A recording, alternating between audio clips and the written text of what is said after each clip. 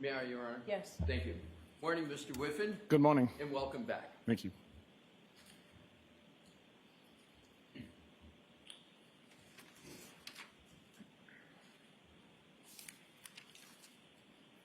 May I approach, Your Honor? Yes. Thank you.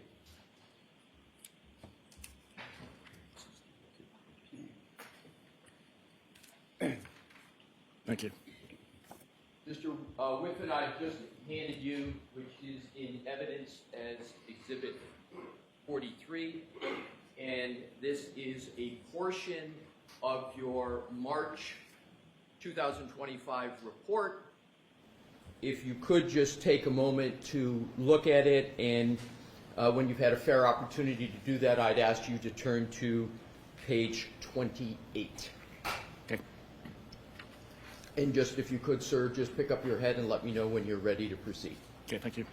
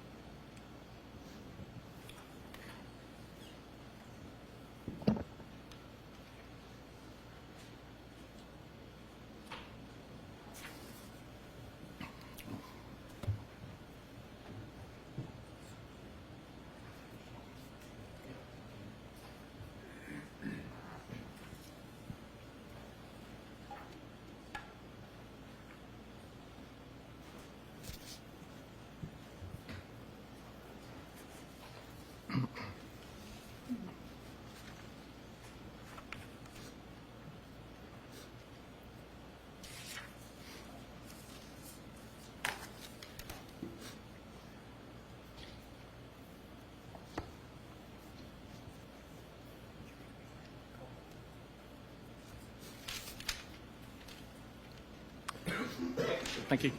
You ready, Mr. Whiffen? I am. Thank you. So what I'd like to do is to, with Your Honor's permission, is to publish pages 28, 29, and 30 and start with page 28. Okay. Thank you, Your Honor. Mr. Wolf?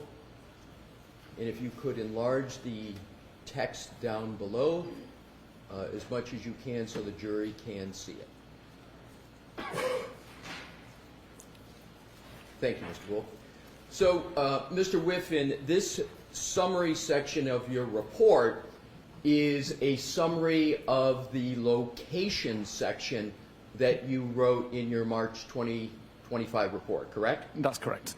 And it states the location data on this device contains a vast number of records while traveling between 12/19/33 and 12/24/38. These records all have a high horizontal accuracy value as well as bearing and speed information which conforms to the streets being traveled. Next paragraph. The device arrived outside 34 Fairview at 12/24/38 where it remained static for about 30 seconds. Do you see that, sir? I do, yes. And did I read that correctly? You did. Did I read that correctly? Sorry, yes, you did. Yeah, so at the end of it says, show the device moving west from the roadside towards the house. That's what you wrote, correct? Correct. I would like you to, Mr. Wilk, if we could switch back to the timeline of Mr. Whiffen that we had published yesterday in Deck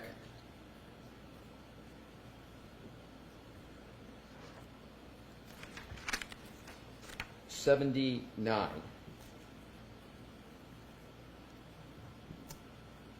Mr. Whiffen, if you could please, we just read that portion of your report that says at 25:30 the device bearing shifts to a westerly direction as location records also show the device moving west from the roadside towards the house.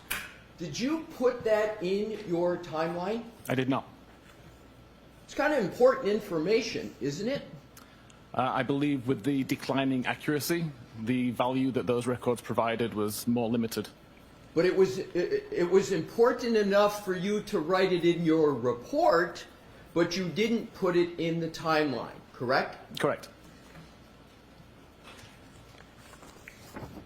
Now if you could continue on your report, page 29, Mr. Wolk, if we could put, and we're going to be flipping back and forth between the timeline in your report. Okay.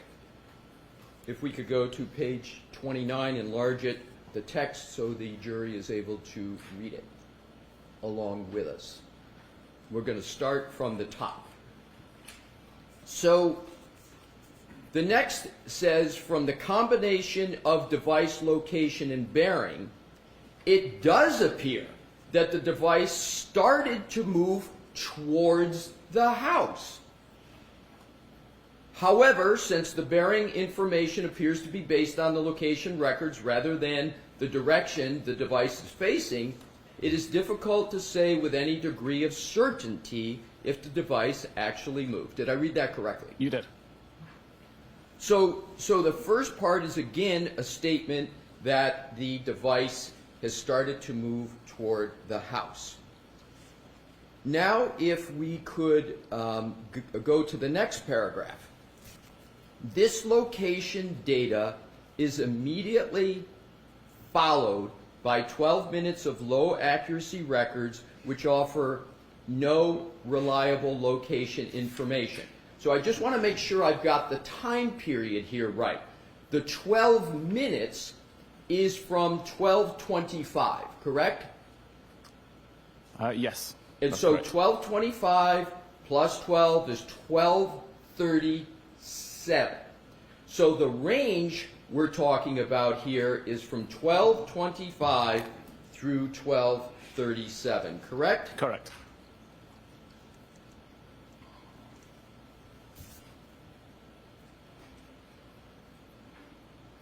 Then, if we could go to, Mr. Wolk, please, back to the timeline, slide 82.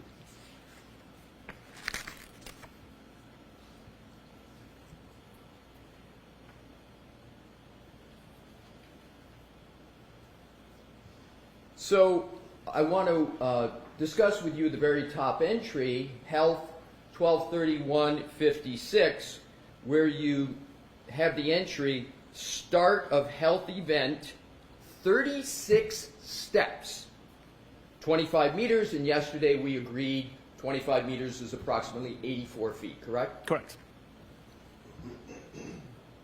And that is what you have in the timeline. Let's understand what that means. At that time period, 12/31/56, do you recall writing in your March 2025 report that the device began moving for a period of 20 seconds? Related to the location data, I believe? Yes. Yes.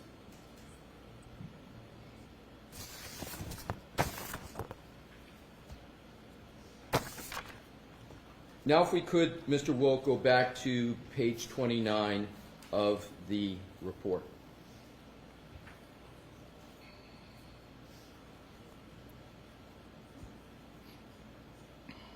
So what I want to do is go back to that paragraph up at the top from the combination of the device. From the combination of device location and bearing, it does appear that the device started to move toward the house. However, since the bearing information appears based on the location records rather than the direction the device is facing, it is difficult to say with any degree of certainty if the device actually moved. So you're talking about difficulty saying with certainty, correct? Correct. But it is certainly possible that the device was at that location and was moving toward the house. That's possible, correct? Based on location data, yes. Now what I'd like to do, please, is to go, stay on that report, and the third paragraph says, the reason for such low accuracy location data at this time is not known, as there are many possible reasons why the accuracy was be reduced. There's a little grammar issue there, but Correct. in fairness to you, sir, we do that when we write long reports. But I think that your intention here is, why the accuracy is reduced at this point, yes. correct? Correct. Thank you. This could include reasons such as the device entered a building-covered area, the result of weather conditions, geography, poor connectivity, or interference, to name a few. So those are the reasons you gave, which could contribute to some low accuracy, correct? Correct. And interesting, the very first reason you gave is that the device could be entering a building or covered area. And that phraseology could include a house, correct? Correct. It could include a garage attached to the house, correct? Correct. And it could include the house at 34 Fairview, and it could include the garage attached to the house at 34 Fairview, because both of those are buildings or covered areas, correct? Correct. Then you go on in the next paragraph to say it is known that the device was not being used at this time, and is this time that include that 12:37, 12-minute range, 12:25 to 12:37? Yes, it was not being used for location purposes. So that's another reason why, right, the accuracy could be a little bit on the lower side. Correct.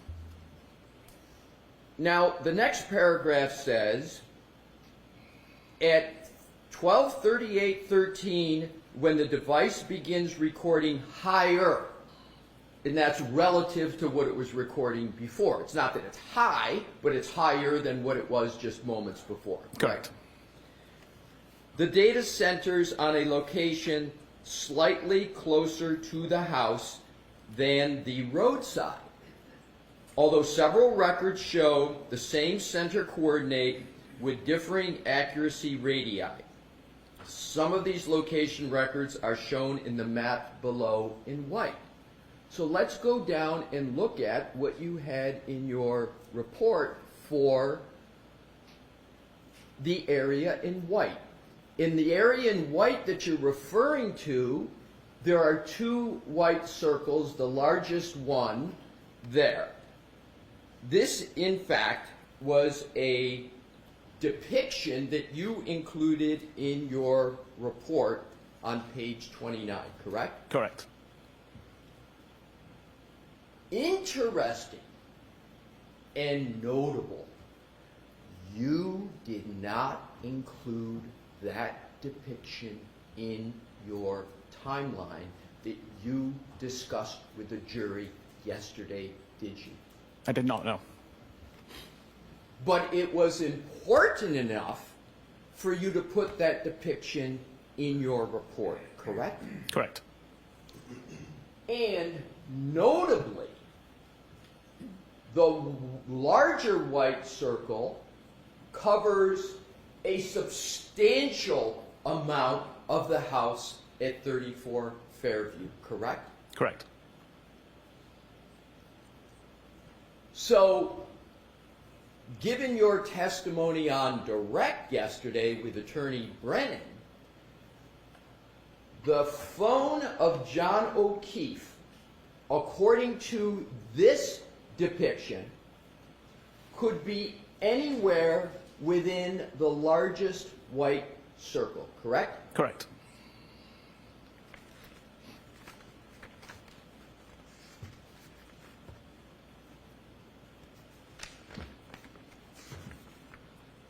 And this depiction was not offered by you or the Commonwealth in your presentation to the jury yesterday, correct? Correct. Not in the PowerPoint. Now, if we could go back, Mr. Wolk, to page 29 of your report, into the text, and if we can enlarge the text just a little bit, please, for the jury, Mr. Wolk.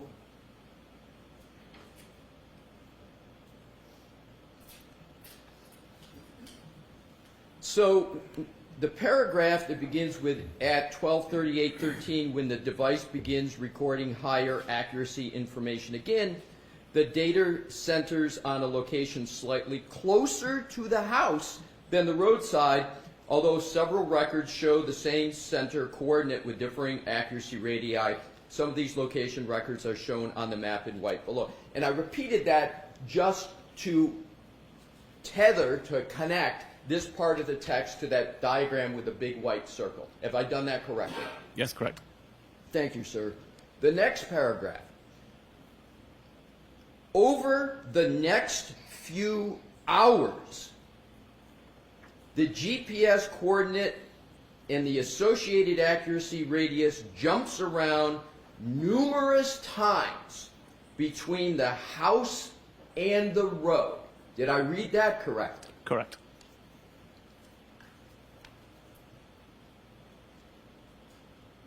And therefore, over the next few hours, according to your report, the phone of John O'Keefe could be in the house, correct? Based on the low accuracy information, yes.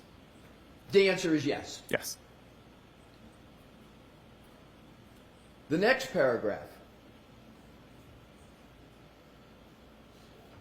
Well, we'll stop there for a moment, and I would like to, Mr. Wolf, go down, scroll please, to that diagram that's right below that text again.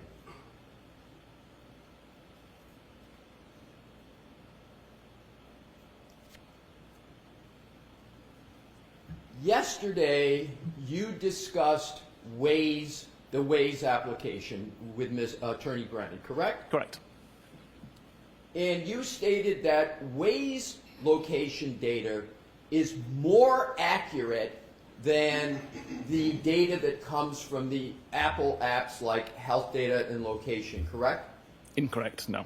I'm sorry. Is Waze location data, in your view, accurate location data? There isn't really a thing such as Waze location data. I'm having trouble hearing. Waze location data doesn't really exist. Waze is requesting location data from location services, and location services would respond with high accuracy information. Okay, I appreciate that correction. So, when someone is using a Waze application, is the information they get through that Waze app accurate? It tries to be accurate, yes. And as a general matter, is the Waze application more accurate than the Apple information regarding location? It's the same thing.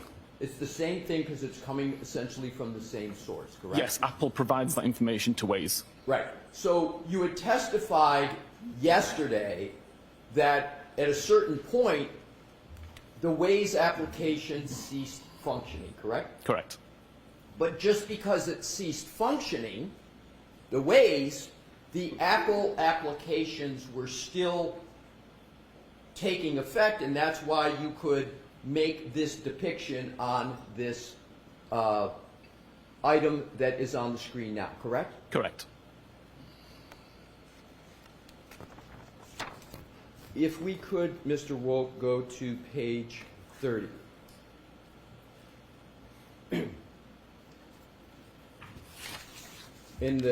What I'd like to highlight, please, is the text. So if we can enlarge it up at the top.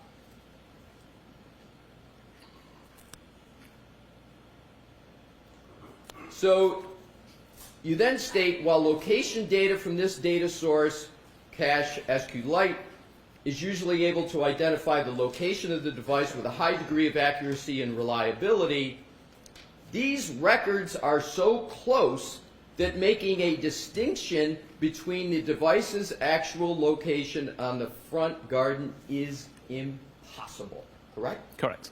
Your words, impossible. Correct.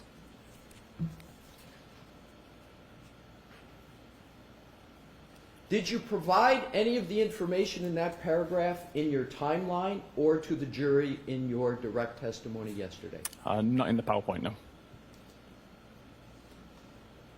Next paragraph. If the location records are limited to just the records between 00:25, which is 12:25, and 6 a.m. and with an accuracy radius of 10 meters or less, there are 46 records, all of which fall within the red circle shown below. Go ahead, Mr. Wolk, if you could scroll down.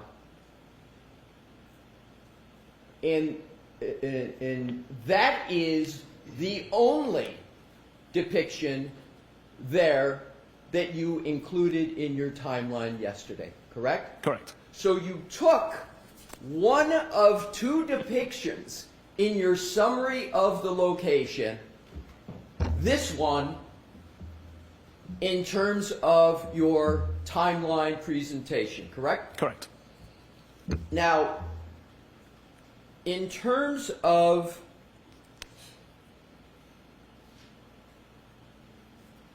the timeline, and Mr. Wolk, if we could go back to the previous with the other depiction.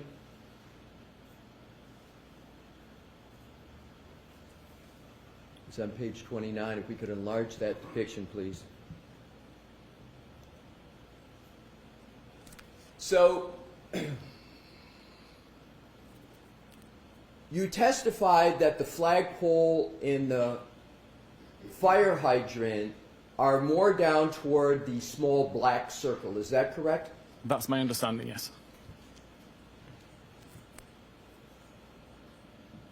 And yesterday, you rendered an opinion that you believed that the phone was mostly in the location by the flagpole in the fire hydrant, correct? Objection. I'm going to see counsel at sidebar. May I, Your Honor? Yes. Thank you. If we could dim the lights again, please. Thank you. So, if we can enlarge that depiction. So, yesterday, Mr. Whiffen, you focused your testimony and your opinions on the smaller black circle, correct? Correct. And you didn't discuss at all or disclose at all this depiction, and therefore didn't discuss or disclose at all the larger white circle, correct?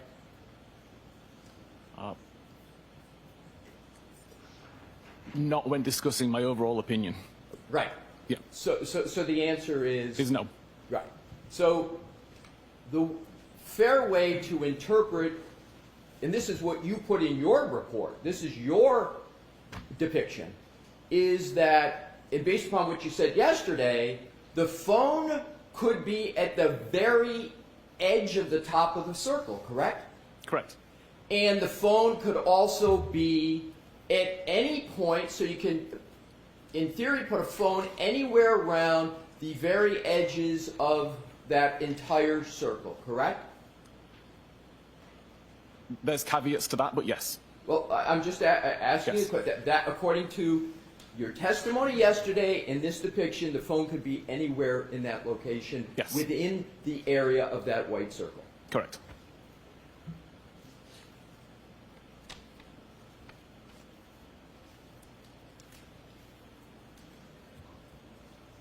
I would like to now go back to the timeline, Mr. Wolf, where we had left off, which is slide 82.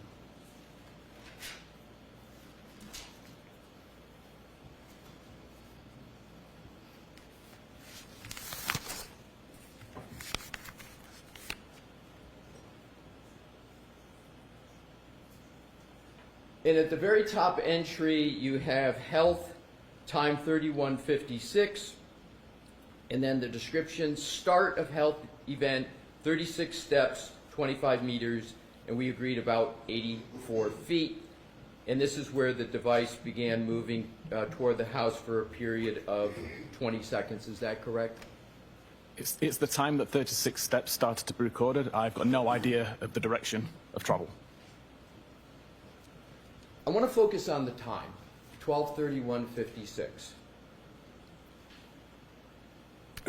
Are you aware that a firm called Aperture, on behalf of the Commonwealth, has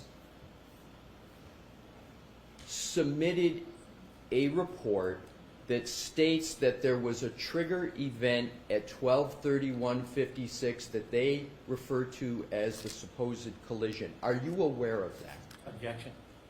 Sustained. I recall seeing a report. Sorry. You don't have to answer that. Sorry, Mr. apologies. Wilson, that's okay.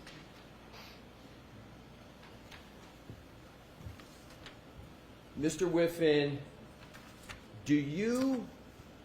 are you familiar with a firm called Aperture? I'm vaguely aware of them. I've heard of them once. Are you familiar with a person by the name of Dr. Judson Welcher? I'm not, no. But you're familiar with the firm Aperture? I am. And do you know that the Aperture firm is working on this case?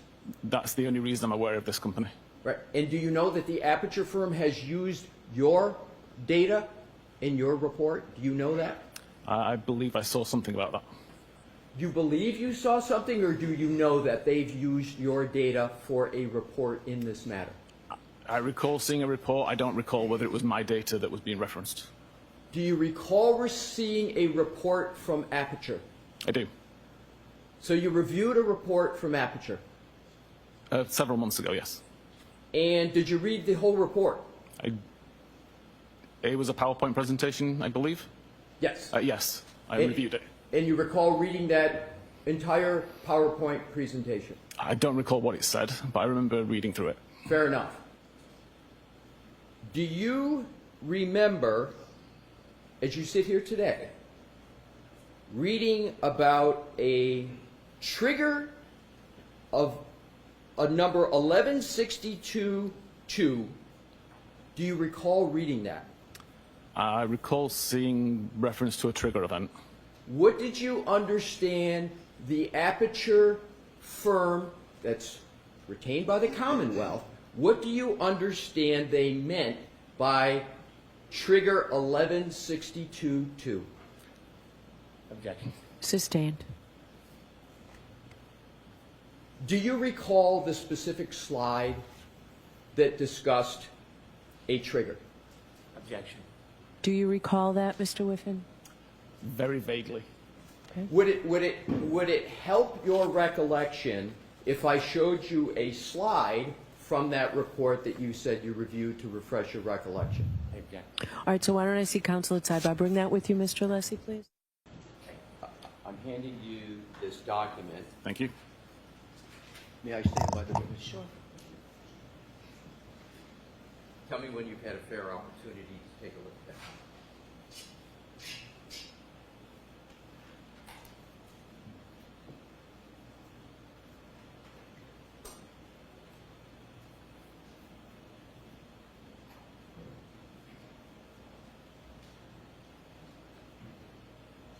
Okay.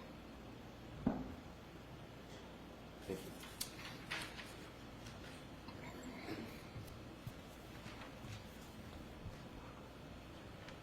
you. Mr. Whiffen, does that refresh your recollection with regard to an Aperture report that discusses a trigger of 1162-2? It does, thank you. Pardon me? It does, thank you.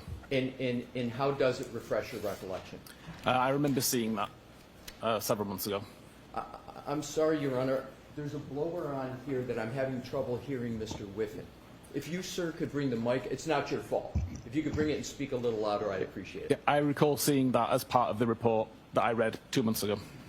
And you recall the time of 12:31:38 now, correct? Correct.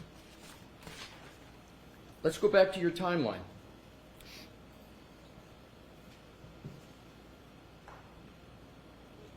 '82. So you just spoke about a trigger 1162.2 associated with a time of 12:31:38, and we are now at the timeline of 12:31:56, correct? Objection. Sustained. We are now going back to the timeline, deck 82, and you see up at the top where it says health 31:56. You see that, sir? I do. And then it says start of health event, 36 steps, 25 meters, which we have said is 84 feet or so. And this is when the device begins moving, correct? Correct. And that is after the trigger of 1162.2, correct? Objection. Sustained. Let's go to the next entry on the timeline, which is 12:32:03. You see that? That's Doppler. I do. And then you state pocket state cleared. Is the phone at that time in a pocket? It's impossible for me to say. I can say that the camera was blocked, but I don't know what was blocking it. You're saying at this point the camera is blocked? It had been blocked, and at that point, it became unblocked. So at this point, it became unblocked from a previous block status, correct? Yes. Does there have to be some human manipulation of the phone at 12:32:03 for that to happen?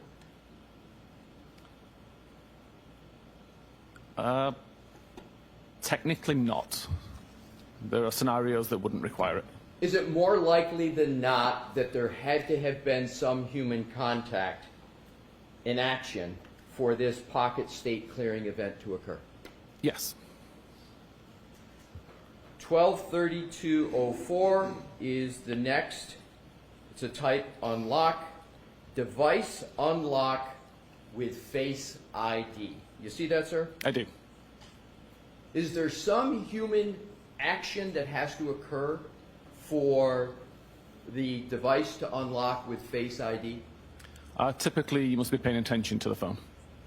Sorry, sir? You must be paying attention to the phone, assuming that that setting's enabled. So someone had to be looking at the phone. Yes. At 12:32:05, application focus. What does that mean? That the messages application was at the foreground of the device being used. Next entry, 12:32:06. We discussed this, it says read message, pull behind me, and that is associated with a Mccabe. It's a Mccabe message of 31:47, correct? Correct. And does a human have to be reading that for that entry to be made? The message needs to be on screen. If the conversation with Jen McCabe was already on screen when the device was unlocked, then that message would automatically be considered read. Next entry, app lock, 12:32:09, end application focuses messages, and then it says device locked with lock button for the last time. That requires human interaction with the phone, correct? Correct. And it actually requires somebody to take the cell phone and press the side button to do that, correct? It does, yes. So there has to be some degree of coordination for that to occur, for a human to be able to have something that hits that button, correct? Certainly, yes. Do you understand what the term fine motor skill means? Do you Yes. understand that? And would that person have to be using fine motor skills to do that? Yes. Next entry, 12:32:16. End of health event, 36 steps, 25 meters, again 84 feet.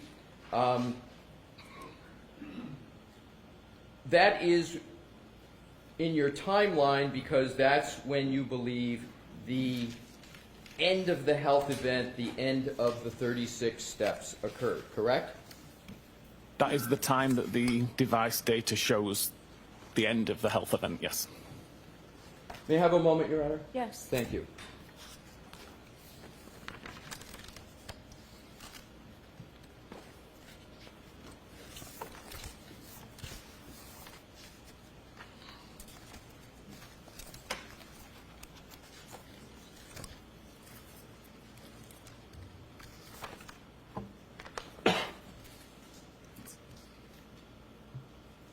Do you need the light, Mr. Lessie? Yeah, it would be helpful. Thank you, Could Your we have Honor. the lights, please, Dave?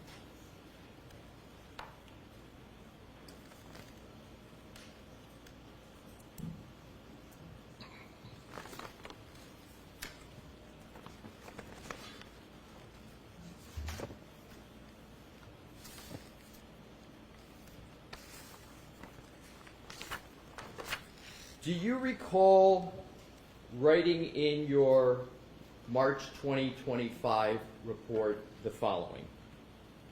The final health activity of note on John's phone can be seen to have occurred between 12:31:56 and 12:32:16, during which 36 steps were recorded, covering a distance of 25.4 meters, again that 84 feet, according to healthdbsecure.db. Do you recall writing that? I do.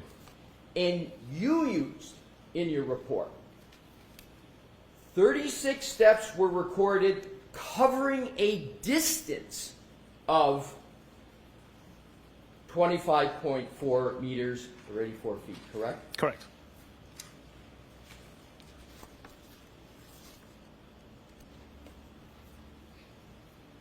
Do you know a trooper named Nicholas Garino? I'm aware of him, yes. Are you a little more than aware of him? You've worked with him on this case, haven't you? He sent me some of the files related to it, but further than that, I've got no relationship with him. But isn't someone sending you files on a case you're working on, working with the person? Isn't that a fair conclusion? It could be.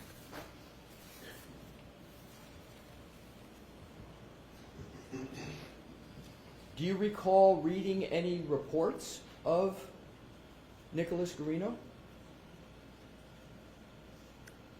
I don't recall reading a report by Nick. Does that mean you didn't read it, or you just don't recall reading it? I honestly can't remember if I did or not. I remember some of the reports that I read for this case. I don't recall if one was by Nick. Would it refresh your recollection if I showed you a portion of his report to determine whether you would have read it? Please. Thank you. A moment, Your Honor, please. Sure.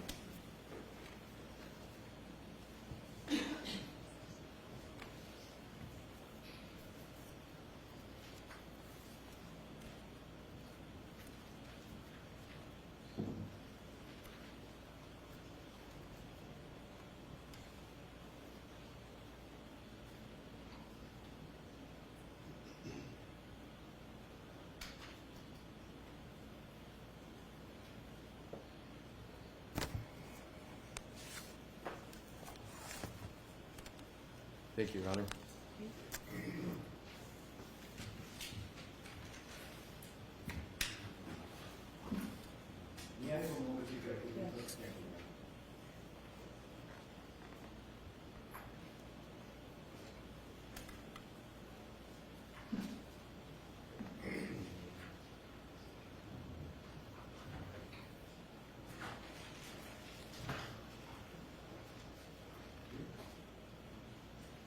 May I approach, Your Honor? Yes. Thank you. Show Mr. Brennan? Yes. I just wanted to make sure I've got the entire report.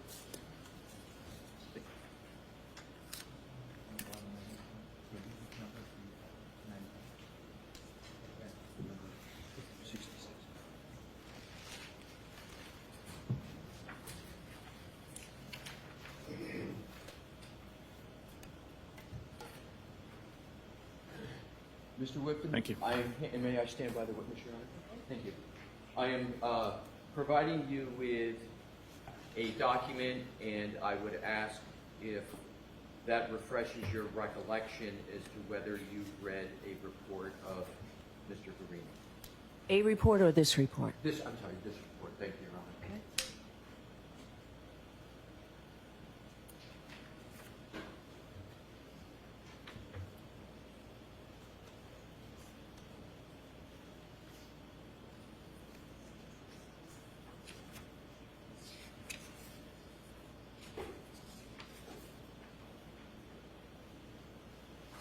I don't recall ever seeing this report.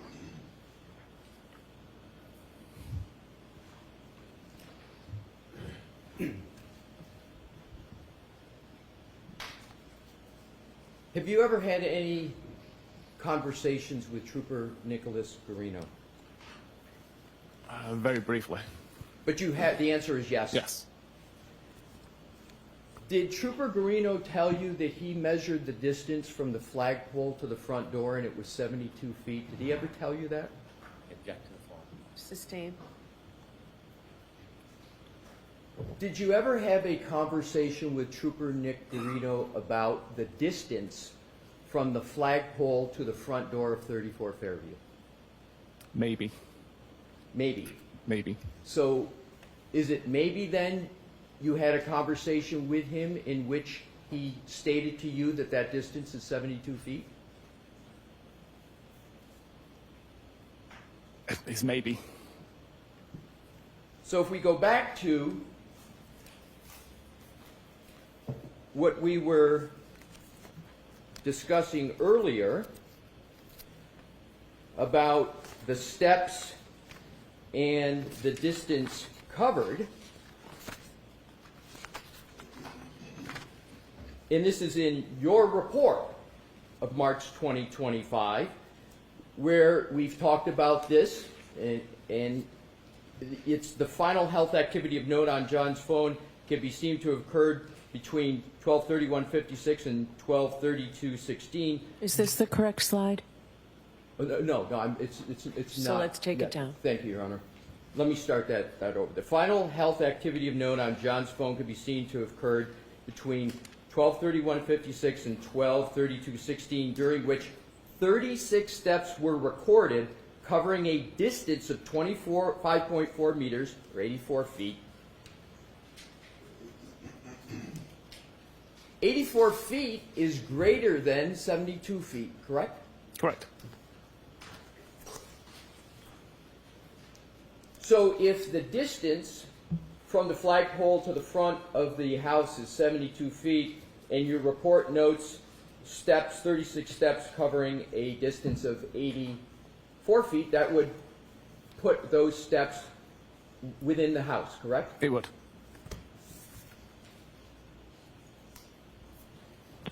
Let's continue on with the timeline.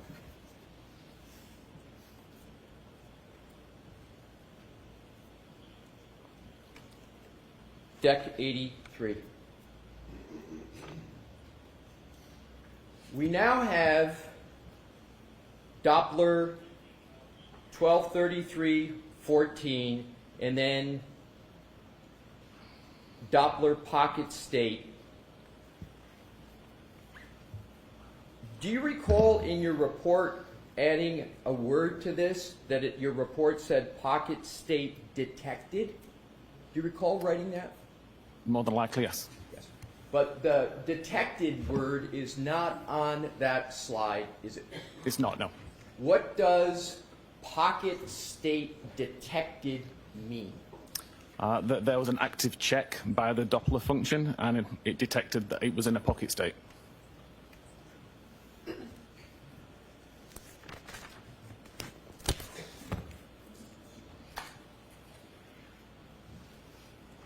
May I have a moment, Your Honor? Yes. To switch? Thank you.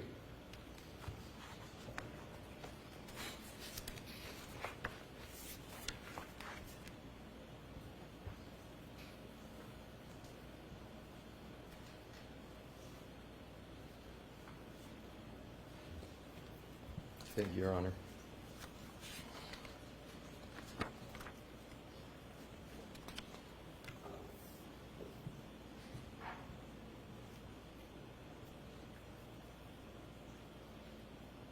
Do you need this slide up there, Mr. Alessi? I was just going to check that. I think the answer is going to be no, Your Honor. Okay.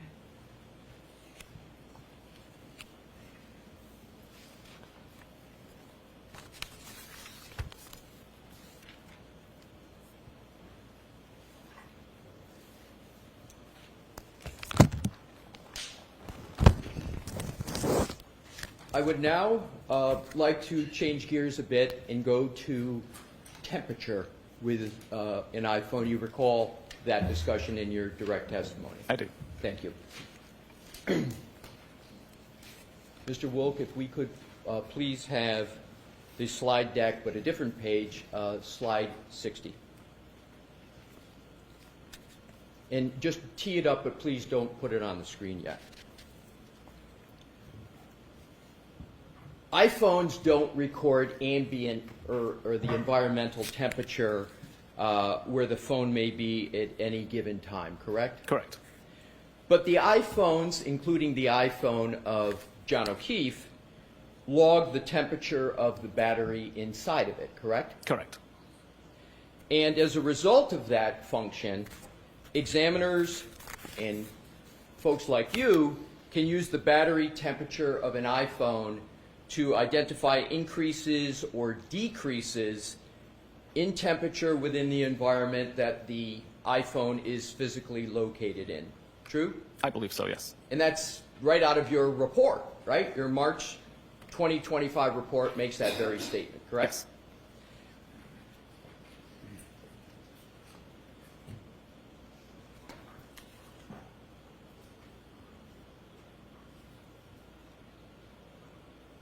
The battery temperature of an iPhone generally matches the pattern of the rise and the fall of the thermometer temperature, correct? From my testing, yes. And when an iPhone is in a lock state with little activity occurring on the device, the battery temperature is heavily affected by the ambient temperature in the environment, again, matching the pattern of the rise and the fall of the thermometer temperature, right? Correct. And what I just read is right out of your March 2025 report, correct? It sounds like it is, yes. And you actually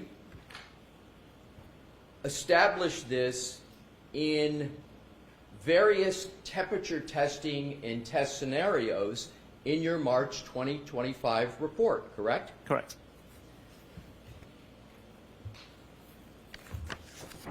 Let's discuss those two tests.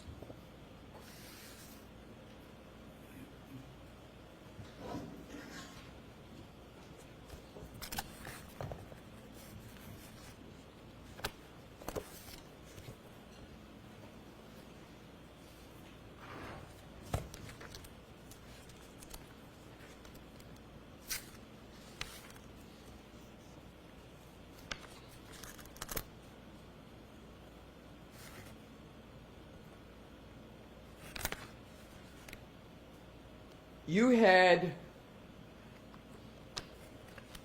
an appendix to your report that discussed two test scenarios with regard to temperature, correct? Correct. Can And I that just was ask, I'm sorry, Mr. Whiffen, do you have your report with you, sir? I don't have a copy in front of me. I'd be happy to provide him with a copy of his report so we can have him follow along. I think that's great, thank you. Okay, sure. Would that be helpful, Mr. Whiffen? Very, thank you. Yes.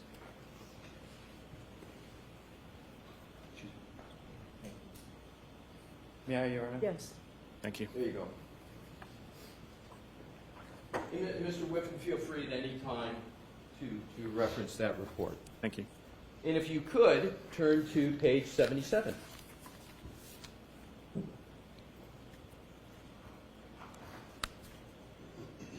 Okay. So, are you ready, sir? I am, yes. Thank you. So let's look at test scenario 1. Test scenario 1, you took an iPhone, if I'm remembering correctly, same model as John O'Keefe's? I believe John O'Keefe's was iPhone 11. I used an iPhone 10. But sufficiently Very similar. for purposes of this experiment? Correct. Or this test? Same iOS version. Yes. So it's the same iOS version, the software inside the phone, just a different model. Yes, And it's the software that's important for this test, correct? I believe so. So you state that you placed the iPhone inside a freezer, correct? Correct. And now if we could, Mr. Wilk, if we can put that, do we have that would be page 77? And if we could enlarge that chart, please.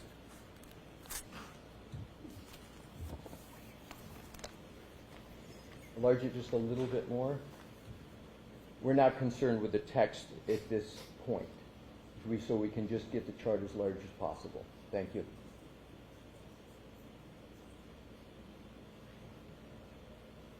Thank you.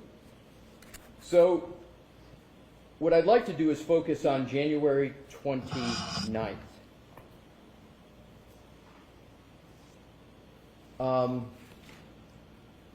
Excuse me. This is your experiment. When did you do test scenario 1, approximately, the date? This is a good question. It was sometime probably in December last year.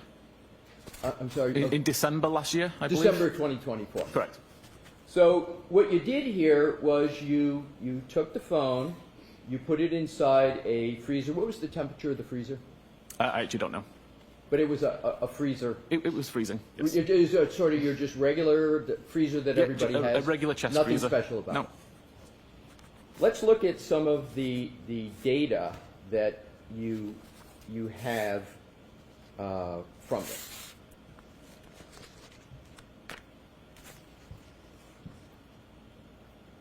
Let's start at the 1710 time frame, where it's placed in the freezer, and you've got, and we're going to go with Fahrenheit, if that's okay with you. Of course, yes. Thank you. 73.4 degrees. Correct? Correct. And then if you go all the way down to the 1725, which would be 15 minutes, correct? Correct. Can you state what the drop in temperature is of the battery temperature in just 15 minutes in a freezer? Approximately 50 degrees Fahrenheit. So it drops 50 degrees Fahrenheit in just 15 minutes. Correct. And is it fair to say that if you do the math, that that's about a little over 3.5 degrees per minute? And if Your Honor, if he wants to use a calculator, or just accept my estimate, whatever Your Honor thinks is appropriate. However you can answer the question, Mr. I'm happy to accept your answer. That's fine. Let me just make sure. If I have a moment, Your Honor.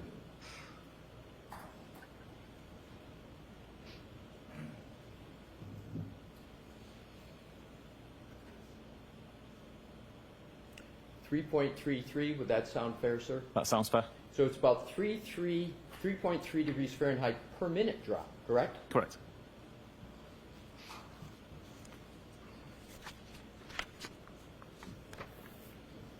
Now let's go to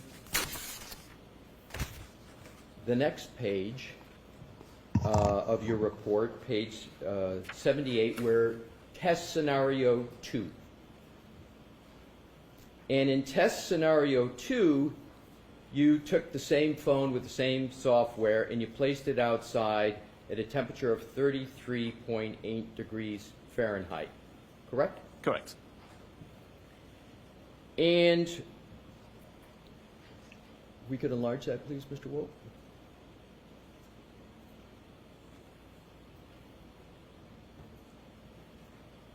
And if you could just scroll up, well, if you just leave it there, it's fine. So if we take the time that we start out with a control temperature, and then we've got a battery temperature at 9:02, and this is the battery temperature of the iPhone, correct? Correct. And we've got 66.2 degrees Fahrenheit, correct? Correct. So is it fair to call that a baseline for purposes of what this chart is? The device had already been outside for 2 minutes at that point, but yes. Okay, so we'll just refer to 66.2.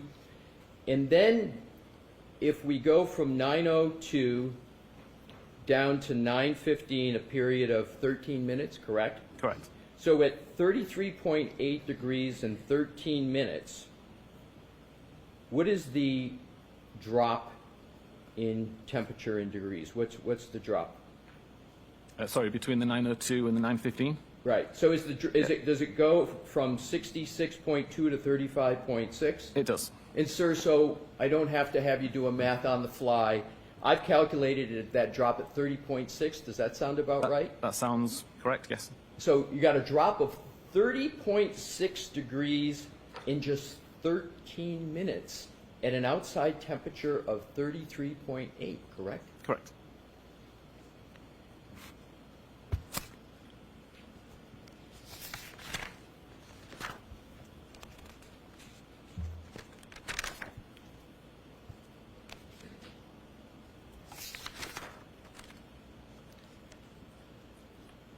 We're going to come back to this, but what I'd like to do is to compare these two test scenarios.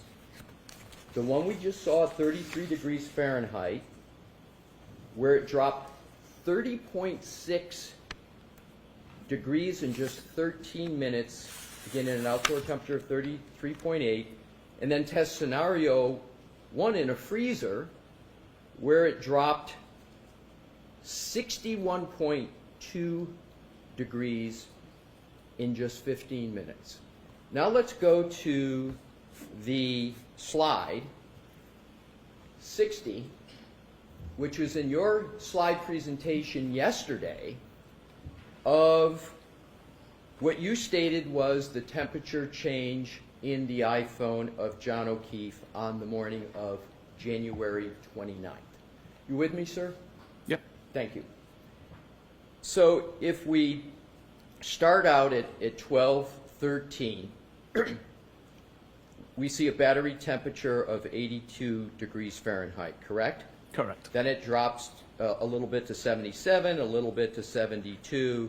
And what I want to focus on is keeping the starting point for my questions here at the 12:37 time period on the morning of January 29th. And that's 72 degrees Fahrenheit, correct? Correct.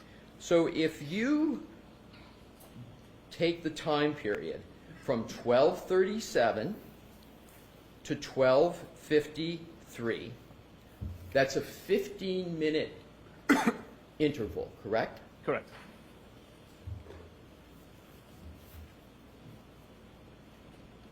The phone only drops 11 degrees Fahrenheit in 15 minutes, correct? Correct.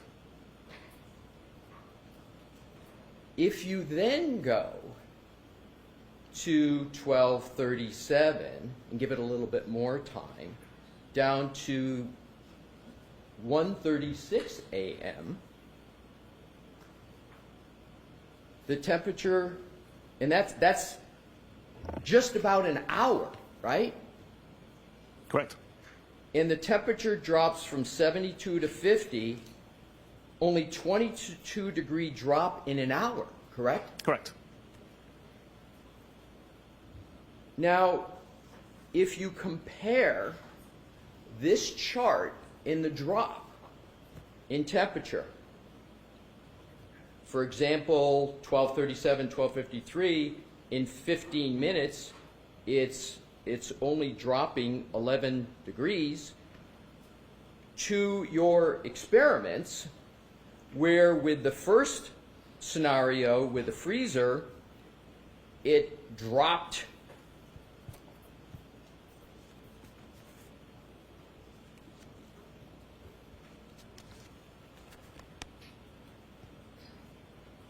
50 degrees in a 15-minute period.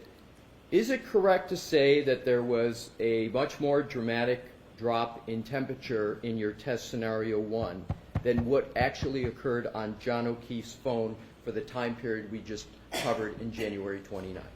Yes. And then with regard to even test scenario 2, where the temperature is 33.8 degrees, that's the ambient, the outdoor temperature, Correct. right? At that temperature, just above freezing, you've got a Sorry, Third- that's below freezing. I'm sorry? It's below freezing. What is freezing in Fahrenheit? I don't know, but it's 0 degrees Celsius, Right. and it was -5 degrees Celsius at the time. Right, but would you agree that, and I want to be fair to you because I know you use Celsius more Yes. than Americans who use Fahrenheit, but would you agree that 32 degrees Fahrenheit is the freezing point in Fahrenheit? I honestly wouldn't know. Okay, fair enough. So, in any event, in your experiment at 33.8 degrees Fahrenheit, you're getting a drop in your experiment in 13 minutes of 30.6 degrees, right? Correct.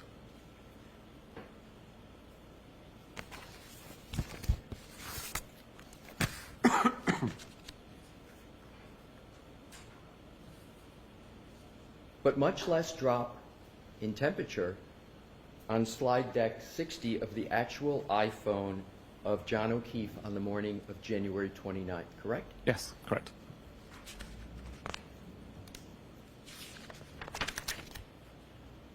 Do you know what the temperature was in Canton in January 29th, 2022? I do not know. Don't you think that that would be an important piece of information in analyzing where the phone of John O'Keefe was on the morning of January 29th? I didn't think it was. So you didn't think it was important, even though you issued a report discussing the temperature of the iPhone, and you did 2 test scenarios, one in a freezer, one in an ambient temperature of slightly above 33 degrees, and you didn't think it important to take the final step to see whether there was anything to be gained from that comparison to determine where that phone was located? My testing proved that the battery temperature is affected by ambient temperature. My report shows the data that was on the device. I also don't know the condition that the phone was found in, whether it was in a case, whether it was in a pocket. So to me, the ambient temperature in Canton at the time wasn't particularly relevant. I just wanted to show what data the device had recorded. The information that you create from your digital forensics analysis, including everything that's in the slide, in your report, including battery...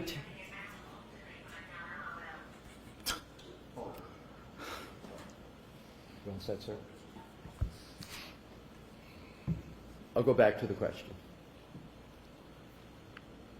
In digital forensics, you work with law enforcement often, correct? Correct. And you work in law enforcement in investigating cases, do you not? Yes.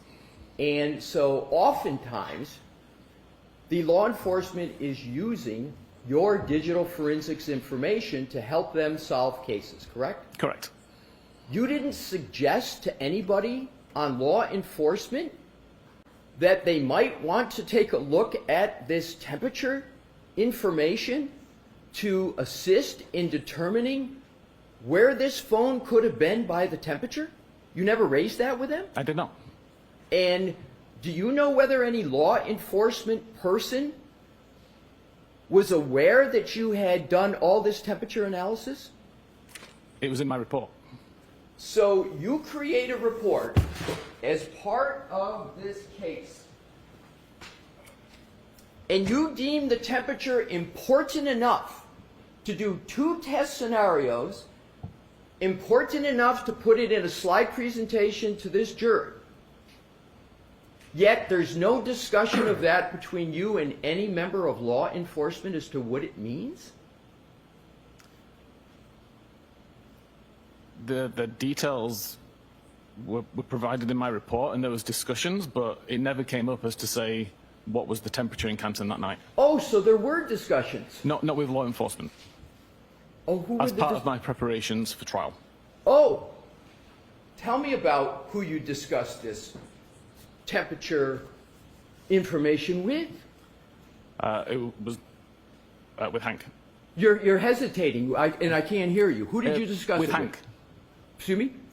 With Mr. Brennan? Attorney Sorry, Brennan? yes. You discussed temperature with Prosecutor Brennan. It was in my report. It was in your report, but you said you discussed. Which is it?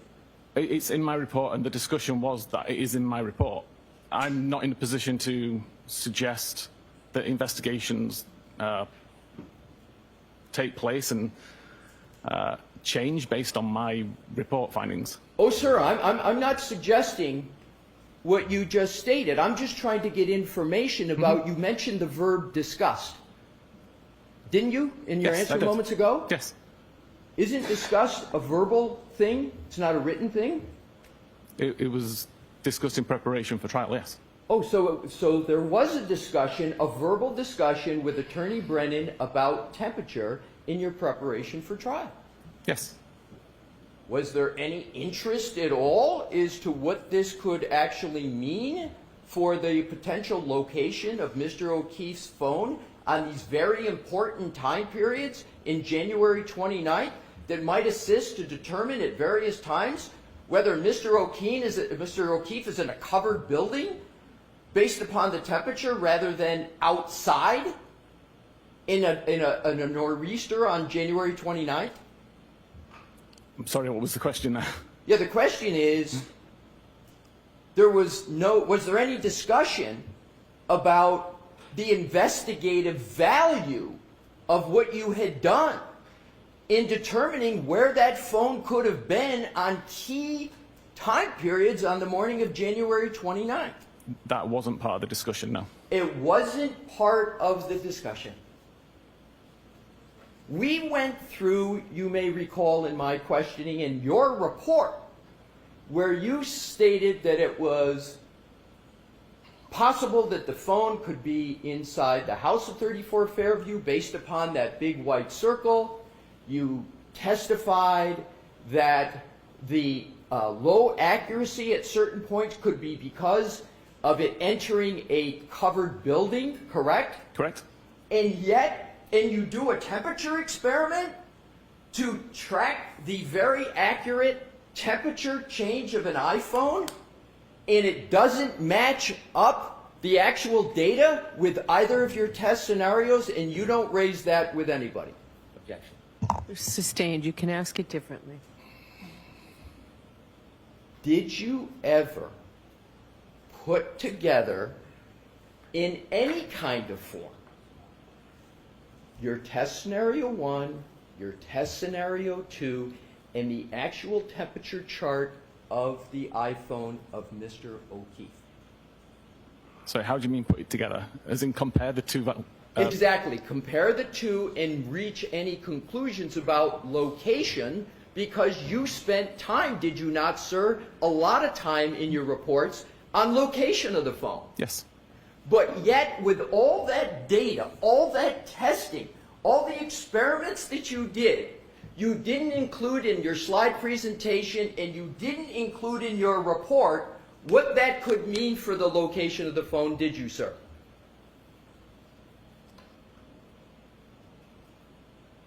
I'm struggling to see the comparison there. Let me see if I can ask it in a different Please. way. Nowhere in your slide presentation did you have any discussion yesterday about how your test scenario, did you bring up, by the way, in your slide presentation yesterday, your battery temperature at all, your tests? Not the tests, no. Right, so you didn't even raise yesterday in your presentation about where the phone might be located. You didn't even raise the experiments that you did, correct? Objection. Sustained as to the terminology. Ask it differently. Did you yesterday, in your presentation to the jury, in any way discuss your battery test scenario 1 and 2 in your March 2025 report?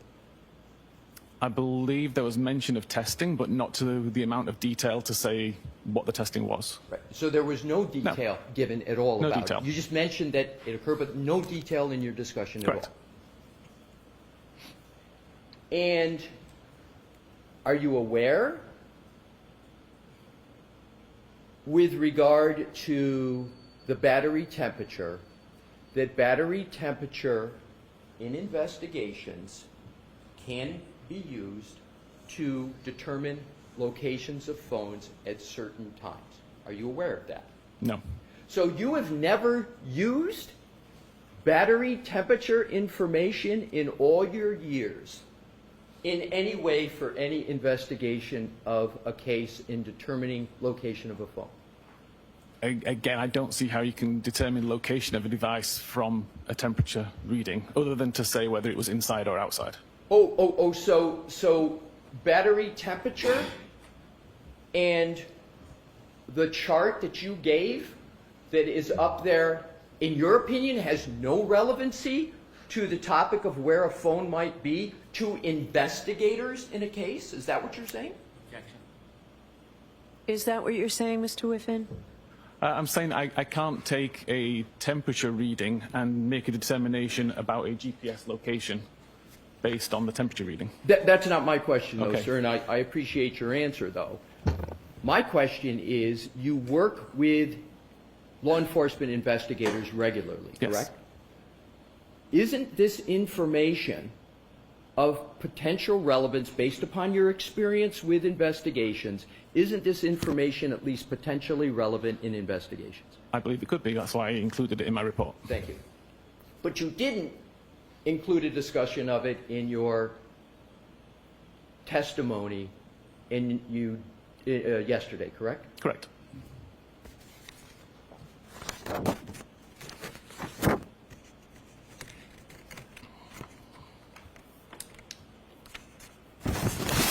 I just want to be clear on a final point as regards to temperature. Were you aware of the temperature in Canton on January 29th, 2022? I know it was a blizzard, but I don't know what the temperature was.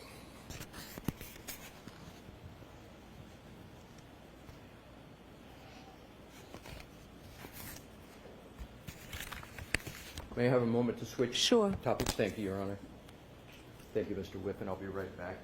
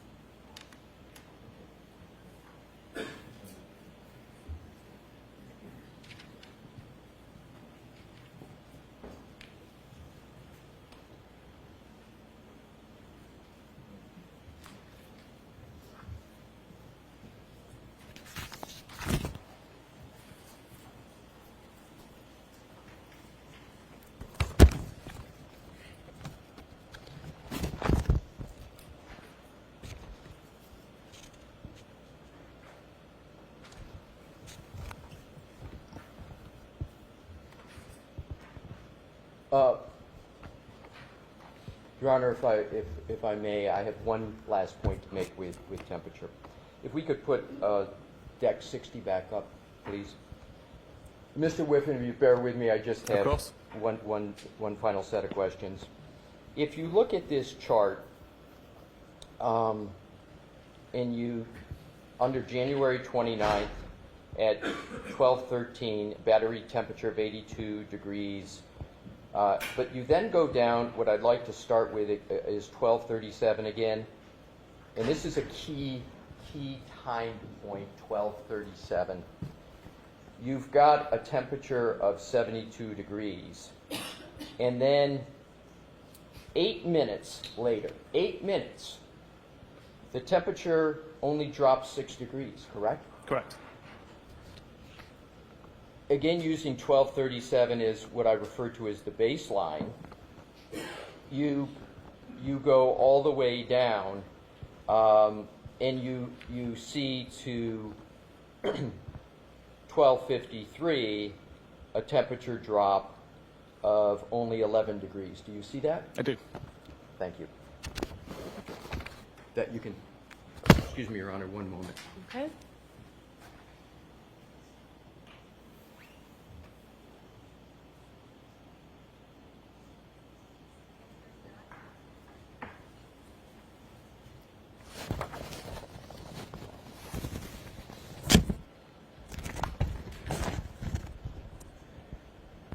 The final data point on this slide, Mr. Whiffen, and thank you for bearing with me on this.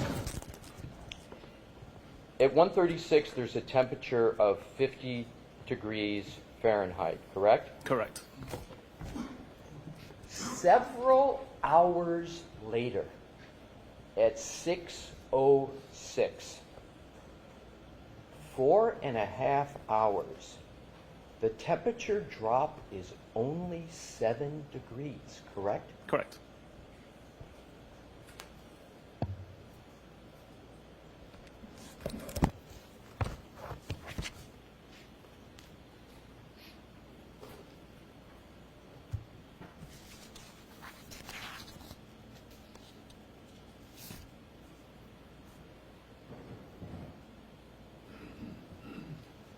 I'm switching. May I have a brief moment, Your Honor? Okay. Thank you.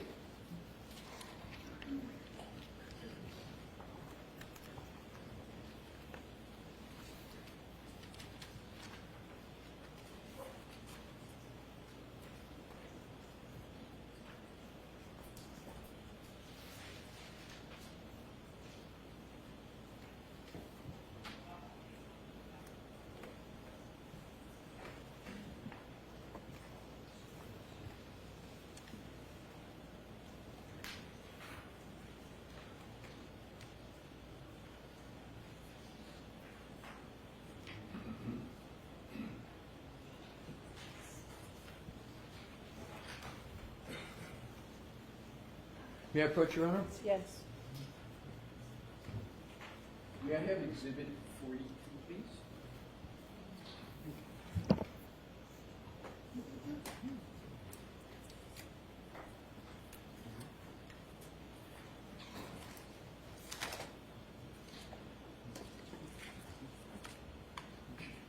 What is Exhibit 42? It's Okay, thank you. We've got it. Thank you, Tori. May I hand this to the witness? Yes. Mr. Thank Whiffen, you. I'm handing you Exhibit 42. Yes.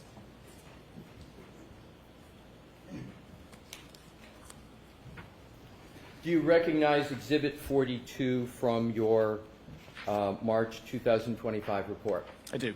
And sir, just take a fair time to familiarize yourself with the exhibit before I start asking you questions. They're going to be very brief. And I'm going to be, you look what you need to, but I'm going to be focusing on just under detailed analysis communications on paragraph 3, on page 43, the top 3 or 4 entries. Okay. Tell me when you're ready, sir.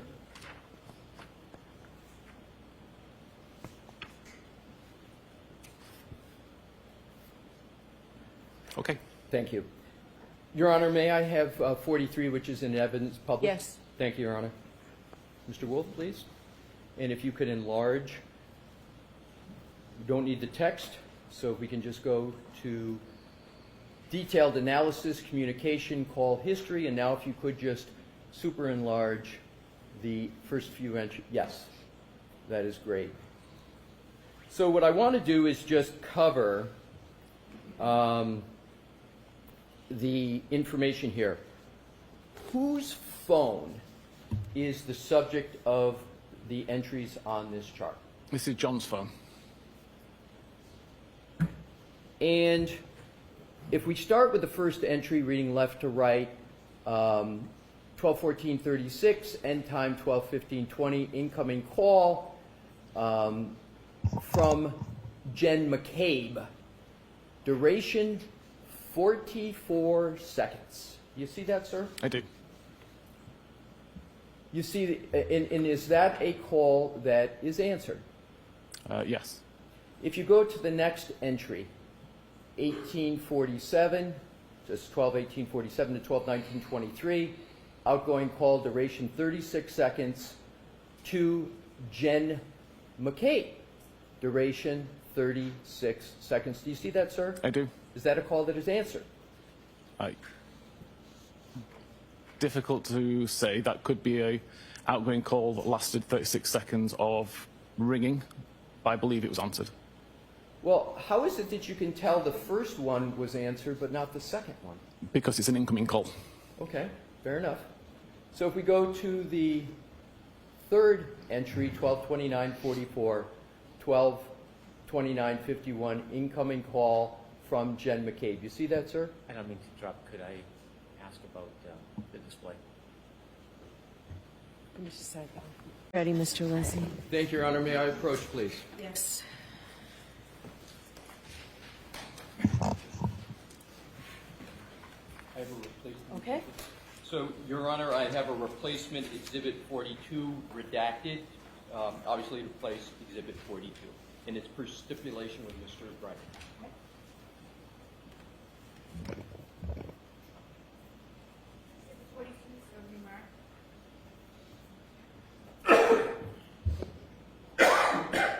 Yes, please. Original's going to be IAC. Thank you. May I present it to Mr. Whitman? Your Honor? Yes. Thank you. You're welcome, Mr. Whitman. May I publish, Your Honor? Yes.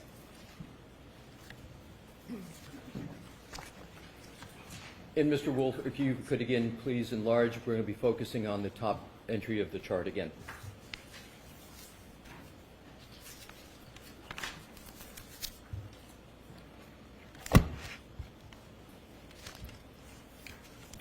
May I, Your Honor? Yes. Mr. Whiffen, we had started going through the top three entries. The first one you had indicated was answered. The second one you, as I understand it, could not tell. Is that correct? Correct. And then the third entry, which is reading left to right, 1229:44, end time 1229:51. Incoming call duration 8 seconds from Jen McCabe. Correct. That's the third one. So because it's an So, incoming... Mr. Leslie, we need to enlarge this. Okay, Your Honor. Mr. Wolf, can you enlarge that pursuant to the judge's order?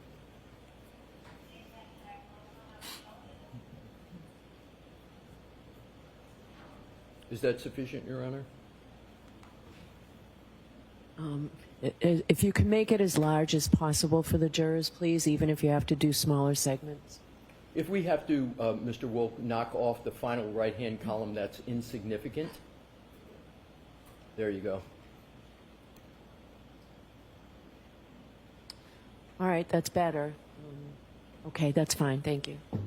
May I, Your Honor? Yes. Thank you. So I want to now go to the last one for this Exhibit 42. It's reading from left to right, 1229:44, 1229:51, incoming call duration at seconds from Jen McCabe. Again, it restates duration 8 seconds. Correct. Given that it's an incoming call, you can conclude that that was answered, correct? Correct.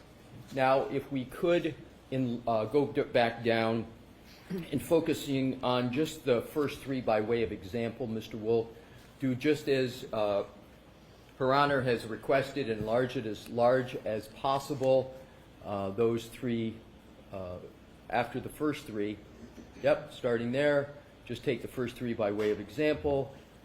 All right. Mr. Whiffen, you should feel free to look at the hard copy Exhibit 42 if that's more helpful to you.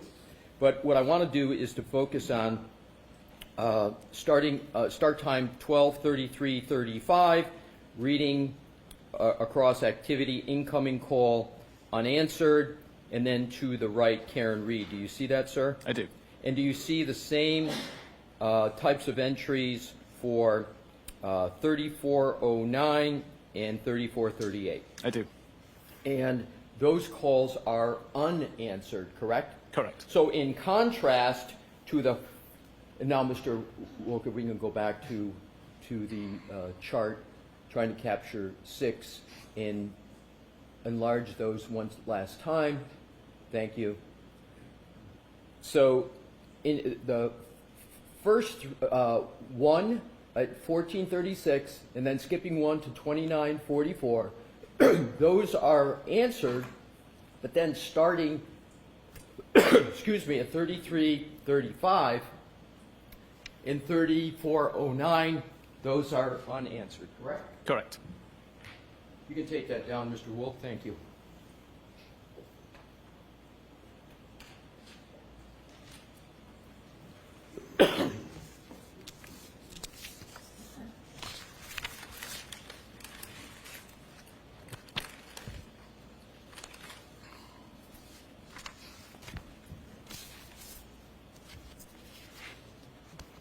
We have a moment, Your Honor, to switch topics.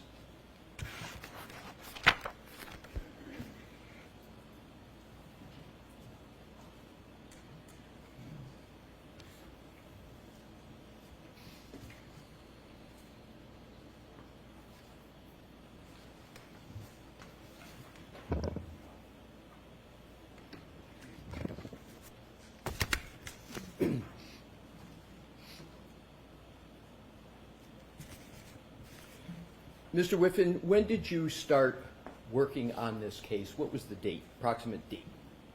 On this case or on this exhibit? On this case? Approximately September 2023. So, over a year and a half? Correct. How many times have you been in Norfolk County? This is my second time. So you were here once previously. Correct. Do you recall yesterday discussing what you had done with an iPhone, driving around and then moving it with your hand? Correct. Yes. In the year and a half that you've been on this case, did you ever take an iPhone and do the same activity on the route that you were discussing yesterday between 34 Fairview and One Meadows? I actually did it on Sunday night. I'm sorry? I did it 2 days ago on Sunday night. And with regard to your time on this case, what was the results of that? I object, Your Honor.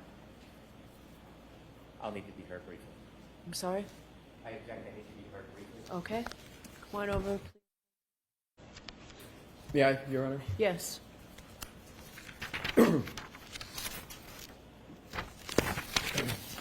Mr. Whiffen, I am now going to proceed to a different topic. Okay. Do you recall discussing the Google search, how long to die in the cold? I do. And you discussed that in your direct testimony, correct? I did. You were a police officer for years before getting into the data forensic analysis of cell phones, correct? Correct. You were a response officer of the South Yorkshire Police from 2004 to 2009. Correct. You continued policing with the Calgary Police, working patrol, correct? Correct. You work frequently with law enforcement. I do. Indeed, law enforcement is the predominance of your work, correct? Probably about 80% of the work, yes. What percent? About 80%. 80? 80. Your work is used in investigations for law enforcement, correct? Sometimes, yes. In your area of work, you use and apply various forensic methods that are extracted, that data is extracted from a cell phone, correct? Correct. And you have various forensic methods to analyze that data, correct? Correct. And that data that you analyze is often used by law enforcement in their investigations, right? It can be, yes. It can be, but it also is, from your experience, correct? I'm sorry, are we talking about my actual analysis or analysis that's created by the tools that me and Cellbrite create? Your analysis. Okay, my analysis is typically used in investigations, yes. So it's typically, your analysis is typically used by law enforcement. On the cases I work, yes. Right. And you know that is going to be the case oftentimes when you're doing your analysis, correct? Correct.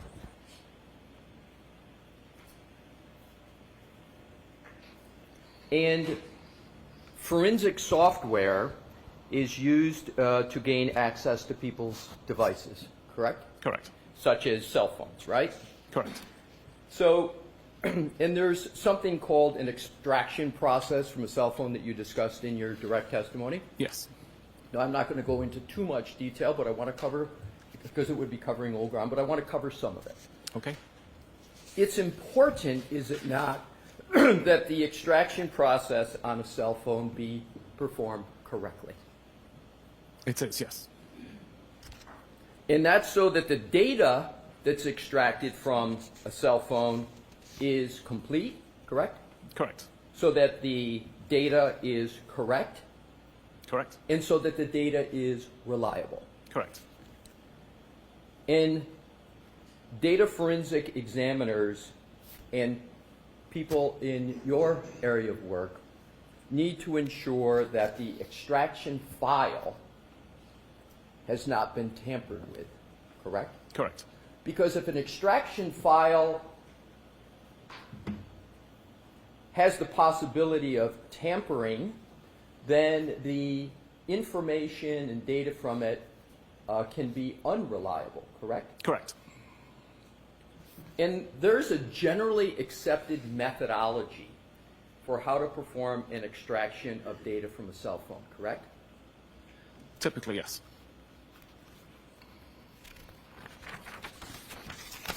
One of the key ways to determine whether the data extracted from a cell phone is valid and has integrity is to evaluate whether the extraction process created what is called a hash value, correct? Correct. And a synonym for a hash value is a hash signature, correct? Correct.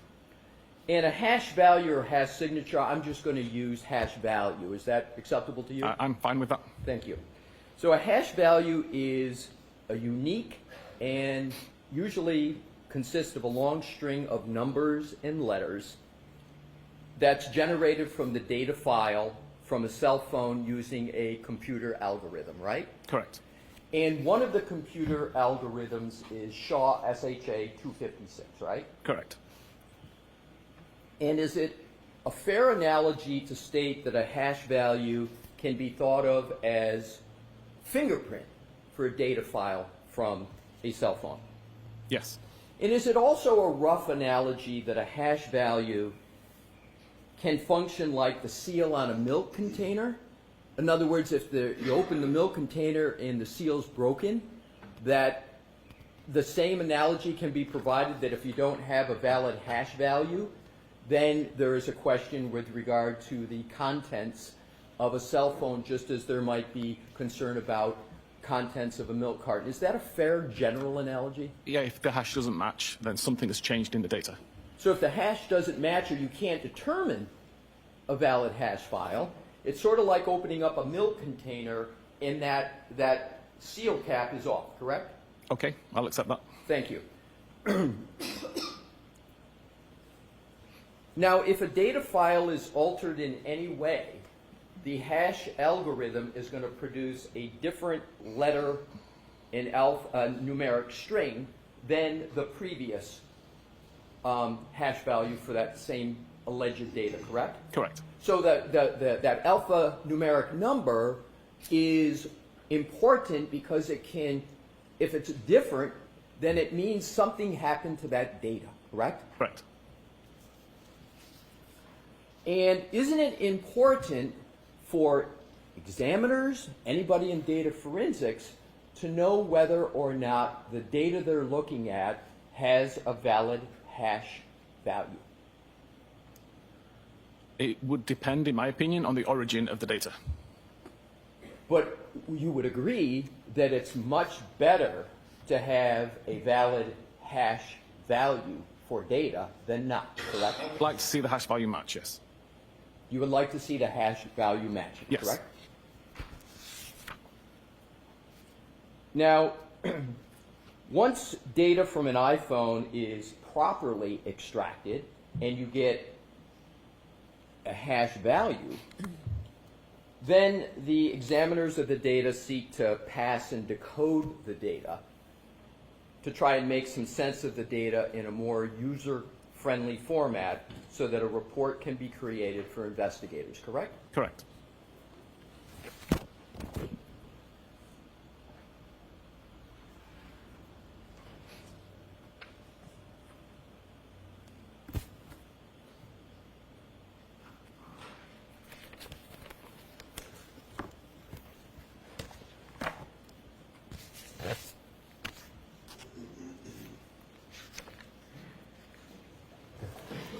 Do you recall preparing a report for the iPhone belonging to Jen McCabe dated December 2024?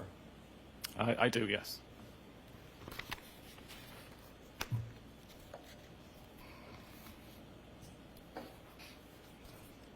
And in that report, you discussed your views of a Google search of House Long to Die in the Cold, correct? Correct. And in that report, you rendered various conclusions about that Google search, correct? Correct. And you rendered various conclusions about what is called a timestamp. Correct. And the timestamp that was in question was 2:27:40 a.m. on January 29th on Jen McCabe's phone, correct? Correct. And the question that you were looking at is that timestamp that appeared in the data, that timestamp of 2:27:40 a.m., whether that belonged to the Google search, House Long to Die in the Cold, correct? Correct.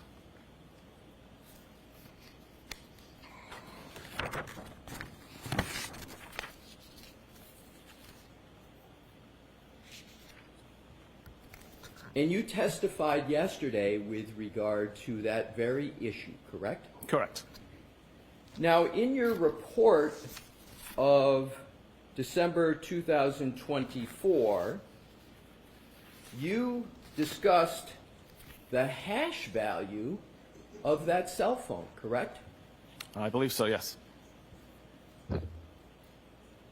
Yesterday, in your direct testimony, you didn't mention anything about the hash value with regard to Jen McCabe's phone, did you? Not in my testimony, no. The answer is no, correct? No. However, isn't it correct that in your report of December 2024, you had an issue with the hash value from the data from that phone? I didn't have an issue with the hash value at all, no. So you didn't note that it was not possible with the gray key extraction as the PDF containing the extraction hash value that it was unsigned? That was not an issue in your report? The hash value matches, but because I didn't do the extraction, I'm unable to actually validate that was an original hash and hadn't been modified. Exactly. So you didn't do the extraction, but you couldn't validate the hash value, could you? No. So you couldn't determine whether or not any of the data on that cell phone of Jen McCabe had been tampered with, correct? I take a holistic view of the data and try to find anomalies and didn't see any that raised any flags. That wasn't my question, sir. Okay. I'll try it a different way.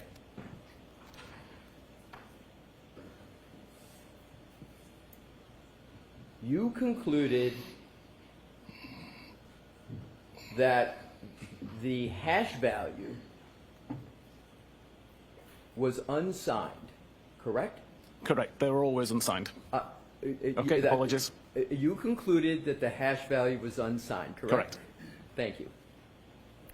And you went on, did you not, in your report to say that this hash value could be used as a suggestion of authentication, but cannot be guaranteed 100%, correct? Correct. Did you discuss any of that doubt, that suggestion of authentication but can't be guaranteed 100% at all in your direct testimony yesterday? I didn't know. And again, hash values are very important concepts for data forensic examiners, correct? For integrity, yes. Do you know the chain of custody of Jen McCabe's iPhone? I don't, no. So you don't know the chain of custody of her iPhone. You have an unsigned hash value, and you can't guarantee the hash value authentication, correct? No, The objection's overruled. not from the hash value, no.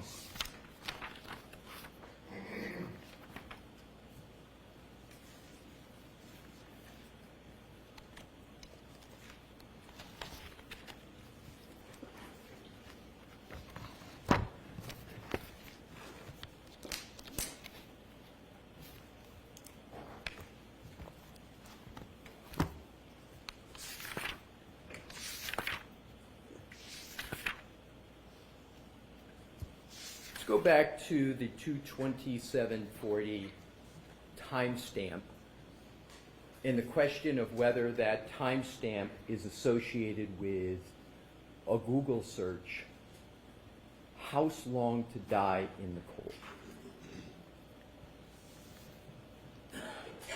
You understand there is a dispute as to whether that search was performed at 2:27:40 a.m. as the timestamp states, or whether that was performed later in the morning, say around 6:23 a.m., correct? Correct. You understand there's a dispute. Yes.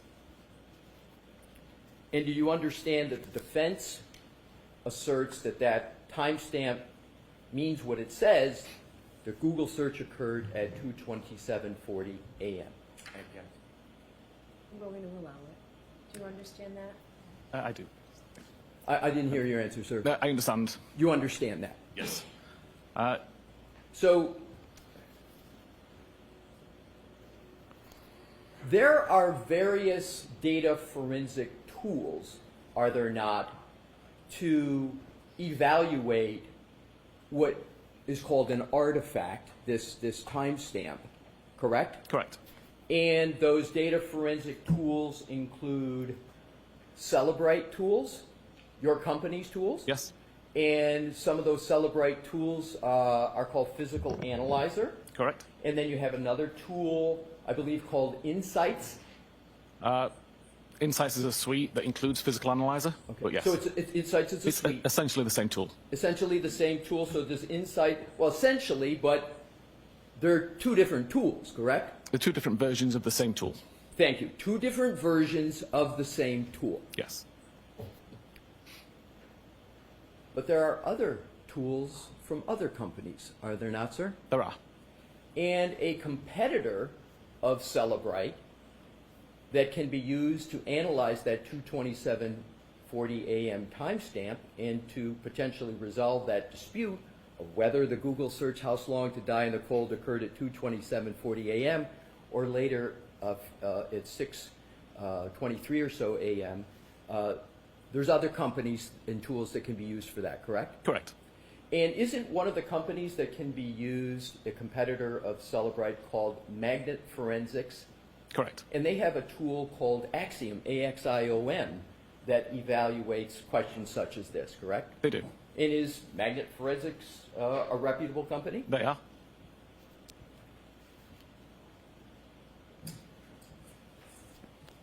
Am I correct that yesterday you essentially said that as of today, no Celebrite tool, no Insight suite such as Physical Analyzer, today shows that 2:27:40 a.m. timestamp? Correct. If you use any version from the last approximately year, that timestamp won't show up. It won't show up as you sit here today. Correct. But that's not always been the case Correct. with regard to Celebrite forensic tools, correct? Correct. As a matter of fact, in the first proceeding in this case, in June of 2024, when you testified under oath, the situation with the forensic tools was Celebrite Forensics Insights did not show the 2:27:40 a.m. timestamp. But another version of Physical Analyzer did show it, correct? Correct. In that second program, that second tool, Physical Analyzer, not only showed it at 2:27:40 a.m., but it showed it as a deleted state, correct? It's a deleted record, yes. A deleted record. Yes. Did you mention that yesterday in your direct testimony? I don't believe so. You don't believe so? No, we changed it since then. Exactly. You changed it since then. Yes. Your company removed it Yes. after the first trial. Before the first trial. Well, you removed it from one tool before the first trial, but you didn't remove it from the other Physical Analyzer program, did you? Up until the following version was released. No, I'm talking about the time of trial when you were testifying. I appreciate that. There's some complexities with how we released the software, which resulted in one being released several weeks later and one being released several weeks earlier. At the time of trial, Yes. last year in June, when you were testifying under oath, one of the Celebrite tools showed the timestamp of 2:27:40 a.m., correct? Correct. But that timestamp doesn't exist anymore. It doesn't exist today, does it? Correct. Celebrate removed it. Yes. All right, You mentioned- could I see Councilor Sidebar for just a minute, please? Go ahead, So- Mr. Leslie. Thank you, Your Honor. So with regard to the first proceeding, there was one Celebrite forensic tool that still showed the 2:27:40 a.m. timestamp, Correct. and it was shown in a deleted state. The record was deleted, yes. The record was deleted. And then after that, Celebrite outright removed the timestamp from, so none of its programs had, correct? Again, if I could explain a little bit about how it works. No, I'm sorry. Okay. If you could just respond to my question. Is that correct? The timestamp's been removed, yes. However, the competitor of Celebrite that we just talked about, Magnet Forensics Axiom, Yes. that program at the first proceeding showed the 2:27:40 a.m. timestamp, correct? Correct. And as a matter of fact, as you sit here today, the Magnet Forensics program, Axiom, still shows the 2:27:04 a.m. timestamp, correct? As far as I know, yes. And Magnet Forensic Axiom is a reputable company, correct? Correct. Celebrite removed that 2:27:40 a.m. timestamp, which is in a deleted state, in response to issues raised in the first proceeding, correct? It was changed because of the research that I did, and that was verified by the forensic research group. But the issue arose because of what had come up in the first proceeding, correct? In the first investigation prior to the proceeding, yes. In the first investigation in this case, correct? Yes. So Celebrite, after the first proceeding, after the investigation, just outright went and removed the timestamp. It's not unusual to change the I code. didn't ask if it, I just asked whether Yep, they we removed it. But Magnet Forensic Axiom still shows that 2:27:40 a.m. timestamp, right? Again, they refer to it differently, which is why they can But do they that. still show it. They do still show it. Can you just finish the answer? So, Sorry. Just let him finish the answer. Is that what you said, Mr. Mayor? yeah, my apologies, but I'm having trouble hearing, but I'll pause more just to make sure you're done. In that 2:27:40 a.m. timestamp, the dispute is whether it's associated with the search, House Long to Die in the Cold, correct? Correct.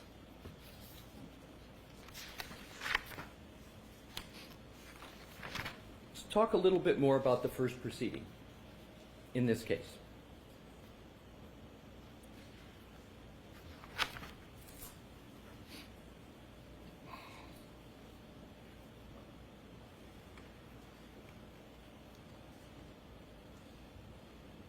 In terms of your testimony under oath in that first proceeding,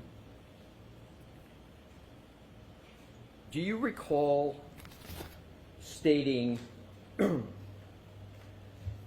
that it was your opinion as to whether that 2:27:40 a.m. timestamp was associated or not with the Google search, "House long to die in the cold"? I believe so. Right, so you called it your opinion. Yes, probably. You didn't describe it as a fact, you described it as your opinion, correct? Correct. Because you realize that there are other fair interpretations of that timestamp and when the Google search occurred, correct? I think even if I believe it's a fact, it's my opinion. Right, so it's your opinion. Yes. So you also, do you recall stating that there's plenty of other evidence on that extraction that shows what activity was occurring at 2:27:40? You recall that? Correct. And you use the word evidence, correct? Correct. But that evidence on the Celebrate program is now gone, correct? No, It's not gone? it's not gone. So the 2:27:40 timestamp still exists in Celebrate programs? Sorry, are we talking about the additional evidence that shows what Oh, no. happened at 2:27:40? No, I'm just asking whether, Okay.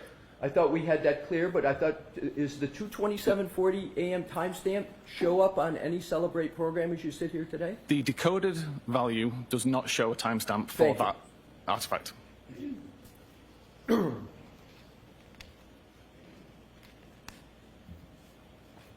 Sir, does your work include shaping how examiners will see the data when they open it? Yes. So you shape how the data is going to be, correct? Yes, we have Yes? ways to create the data so it's usable. Yes. So the answer is shape it. yes, you Yes. shape the data. Yes.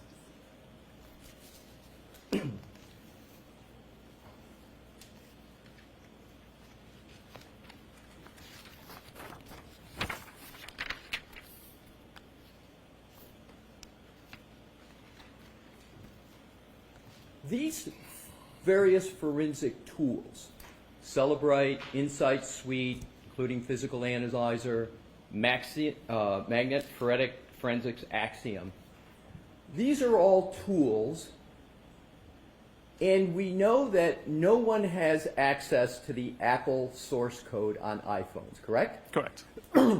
And the best source of information about what may be happening inside of an Apple iPhone would be if one could get the source code and look into the source codes to see what's actually happening, correct? Correct. So what happens is, in data forensics, because Apple considers it proprietary and people can't access the source code, there's these various data forensic tools that in some ways try to serve as a surrogate, given the fact that there's no access to source code, correct? Correct. That's fair. So the best information would come from the Apple source code, but nobody has access to that, or few people do. Therefore, these other forensic tools are used. Correct. So sometimes examiners have to give opinions, like you give, because you don't have access to the source code, correct? Correct. So it's your opinion, oftentimes, with regard to ultimate conclusion. Based on research and testing. But yes, it's an Not opinion. 100% absolute certainty, because you don't have access to the source code, correct? Correct.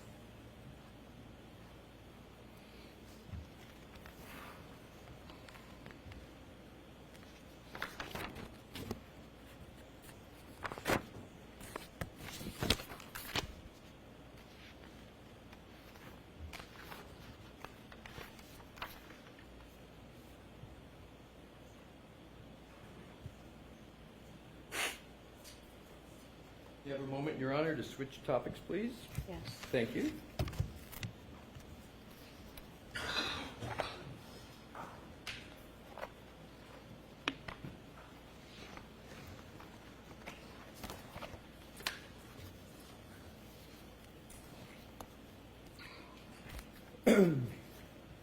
Before I do switch topics, a couple points on the 22740 timestamp, if I may, Mr. Whiffen. The Google search in question associated with that timestamp, the dispute over that, is house long to die in the cold, correct? Correct. And you understand, sir, do you understand the significance if Jen McCabe made that Google search, house long to die in the cold, at 2:27:40 a.m. instead of 6:23 a.m.? Do you understand the significance of that? Of course. Sustained. He said yes, Your Honor. I'm sorry? I said sustained. Oh, thank you. I didn't hear that. Jurors, strike any answer that may have come. What do you understand to be the significance of the dispute over 22740 timestamp? Sustained. Mr. Whiffen, with regard to the 22740 a.m. timestamp, have you looked at any forensic tools to answer that question other than Celebrite tools in your tool Ardex? I've used Axiom as well. So you used Axiom, and so did you therefore see that 22740 a.m. timestamp still appeared? Yes. Did you discuss that with the jury yesterday, that you analyzed the Axiom program and that 22740 a.m. timestamp still appears? I didn't. No. You did not. I did not.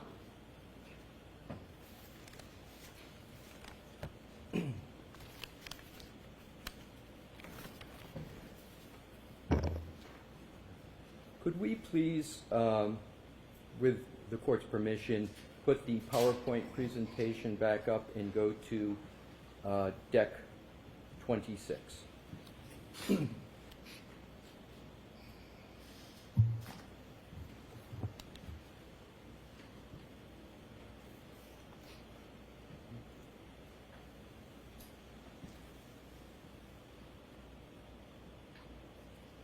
Mr. Whiffen, does an iPhone discriminate between whether it's in a car, a bus, a bicycle, or walking?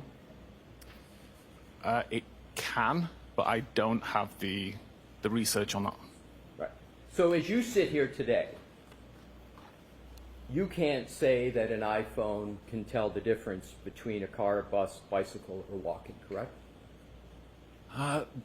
The iPhone can, but I haven't researched that data fully enough to understand it forensically. So as you I sit here, can't, but you the phone can't. can. Does an iPhone merely register movement? Let me rephrase that. Does an iPhone register movement? It does. Do you recall yesterday discussing movement at a speed of about 1.4 miles per hour at 12:24:37 a.m. on Yes. January 29th, 2022? I do. A person walking at a normal to even a slow pace can walk at approximately 1.4 miles per hour. Is that correct? It sounds reasonable. And does it sound reasonable that a normal speed of walking is between 2 and 4 miles per hour? Reasonable.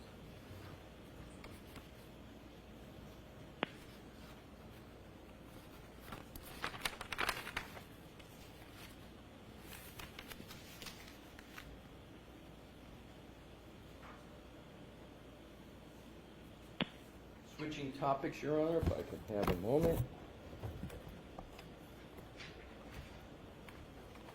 You can take that. Okay, thank you.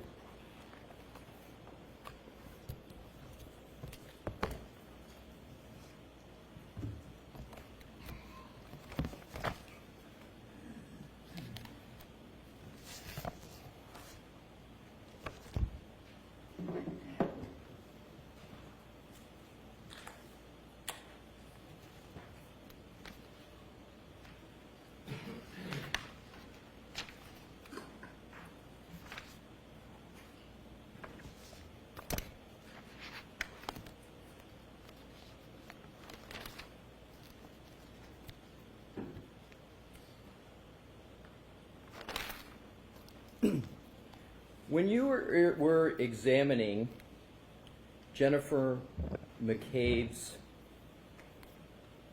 phone,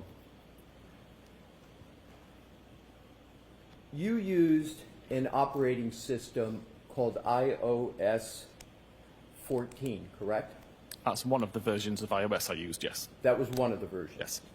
Do you understand that Jen McCabe's phone was actually using iOS version 15? Yes, I do. 15.2.1. 15.2? 2.1. Thank you. And do you recall saying, with regard to iOS 15.1, etc., that the iOS operating system, your words, had fundamentally changed, correct? Correct.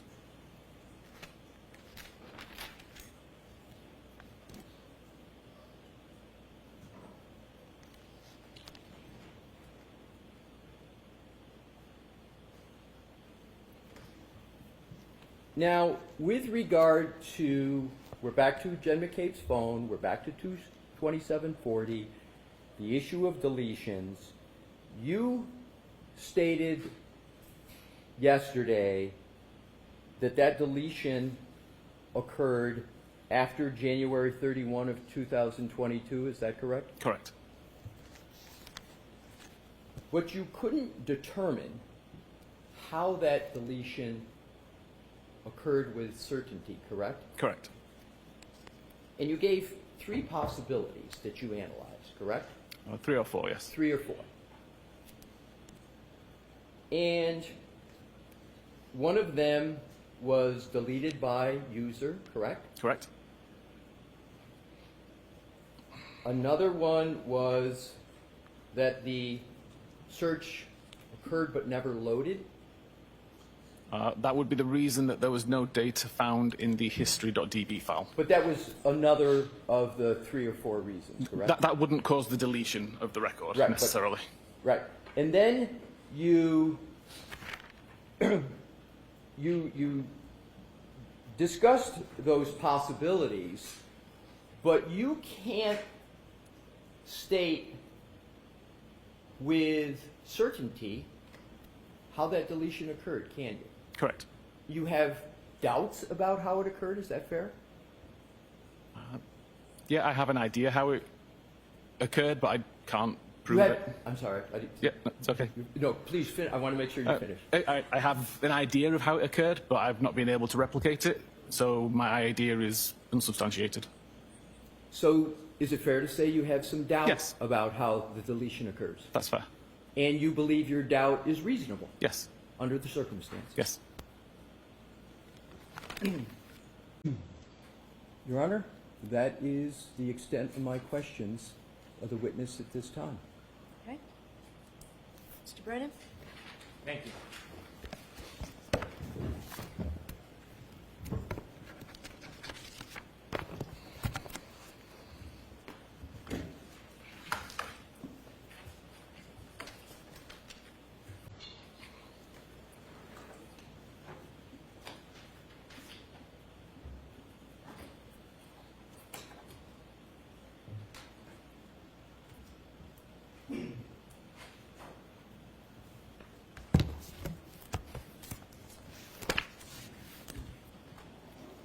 Thank you. Also, thank you.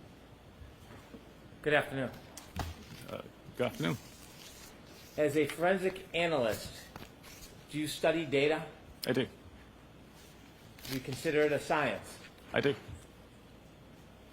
Are you a criminal investigator like a police officer in your present role? Not anymore. Are you a detective in your present role helping aid one side or another in an investigation? I'm not, no. At some point, you and I spoke about reviewing phones. We did. You had begun your whole process in some of this work before you had met me. Correct. And I'd asked you to look at Mr. O'Keefe's phone. Correct? Did I ever tell you what you should look for? No. Did I ever tell you what I wanted to see or what I wanted the results to be? No. Did I ever share with you parts of the investigation that had nothing to do with your actual data analysis? No.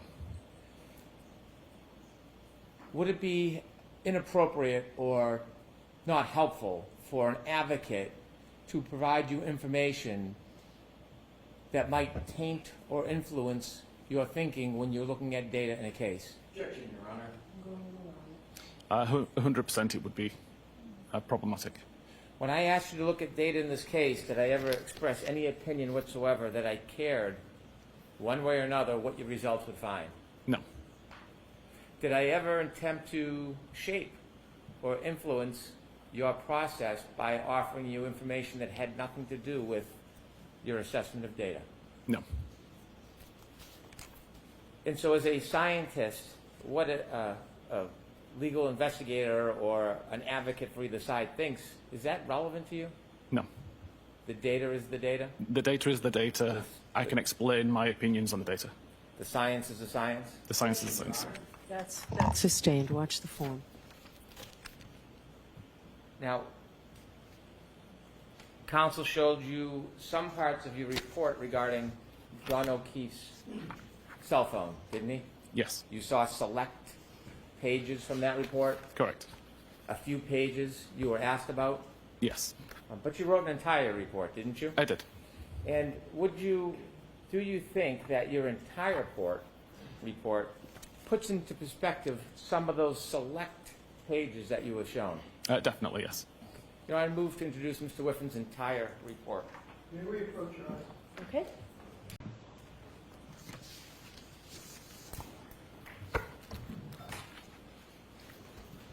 Do you still have your report with you, Mr. Whiffin? I do, yes. Okay.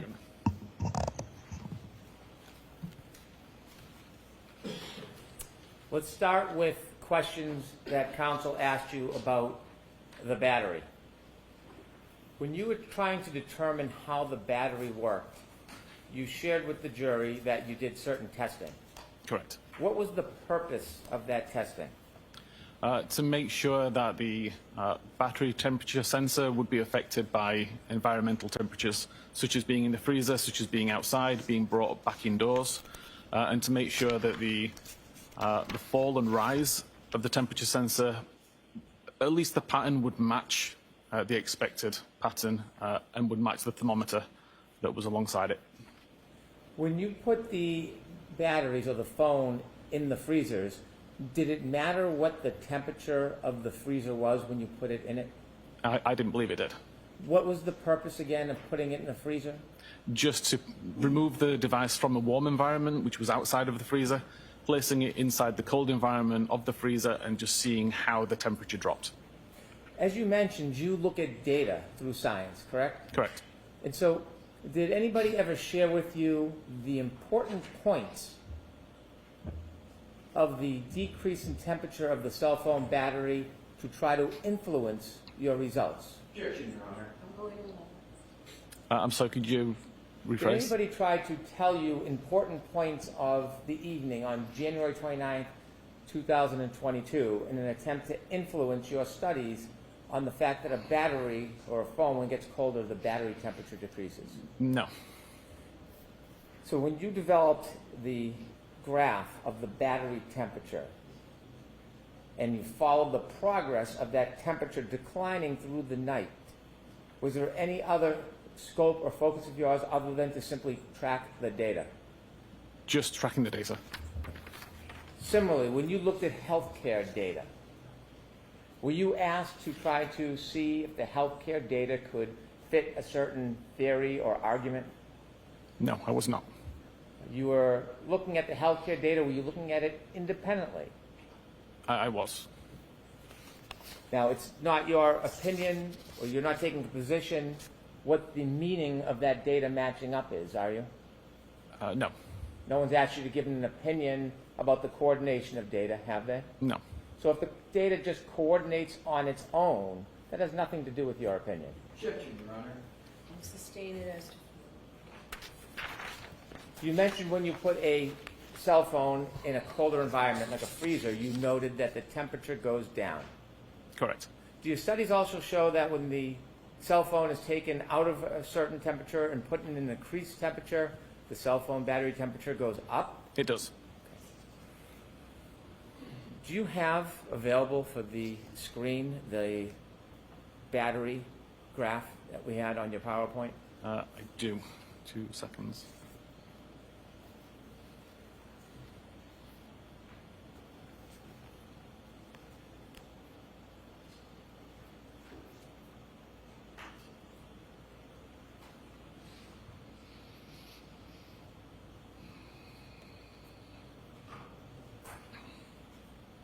If you could go back one to where it's just the chart, please. And if you could enlarge it, we'll start near the top.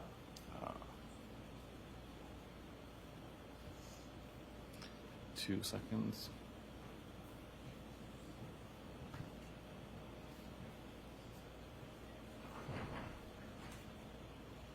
Okay. At 12:20:43 on January 28, 2023, the battery temperature is 77 degrees. I'm sorry, that's 8:43 p.m. That's All right. 8:43 p.m.? Yes, the first record.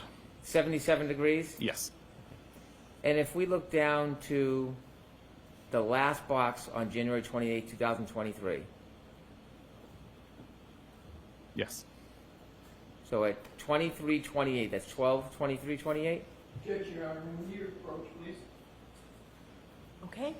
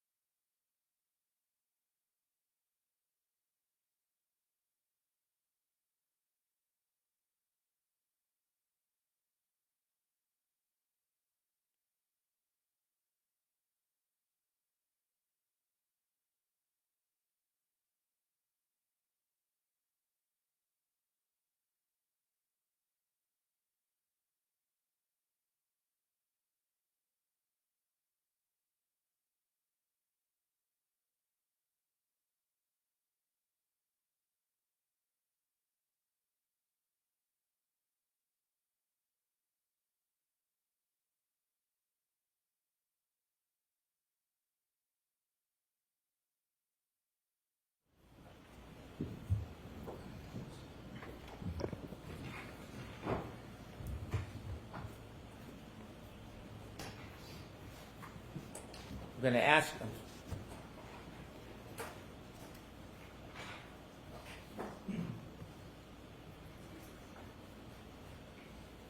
Mr. Whiffen, I'm going to ask you to start at 12:13 on January 29th, 2022. Battery temperature 82 degrees. Yes. And now you were also tracking healthcare data, weren't you? Correct. You were also tracking location information. Correct. At 12:22, the battery temperature is 77 degrees Fahrenheit. Correct. And during that time, 12:22, that is the time with the location data where we see Mr. O'Keefe's car traveling near Cedarbrook, isn't it? Objection, Your Honor. The form sustained. And at 12:22 on January 29, 2022, where does the location data show Mr. O'Keefe's phone in progress? It's around Oakdale Road, I believe. And the travel that you're noting, is that consistent given the speed of being within a car? I believe so. And do you know whether or not that car had heat on? I've got no idea. You have healthcare data that the phone moves for a 20-second period, right? I believe so, And yes. That is after the Waze information stops. Correct. Objection, Your Honor. So you have to watch the form. I know it's hard to orient. You have to watch. In your PowerPoint presentation, you are tracking the Waze information, aren't you? I am, yes. And at some point that switches to more local location data? Again, Waze is not recording the location data. Waze is requesting location data from Apple's location services, and location services is doing the recording of the location data. So if we're following the phone through Waze, at 12:24:25, is it in the car moving at 16.6 miles per hour? According to the data, yes. And at 12:24:26, according to the data, is it still in a car moving at 17 miles per hour? Sustained is to form. Can you pull up your PowerPoint, and we'll start at 12:24:25. We can show the jury the progress of that phone. Okay.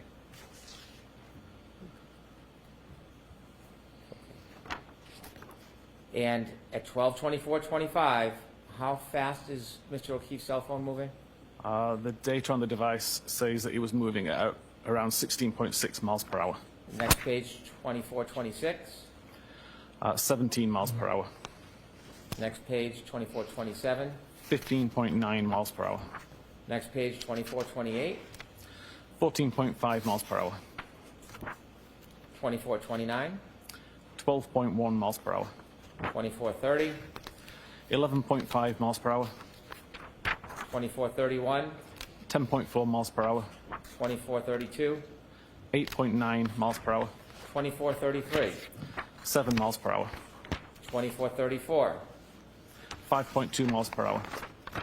24:35. 3.5 miles per hour. 24:36. 3.2 miles per hour. 24:37. 1.4 miles per hour. And 24:38. 0 miles per hour or 0 meters per second. And at 24:38, that phone is stopped near the flagpole? I would say so, yes. Then the location data gets more broad. It does. There is no movement at that time after the car stops. Is there any movement when the car stops at 24:38, between 24:38 and 24:30? Is there any movement indicated on the healthcare data? Not from the health data, no. At 12:31:57, does the phone demonstrate any movement? If I may just look back at my Of report, course, just please. to recall.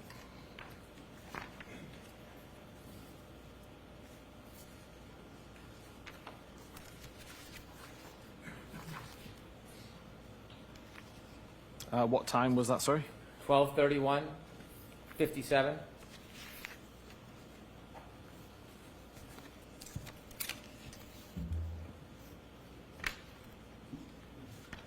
Yes, around 12:31, 56 or 57 is the start of the health event, 36 steps. How long? How many seconds does that phone move for?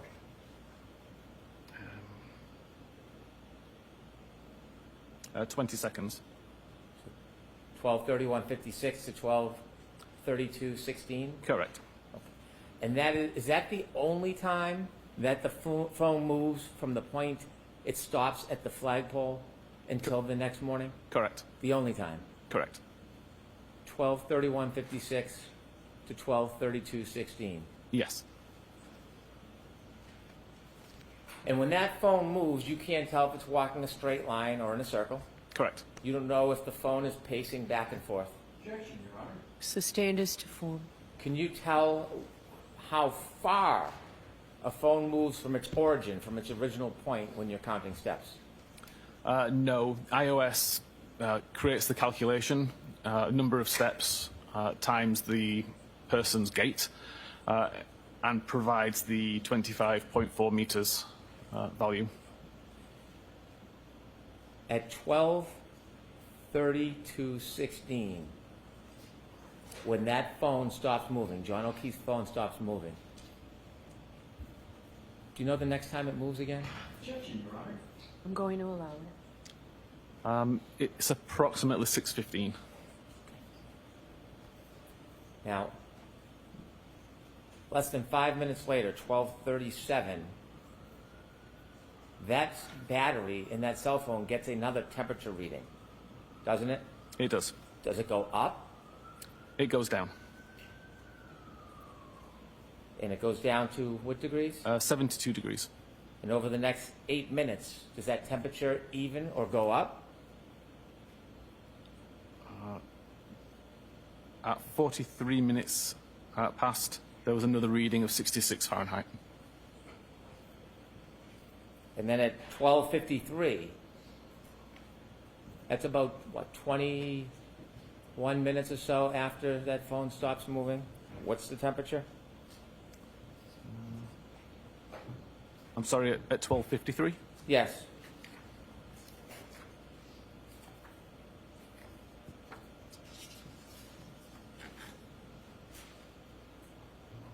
Oh, 61 Fahrenheit. 61 degrees? Yes. And over the next 14 minutes, does it drop again? It does. It drops to 55 degrees at 1:07. And at 1:36 a.m. that morning, It's down to 50 degrees. and this health data shows that that phone hasn't moved. But does Correct. this healthcare data show that this phone hasn't moved since There's 12/32/16? no more steps were recorded. Now, you had studies where you put the phone in a freezer. Correct. When you put the phone in the freezer, did you wrap it in anything? I didn't know. Did you use any type of heat source that would slow down the process of the temperature dropping? No. Let me ask you a hypothetical. If a person, a human, was lying prone on a cell phone outside and had a body temperature directly touching the phone, in your opinion, could that slow the process of the temperature decreasing as compared to just simply putting a phone in a freezer? Objection, Your Honor. Sustained.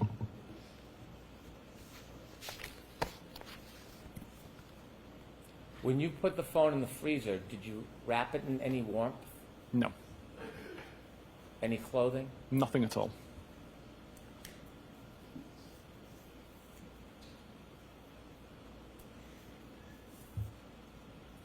Now, you don't know the temperature, but you said there was a blizzard outside. That's my understanding, yes. At 6:06 a.m., is there a change in the battery temperature of John O'Keefe's phone? Yes, the temperature has dropped to 43 degrees Fahrenheit. So there's a 7-degree drop in temperature at 6:06. Correct. Were you shared any of the facts or information that has nothing to do with data and science? Were you shared any facts or information about what may have occurred to that cell phone and its exposure to colder air that morning, minutes prior to 6:06 a.m.? I may have heard that around that time is when John was found. Objection, Your Honor. Move to strike. Oh, so could you answer the question, yes or no, that Mr. Brennan asked you? Did anybody share information with you about that, sir? Nobody shared it with me, no. If the phone was in an environment and it was exposed to further colder air or drop in temperature, could it register a reading? I'm sorry, can you just ask that again? Sure. Let me ask a different question. The phone drops to 43 degrees, John's phone at 6:06. 6:14, is there another change with this phone dropping in temperature? Yes, it drops to 37 Fahrenheit. Do you know what, if anything, happened as far as the environment that phone was exposed to seconds before 6:14? I don't know. Do you know if that phone at 6:15:01 was then placed in a warmer environment like a pocket or a car? Do you I know? have no idea. But your data shows at 6:35 there's an increase in temperature, Correct. doesn't it? It does. So at 6:14 you don't know if there's been any increased exposure, do you? No, I know that according to the battery temperature, it's increased, but I don't know the reason for that. Now, if you look at the battery temperature at 6:06 a.m., it's 43 degrees. Yes. That's a change in temperature, isn't it? Objection, Your Honor. Is that a change in temperature from 136? It is. Looking at your healthcare data, is there something happening relative to the phone at 6:04 to 6:11?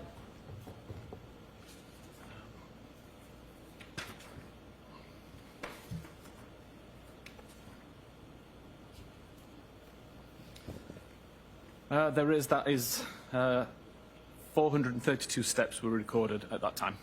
Can a phone record steps if it's being moved back and forth? It may record some. It's difficult to say how many would be misunderstood as being steps taken. If you're shaking an object that moves the phone violently, could it record steps?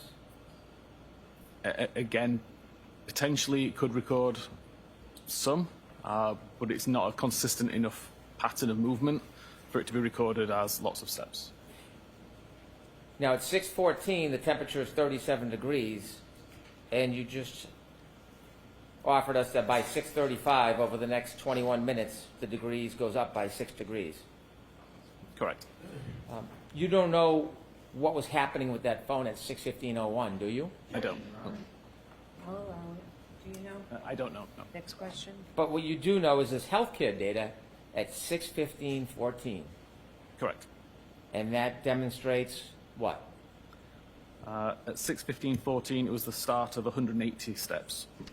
So the phone at 6:15:14 is again moving. Correct. And after that starts moving wherever the phone may go, it starts getting warmer temperature? Correct.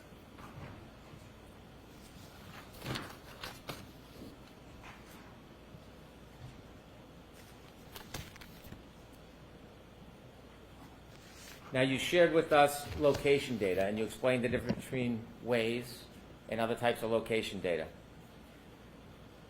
I had asked you an opinion about where the phone was located, based just on location data, nothing else. And when I asked you that opinion, I didn't ask you to a reasonable degree of scientific certainty, did I? I don't recall. I asked you if it was consistent Yes. with being near the flagpole the entire night. Objection, Your Honor. Sustained. Based on location data alone, are you offering an opinion to a reasonable degree of scientific certainty where that phone was? It's difficult to say with a reasonable degree of certainty based on the randomness of the location data. I'm going to ask you to keep your voice up, Mr. Whiffen. Could Apologies. we turn the AC off, please? Thank you. No, it's difficult to give an answer based to a high degree of scientific certainty based on the sporadic nature of the records that night. Based on the data you have, just on location data alone, is that location data consistent with that phone being near the flagpole area from midnight until 6:15 the next morning? It is, yes. There's also information because the broadness that it could have been somewhere else. Correct. Yet it is consistent. It is. You didn't just rely on location data for your opinion, though. I didn't know. Objection, Your Honor. Watch the form, Mr. Brennan. Yeah. Sustained. Did you rely just on location data for your opinion? No, I did not. Did you also consider the health data? I did. And did you also consider the battery temperature? Objection, Your Honor. Sustained.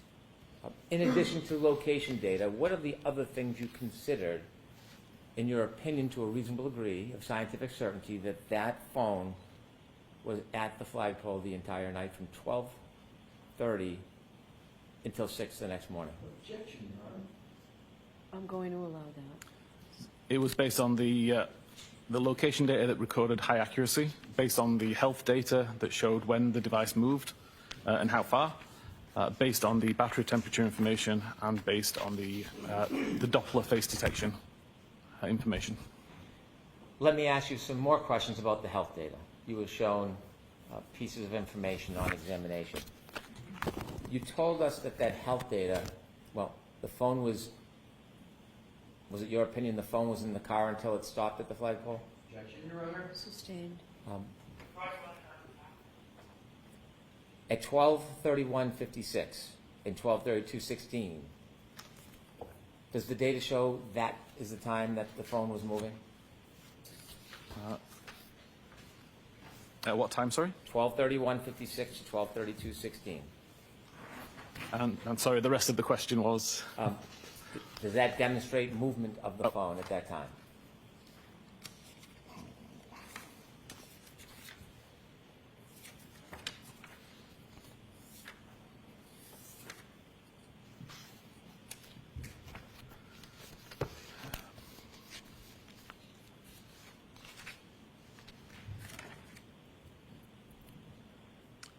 Yes, it did. You shared that you can't tell the direction or the distance of steps. Objection, Your Honor. If, I'm sorry, go ahead. no, please. Pardon me. If that phone moved from the flagpole in a straight line away from the flagpole, like for example towards the house,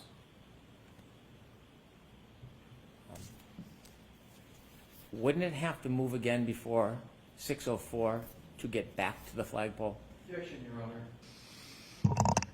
I'll allow it. I would presume so. All right, you asking me to strike that, Mr. Yes, Your Listy? Honor. I'm going to strike that. Does health data register when a phone moves? It does.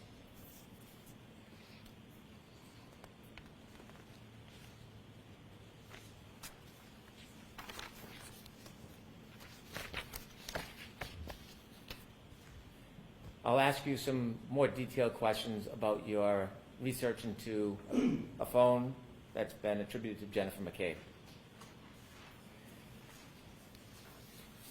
You had looked at one piece of your report on the screen, and that was a phone call register. Yes. Could you turn to that phone call register, please? What are we doing with the slide that's up there, Mr. Brennan? I would like to change it to the phone call register if possible. Oh, it's not me.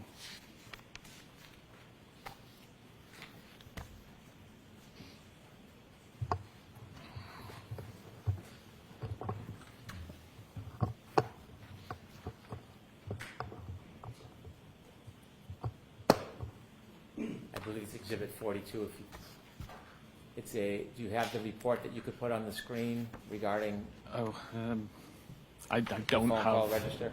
I don't have this one that was shared as Okay. Exhibit 42.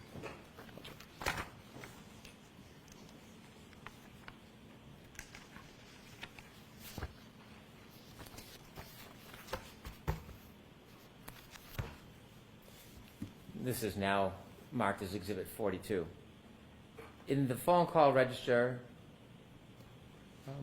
you noted that there was a call at 12:14:36. Yes. Have you found it? Is that you? This is not me. No. Oh, I think it's Ms. Gilman. thank you, Ms. Gilman. Could you enlarge that, please?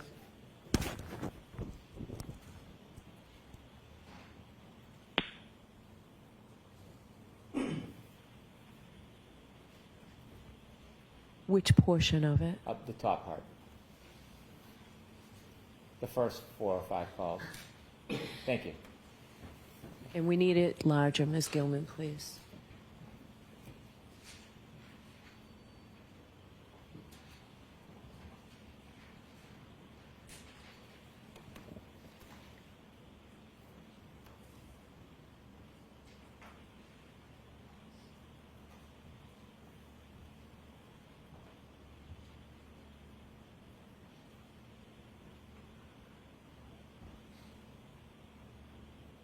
All right, that's Thank you. better, thank you. On examination, you read that at 12:14:36, there was a phone call incoming Yes. that appeared to be from Jennifer Mccabe. Correct. At 12:14:36, the location information is the John O'Keefe's cell phone at Fairview by that point? Objection, Your Honor. So the question, is it? Yes, is it? No. And then at 12:18:47, there's another call, and again from Jen McCabe. That's an outgoing call to Jen Mccabe. It's an outgoing call to Jennifer McCabe, Yes. 12:18:47, the location information, does that place Mr. O'Keefe's cell phone at Fairview? No, it does not. Then at 12:29:44, there's an 8-second call that you said you believe is answered. Do you know if there was any conversation in that call? No way to know if there's any conversation. And at 12:29:44, does the location information place John O'Keefe's cell phone somewhere It does at Fairview Road. at the flagpole? Yes. Objection, Your Honor. I'll strike that. Yeah, thank you. Now, there is not a call. Well, let me ask you, the next call. What time is the next call? 33 minutes and 35 seconds after midnight. And who's that call from? From Karen Reed. Is that before or after John O'Keefe's health data stops? After.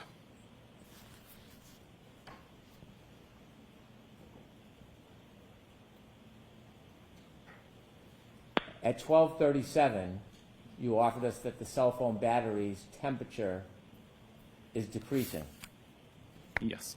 How many calls have been made from the defendant to John O'Keefe by the time that cell phone battery stops dropping in temperature? 7.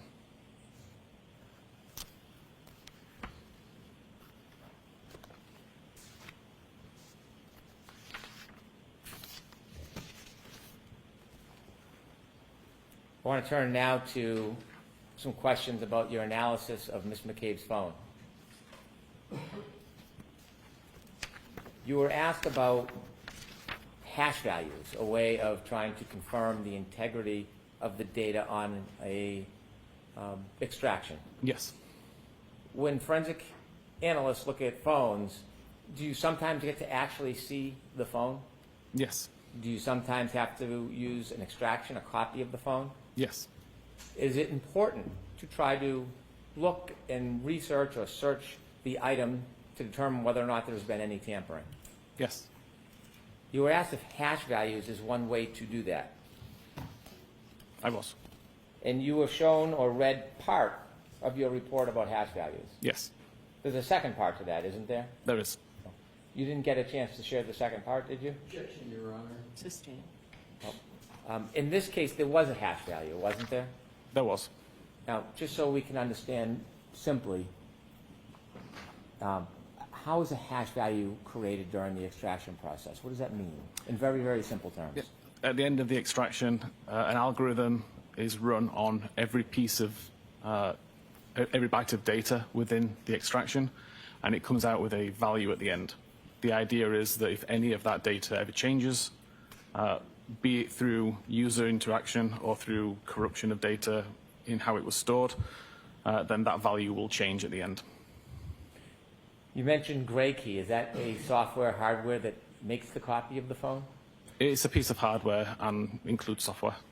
How commonly is Gray Key used in the industry? It's very common. Did I hear you say that with Gray Key, the hash value is never authenticated? Objection, Your Honor. Sustained is to fall. Does Gray Key authenticate the hash value? The hash value is placed inside a PDF which is not signed. And is that common or typical in the industry? That is the way that Gray Key do it. Was there anything anomaly or untoward or different about the way this one was done? No. Did the hash value from the Gray Key extraction match the hash value? It did. Anything irregular whatsoever about it? No, not that I could see. Now, you don't just read software programs when they spit out reports, do you? No. As an analyst, as one of the leaders of Celebrite, do you have a history of being a researcher? Yes, I did. A history of study? Yes. Have you written reports and papers for people to learn? I've written multiple blogs, done multiple presentations, webinars. Some of my blog posts have become peer-reviewed articles. Okay. Is it sufficient to simply look at a report that is generated by Celebrite or Axiom or any other service and make conclusions just on the report? I don't believe it is, no. Why do you think that's imprudent?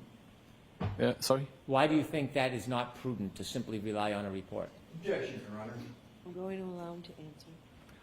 The tools are very good at surfacing data, but I believe it's up to the examiner to understand what that data means and to provide context to the information which the tool itself can't give. And when you were considering the hash value and determining whether or not you thought there was anything wrong with the data, aside from the hash value, how do you do that? How do I do How what? do you make a determination whether or not this has integrity, the data hasn't been tampered with, so to speak? Okay. So notwithstanding the hash value, I'd be looking for issues with the data that don't make sense. In this particular case, there was lots of data points that all appeared to work together. Like you would see one artifact change in one database and an artifact would change somewhere else. And it all just made perfect sense in how it was functioning. That kind of leads you to believe that it's not been tampered with, or the person tampering with it did an exceptional job to be able to cover all of these different tracks and make it undetectable. Did you try to summarize that perspective in the part of the report that wasn't read to you on examination? I did. Do you have an opinion to a reasonable degree of scientific certainty if there was any data integrity issues in the information you reviewed? I don't believe there was any.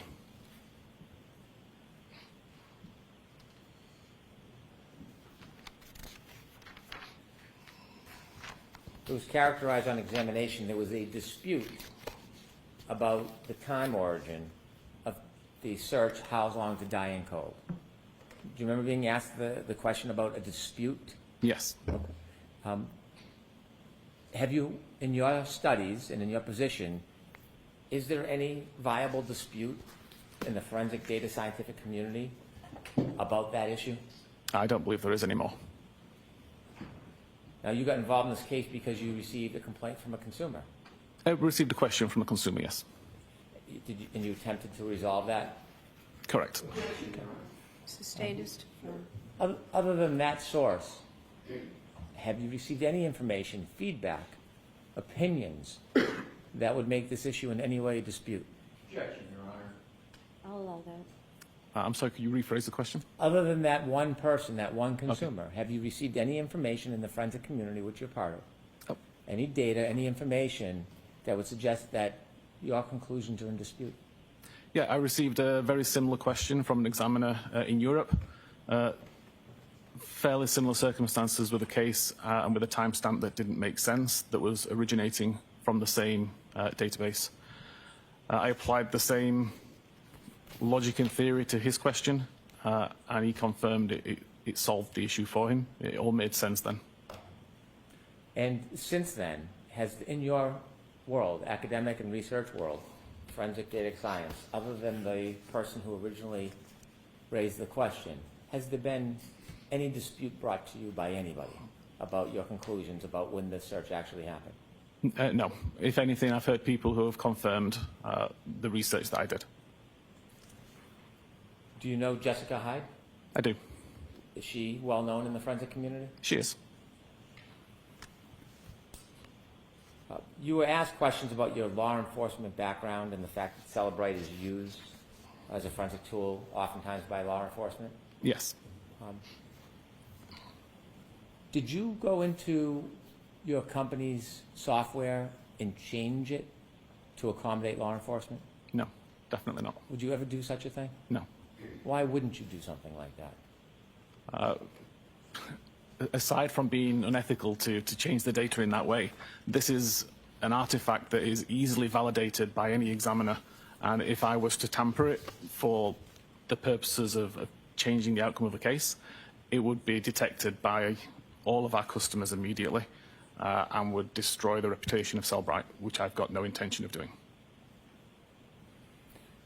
Before a prior proceeding, the printout from the software, when it was showing the timestamp of the Safari search, was it labeled something in particular before? The Cellbrite search Yes. was labeled last visited time. Last what? Last visited time. And when it was labeled last visited time, did it show 227 on the report? It did. Cellbrite, after research and consideration, removed that label? We removed the timestamp when we determined that it was not relevant to the last time that that page was visited. Why was it important to remove that timestamp from the program and the software? It was clearly causing confusion. Does the company have concerns when consumers are confused about information? Of course, yes. Do companies have concerns if a consumer tries to manipulate the use of that information? Of course. Are companies concerned that a label could be misleading for somebody who may not have a higher level of experience? Yes. When that decision was made to change that for clarification, do you make that solely by yourself? No, I did not. Who do you consult with and who's part of that decision process? So again, after my research, I passed the results of my research to the Forensic Research Group. This is a team based at Cellrite whose sole job is to do the research, do the coding to make sure that what we're giving to customers is correct. They spent some time validating the research that I did, verifying that my research was correct, and then they were responsible for making the change based on the updated research. It was suggested that a separate software program, not the company you work for, Cellrite, but Axiom, reflects this search as deleted. That's not entirely accurate, is it? Objection, Your Honor. Sustained as to form. Running an Axiom program, would it reflect this search as deleted? Yes, and it is a deleted search. Does it have a label on it? It does. Is that carved? Yes, it would be. Now, are you familiar with the Axiom Artifact Reference Guide when it talks about the dangers of relying on the timestamp?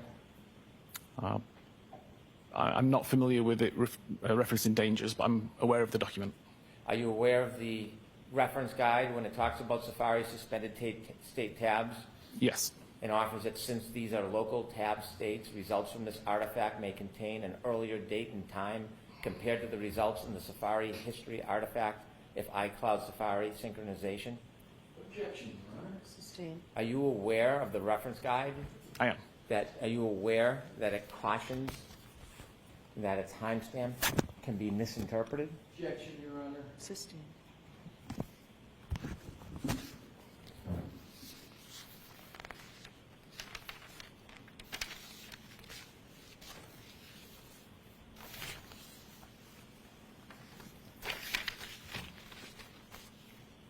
Sir, when you came to your opinion that the search for how long to die in the cold at 6:23 and 6:24 in the morning of January 29, 2022, was the time that they were actually inputted, not 2:27. In forming your opinion, did you consider both Celebrite and Axiom software? I did. Did you consider other tools as well? Yes, my own. And tell us a little bit about your own tool. Again, this is a tool I've been writing for approximately 5 or 6 years now. Partially for fun, partially for research purposes. And it's a tool I make available to other examiners globally. And sir, when you were trying to examine these searches that in your opinion were 6:23 and 6:24 a.m., did you ever try to test it yourself and actually take a phone so you could either prove or disprove to yourself that that earlier timestamp didn't mean it was the time that it was searched? Oh, definitely. Yes. That's the kind of thing I do all the time when verifying artifacts. And in your opinion, is that helpful in understanding how a timestamp earlier could relate to a later search? Exactly. Very helpful. Would you be willing to do a live demonstration for us on the screen and show us how that works? Yes. Okay. How long would that take? Probably about 5 minutes. Okay. Could you show us? Of course. Your report, Your Honor. Okay. All right, Mr. Brennan, go right ahead. Thank you.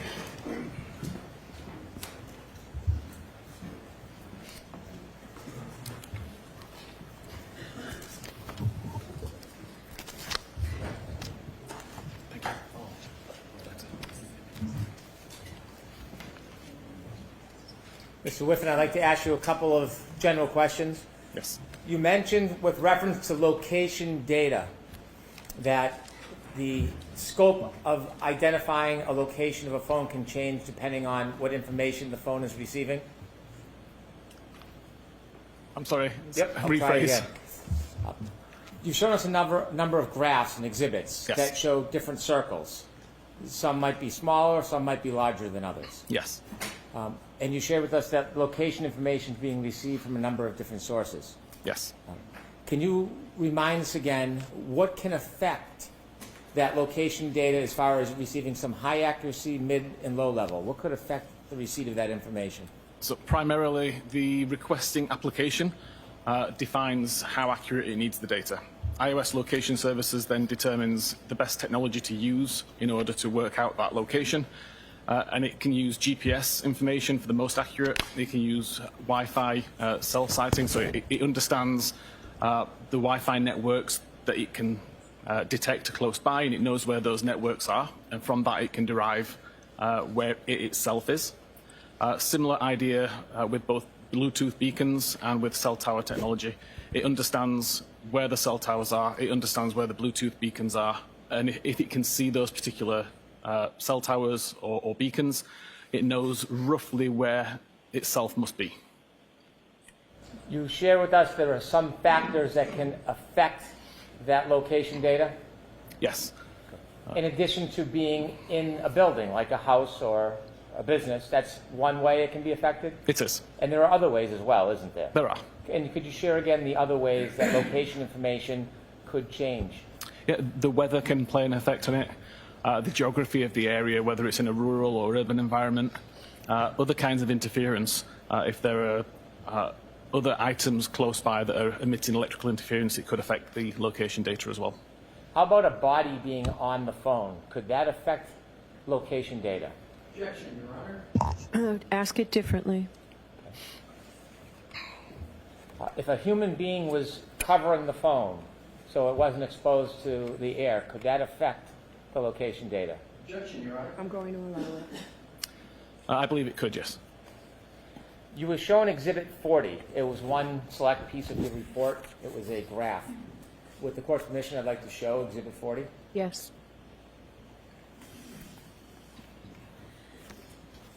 Exhibit 40 has two circles, one darker, one white. Yes, And do you remember being asked questions about this particular exhibit? I do. And in addition to this exhibit, is there other information in your report that wasn't shown to you that would put this in context? There is. This exhibit is to demonstrate a window of when location data was taken for a particular time. Objection, Your Honor. Watch the form of the question. Mr. This photograph, what does it represent? There were two particular time periods of approximately 5 seconds where multiple records showed identical latitude and longitude. So the same center point of the radius, but the radius themselves differed. So in this case, the white circle, or the white circles, show the lowest accuracy and the highest accuracy for 5 records that were all within a 5-second time period. And that shared the same latitude, longitude as the central point.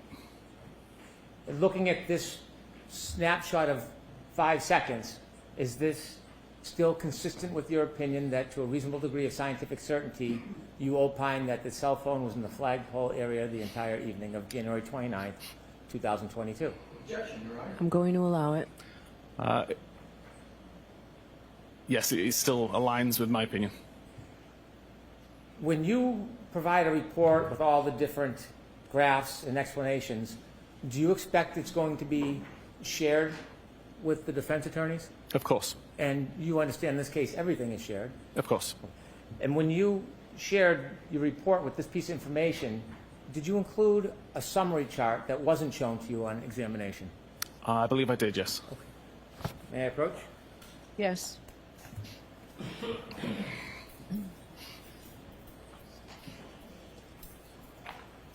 Showing you your Thank you. report. Do you recognize your report? I do. And what page are you on? 22. Do you recognize anything in particular as far as a chart on that page? I do. There's a chart at the top with the location data that was used to create the image shown. Does that chart help explain this photograph? It does. I'd move that chart into evidence. Any objection, Mr. Alessi? No objection, Your Honor.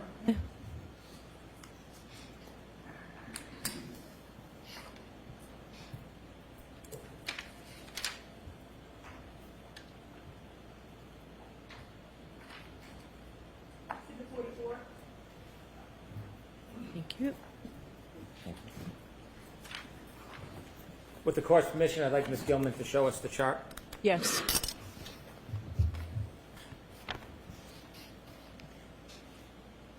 How long of a time period does that photograph encompass?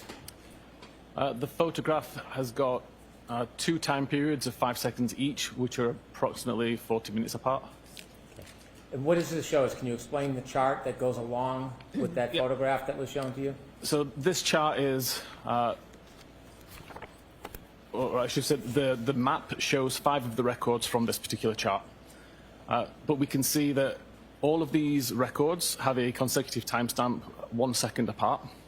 The latitude and longitude is identical for all of these records, but at the same time, the accuracy drops from 43 meters to 7 meters within that same 8-second time period. The idea was to demonstrate that if you had one of these records on its own, if you only had the 43-meter accurate record, for example, then the phone could be anywhere within that 43-meter radius. But as time goes on, the accuracy is refined. The same central point is used by iOS, but we've now got an accuracy of 7 meters. And again, if we were to say that the phone is anywhere within that 7 meters, it's a much more accurate representation, according to the data, than the 43 meters would be. And with an 8-second time period, if the device was actually moving during that time, I wouldn't expect to see the latitude and longitude remain exactly the same. There'd be some degree of movement in the coordinates. When you're producing location information in the circles that represent the location change, small, medium, large, at different times, does this chalk help represent that there can be changes in the location data, but the item can remain dormant? Yes, Your Honor. So ask that differently, Mr. Brennan. What is the exact point of the demonstration or this chalk? How does that help us understand the movement or the lack of movement of a cell phone? So I believe it demonstrates the fact that the phone is constantly refining the location data, or the accuracy of the location data, even though it's using the same central point, the latitude and longitude, as the reference point. It doesn't necessarily mean the device had to move. If I could go back to Exhibit 40, please. So looking at your photograph that you were asked about, there are 2 different circles, one dark and one light, Yes. and those circles are in different spots.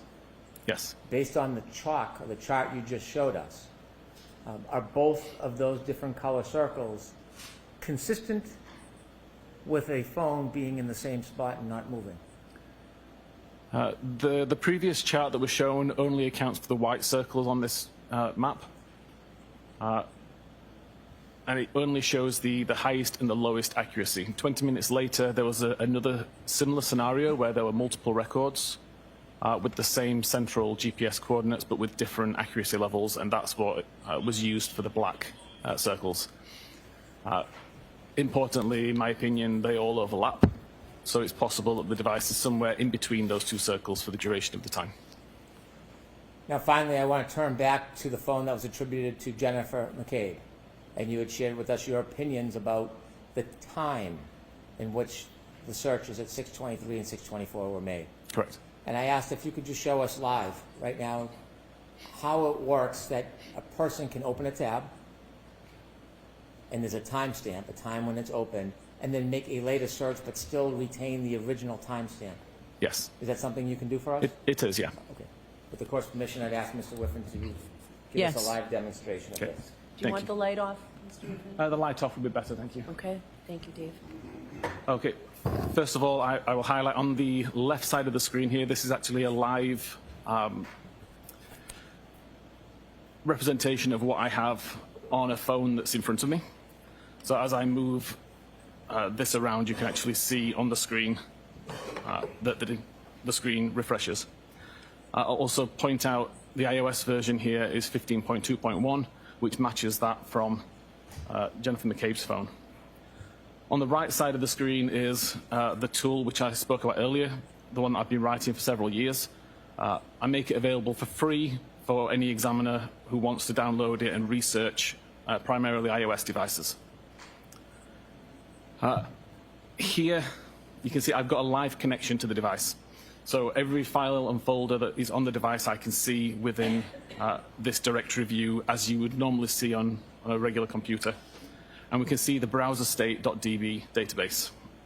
If I open that database up, you can see there are 4 tables, one of which is called tabs. Mr. Whiffen, I hate to interrupt you. Can we make this larger? I know jurors earlier were hoping I can try to. have a larger view of what's up there. Is that going to better. impact your demonstration in any way? It shouldn't. I should be able to work around it. Thank you. Is that better for the jurors? Okay, Or perfect. just me? Yes. It's just a little closer. Oh. We can hear you in the back. Let me pull forward. Thank you. Turn the air conditioning off. So at this moment in time, the tabs table has 2 records. I'm just going to ask you ignore those for now. They're from a previous demonstration. I can't delete those without taking longer to do this demonstration. If I go back onto the phone itself, just takes a second to refresh and open up Safari. And I can open up a new tab. What I will just do now is search for the time that we're on now, so 14:10, and hit go. So right now that page is loaded, sure. And I can go back into the database and just hit reload. That will bring the most recent version of the database from the device back onto my computer and show it back in this window in exactly the same way as I was viewing it a second ago. And you can see right now there's still only 2 records. So the fact that I did a new tab and a new search has had no effect on what I can see.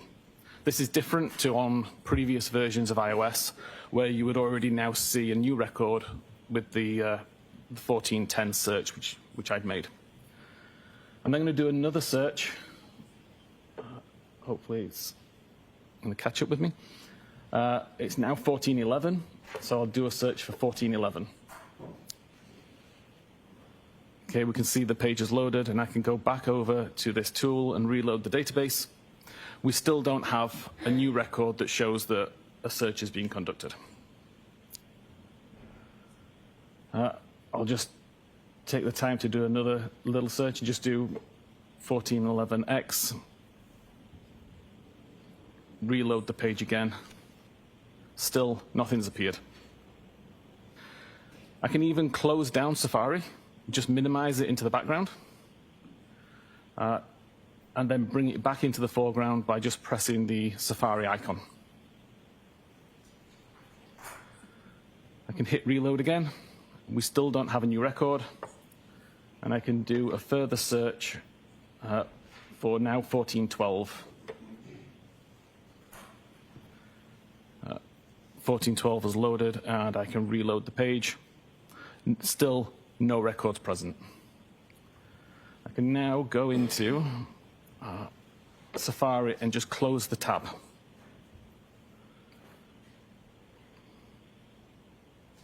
So now that tab is closed, and I can just prove that. So that tab is now closed, and I can go back over here and reload, and you'll see a new record has appeared. I'm just going to change the time zone just so that this shows accurately, and tell my tool to treat the timestamps as Eastern time. So we look at this particular record. You can see the title is 1412. That's the last item that I searched for. You can see the URL is the google.ca /search 1412. Again, that is the content that I searched for. And then we see this field here, the last viewed timestamp. And the time here still says 1410 because that's the time that I first loaded the tab. The fact that I navigated between, the fact that I minimized and reopened Safari, bears no relevance to this timestamp. It is purely the timestamp that tab was created or brought back into focus. To an untrained eye, can that development of a timestamp become confusing? Yes, the name last viewed time clearly has implications that would make you believe that it was the time that the page was last viewed. It's a very simple test that I just demonstrated to prove that that's not the case. Is there any other reason that Celebrite removed that process of timestamp other than to clarify that issue? Objection, Your Honor. No, I'll allow it.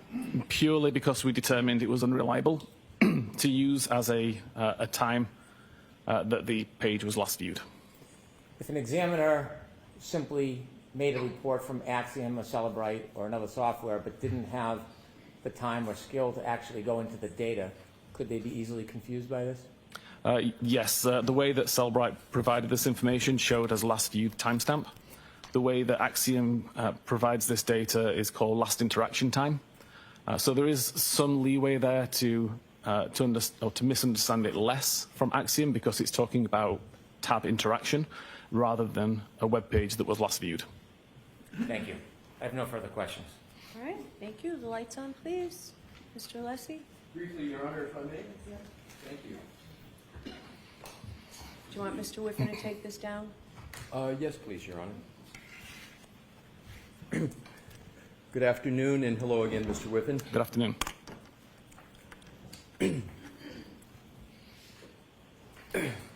Magnet Forensics Axiom still shows a 2:27:40 a.m. timestamp on its forensic tool, correct? Correct. And Magnet Forensic is a reliable forensic tool company, correct? As reliable as they come, yes. The demonstration that you just performed, when did you create it? The demonstration? What you just, Like literally just now as I was doing it live. so you Is how just you mean? created the demonstration now live on the stand? That particular demonstration, yes. Yeah. So, that demonstration, therefore, was created after Celebrite removed the 2:27:40 timestamp from all of its tool programs, correct? No, incorrect. I mean, that demonstration that I just provided was right now, it was live. Initially, when I did these tests, I did the same kind of experiment, the same type of testing back in late 2023, I believe. And after I did those tests and used that research, that is when Celebrite removed the timestamp. Maybe my question wasn't clear. Let me Yes. see if I could rephrase it. The demonstration that you just gave, when did you prepare it? The demonstration, not just the demonstration that you just showed on the screen. When did you create that demonstration on your computer? Hey, again, I've been doing this demonstration for 2 years. My question, again, is the demonstration you just gave. Yes. When was the last time you altered that demonstration? Other than to use different search terms, it's the same demonstration. I'll try it differently. Yes, please. When was the last time you altered in any way the demonstration you just gave? Right now. So you altered it right now, and that alteration was made after Celebrite had removed the 2:27:40 a.m. timestamp from its programs, correct? Yes, okay. Thank you. No further questions, Your Honor. Mr. Whiffen, you are all set, so Thank you. very much. Right ahead. Good afternoon. Good afternoon. Could you please introduce yourself to the jury? Hi, I'm Jennifer Mccabe, M-C-C-A-B-E. Ms. McCabe, how old are you? I'm 49 years old. Are you married? Yes, I am married with 4 daughters. Without detailing your children's names, can you tell us a little bit about your family? Sure, I have 4 daughters that are 16, 17, 19, and 21. 2 are in high school and 2 are in college. In raising your children, was your family active in local sports? Yes, all 4 of my daughters played multiple sports from when they were young. 2 now are playing in college. My husband and I both coached them. My husband coached them from when they were young up through 8th grade in soccer, and I coached them in basketball. Without telling me your address, what town are you from? I'm from Canton. How long have you lived in Canton with your family for? I was born and raised in Canton, and now I'm raising my family there.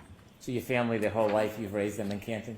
1 year we lived in Stoughton with my daughter. Who do you live with now? I live with my husband and my 4 daughters. Can you briefly give me a little bit more background on your children's school and your participation in interaction with your children, raising them? Yeah, so I was a teacher, and then once I had children, I stayed at home with them and basically was just kind of like your typical, I don't know, small town mom. I was the room parent. I coached them. No, I'll allow it, but why don't we Yes. move on? When I coached, I drove the kids back and forth on my team, would take them places, etc. In the growth of your family and raising your children, at some point did you meet a gentleman by the name of John O'Keefe? Yes, Share with us meeting John O'Keefe. sure. When my 3rd daughter was in kindergarten, she became friends with John's niece. And during that kindergarten school year, unfortunately, Kaylee's mother and father both passed away, and John moved in the house and became Mr. Mom. When John took over guardianship of the children, did you assist in an active role in helping him? Yes, Kaylee and my daughter were very close, so she would come over and play. My daughter would go over there. Kaylee would come and have sleepovers. A lot of times it would be on Friday nights. I would have Kaylee, and then another individual would have Patrick. Had you known John O'Keefe well before he took over guardianship of the children? No. During the time when he was the guardian of the children, did your relationship, not just with his niece and nephew, but with him, grow any closer? Yes, we became very good friends. How close of friends did you become over the years? Well, throughout the years, obviously, when they were younger, we talked more, just about the logistics of CCD, pickup, drop-off, basketball, sports. But then he would also call me, about, as the girls got older, the girl drama, or, the hormones and things like that. He would also come over, and hang out and have a beer and, just talk about whatever was new in his life or going on, or, just the day in and day out struggles of his, life, and raising the kids now and figuring it all out with, work and family and all of that. Leading into January 28th of 2022, so the jury understands, how close is your friendship with John O'Keefe at that time? He was a very good friend of mine that I knew I could call for anything. I want you to take us forward to January 28th, 2022. Do you remember that day? Yes, I do. Do you remember it well? Yes. Take us to the early morning hours, January 28th, 2022. Did you learn there may be weather or a storm coming? Yes. Tell us a little bit about that. We all saw the report that there was going to be a big storm, a nor'easter. So we all knew that basically all the Saturday activities were going to be canceled. That includes sports? Yes. Was and is the sporting events for the children a big part of your life? Yes, back then I had, 2 in high school that played 3 sports, and they played club sports as well. And then the 2 middle school played club sports and town sports. So most of our weekends were taken up by kind of running from one sporting event to the next. When you learned about the weather and the change in schedule, did it change your plans for that day? No, not particularly. My day was pretty set out. I had my niece, and then I had sporting events. It was kind of my plans for the next day that obviously got changed. Take us through the afternoon of the 28th. What's happening? Well, I had my niece for the week, and she was picked up. My oldest was on the hockey team, and she was having a team dinner at the house, so I picked up pizza, got desserts, set it up for them, and then I left with my daughters and my husband Matt, and we met some of the parents from the high school basketball team at a local pub to grab a bite and a drink before the basketball game, because my other daughter played on the high school girls basketball team. What time was the basketball game set for that night? I believe it was 6 or 6:30. Did you and your family go to the game? Yes, we did. After the game, what happened? After the game, I drove my daughter home. My sister, Nicole, sent me a text and said that she was going to be at the waterfall, and it was my nephew's birthday. He was going to meet up, and did I want to come by for a drink? What is your nephew's name? Brian Jr. It was his birthday that night? Yes, it was. When you received a call to meet with friends and family at the waterfall, do you remember what time that plan was made? I don't. My sister sent me a text at some point letting me know she was going to be there, so I don't know what time. After the game and after some time, did you go to the waterfall to meet your friends and family? Yes, I did. Describe very briefly, what's the waterfall? It's just a local town bar. Do you remember about what time you got to the waterfall? About 9 o'clock. When you got there, was there anybody there that you knew? Yes. Okay, now take us inside the waterfall. When you get there, who do you see?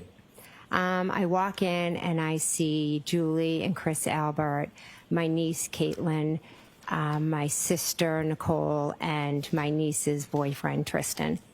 You said you saw Julie and Nicole Albert in the waterfall? Yes. Were you related to either of them? Nicole is my sister.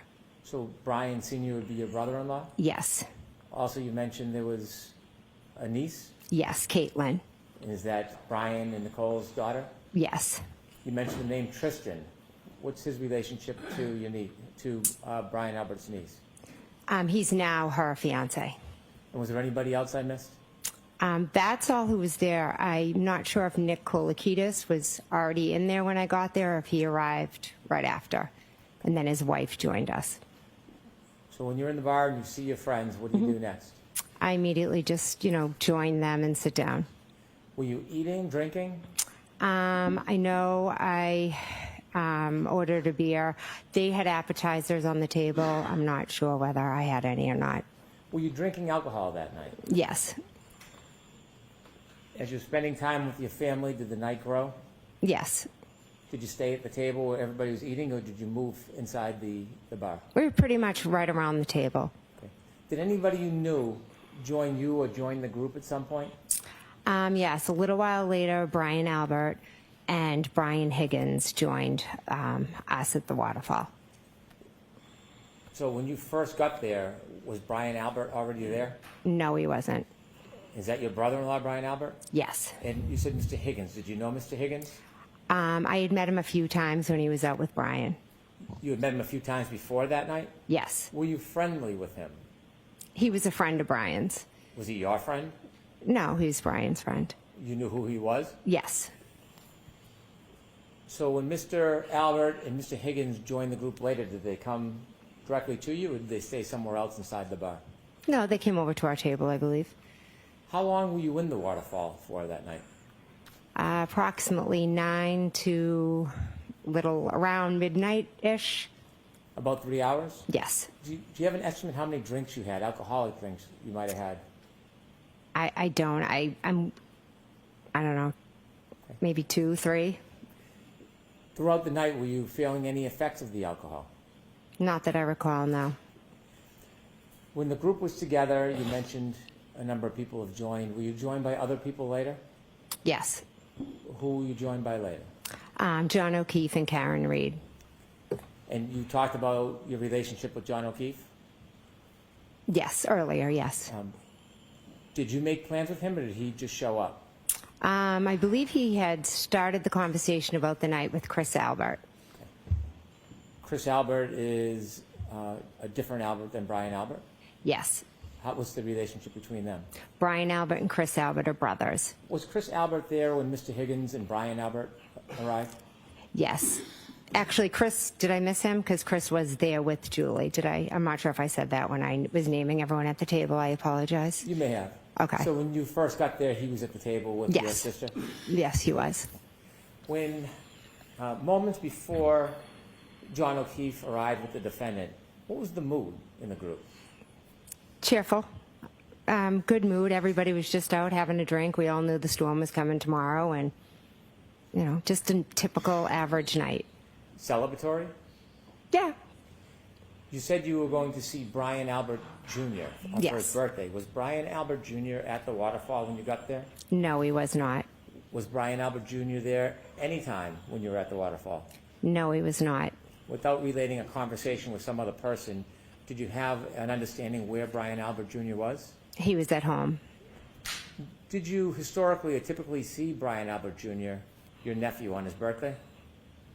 Yeah, typically we always, you know, get together. We try to and do a cake for whoever's birthday it is, and then whatever, you know, aunts or cousins are around, come over.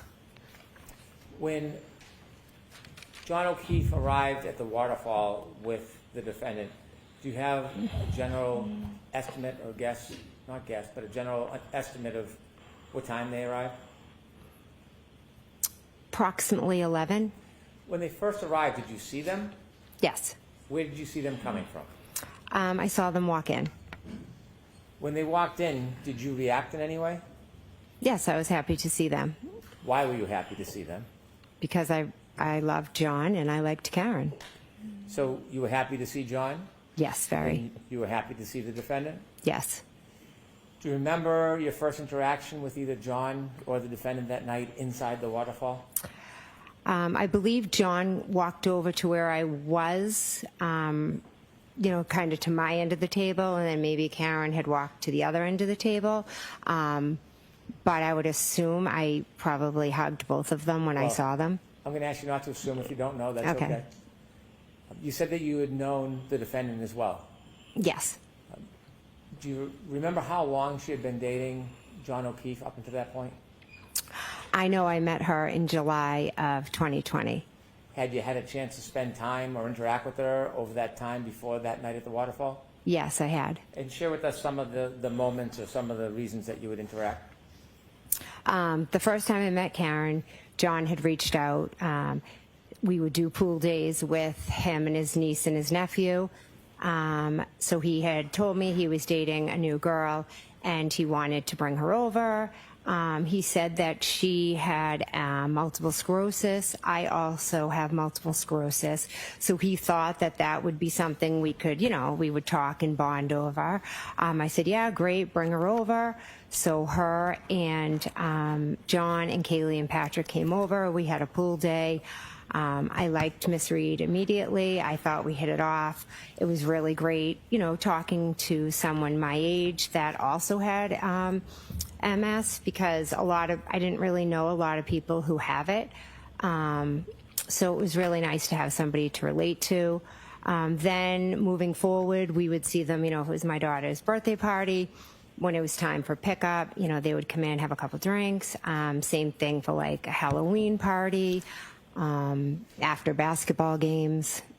So you spent time both with John and Miss Reed? Yes. Did you spend time with the defendant separately without John around? No.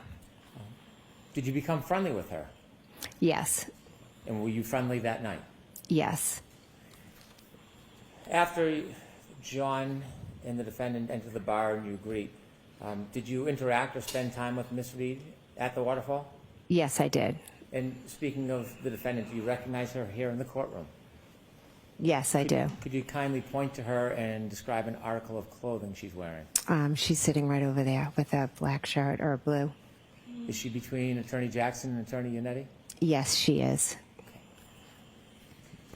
When you were at the waterfall that night, do you remember who you were speaking to or where you were spending your time? As to earlier in the night or after? I'm sorry, after Mr. O'Keefe and the defendant arrived. Yes, Miss Reed came over and spoke to me because I had seen her the Saturday before, and she had told me how she had started a new medication, and it was giving her some awful side effects. And I said, I'm shocked they put you on that, etc. Let me not ask you about conversations you Okay. had, but about the moment that you were in. Did you spend time with Miss Reed that night? Yes, I did. Inevitably, did you drink more alcohol as the night went on? I believe I had, like I said earlier, a couple of drinks, 2, 3, not sure. Did you ever have a shot of alcohol? I do not believe I had the shot, no. Did you see the party, the group of friends and family doing a shot? I was in the bathroom and walked out, and they were doing or had just done a shot. With the court's permission, I'd like to display parts of Exhibit 22, which has already been introduced into evidence, which is video surveillance footage from the waterfall. Okay. I'd like to start at 10:54:20, please.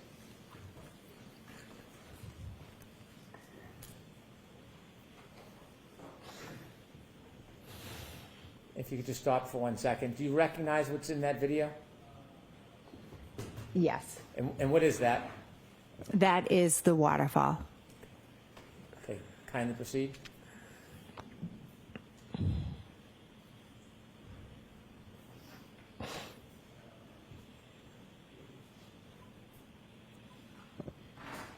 If you could stop. Do you see the two people entering from the left? I do. Do you know who they are? I believe that is Miss Reed and John O'Keefe. Ms. Gilman, is there any way to enlarge the top of the video where the other people are closer to the table or bar? No. Okay. Looking at this video, can you tell or identify anybody under that timestamp? And if you can't, that's okay, but if you can you tell us who you see? I think the guy right there, well, where she just is Brian Higgins. Okay. If you could go up a little bit, Ms. Gilman. I believe that's my husband, Matt. And On the then right? On the right, and I think that's me on the left. Okay.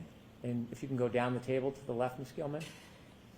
You recognize who that might be from the clothing? I'd have to take a guess that Okay, it could. don't guess. It's Okay. okay if you don't. Anybody else at the table more to the left do you recognize? Not from this picture. Ms. Gilman, could you highlight where Ms. Mccabe thinks that she is on that video with that circle you just had and play the video?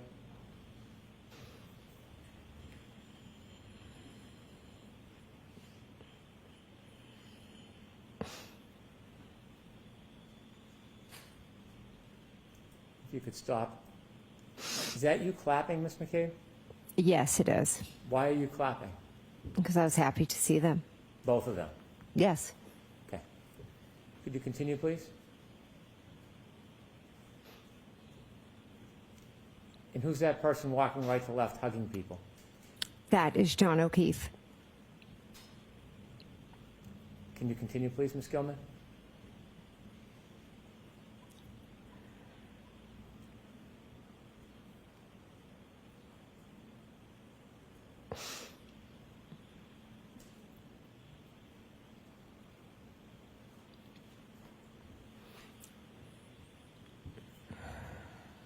Are you interacting with anybody? I can't see where I am. Okay. If you could stop the video, please. Could you move ahead to 11:26:50, please? 11:26:50. Is that your group still at the waterfall? Yes, it is.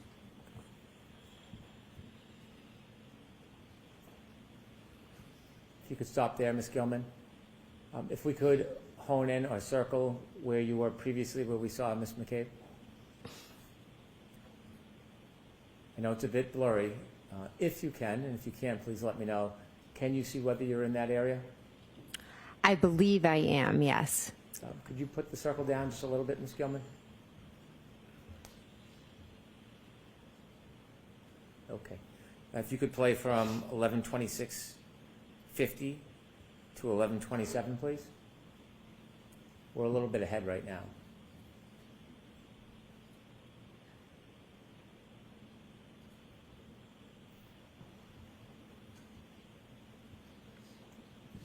Who are you hugging there? I believe that's Miss Reed. Thank you. One more, Ms. Gilman. I'm going to ask you to move forward to 11:46.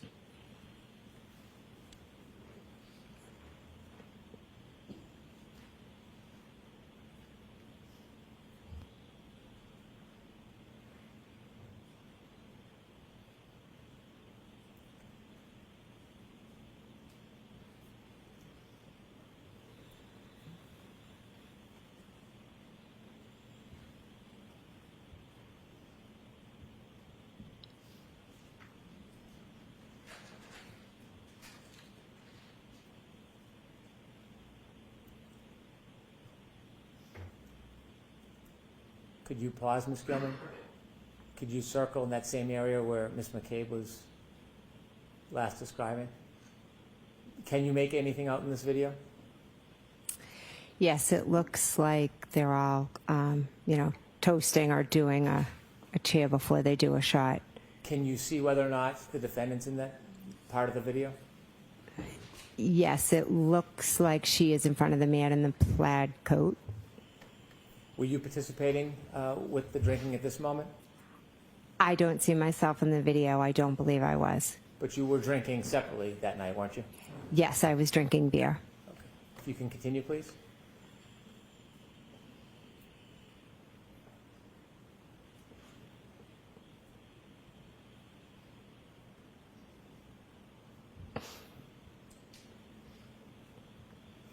Thank you.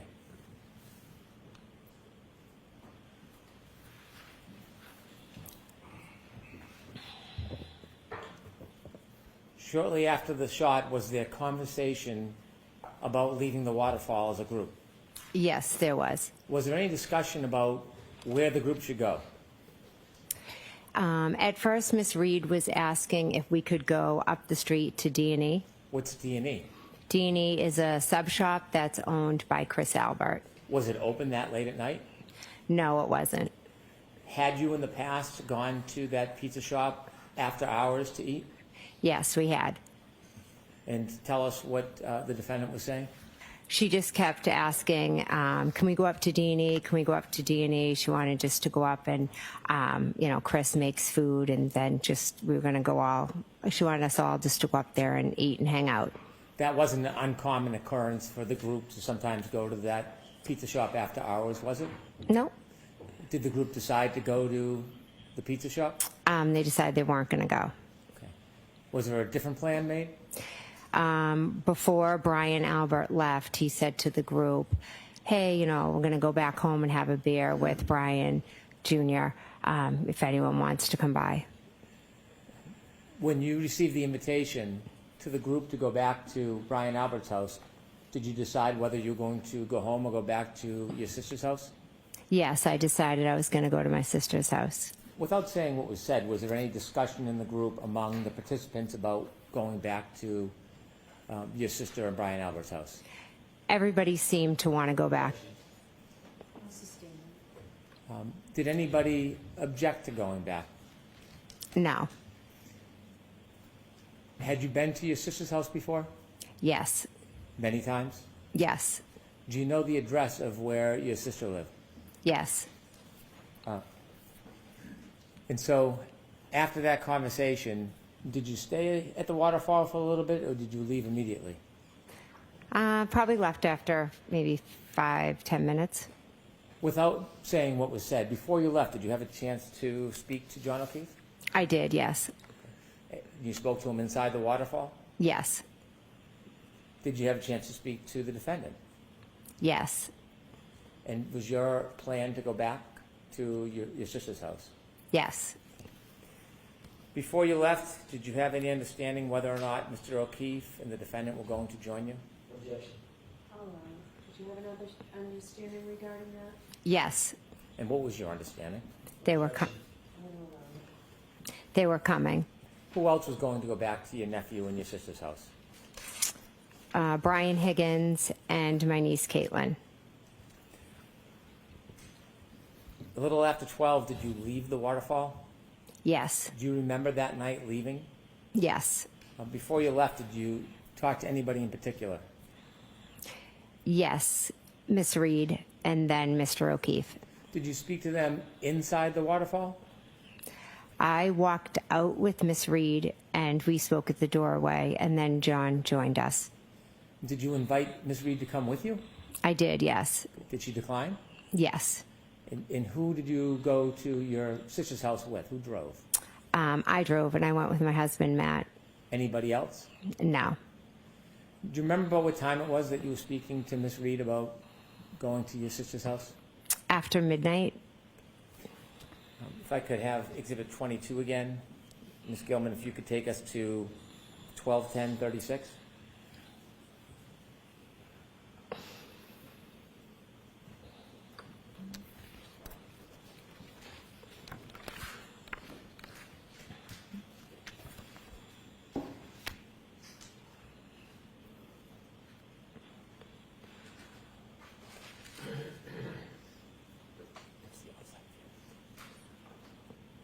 Okay. If you could stop it there, please.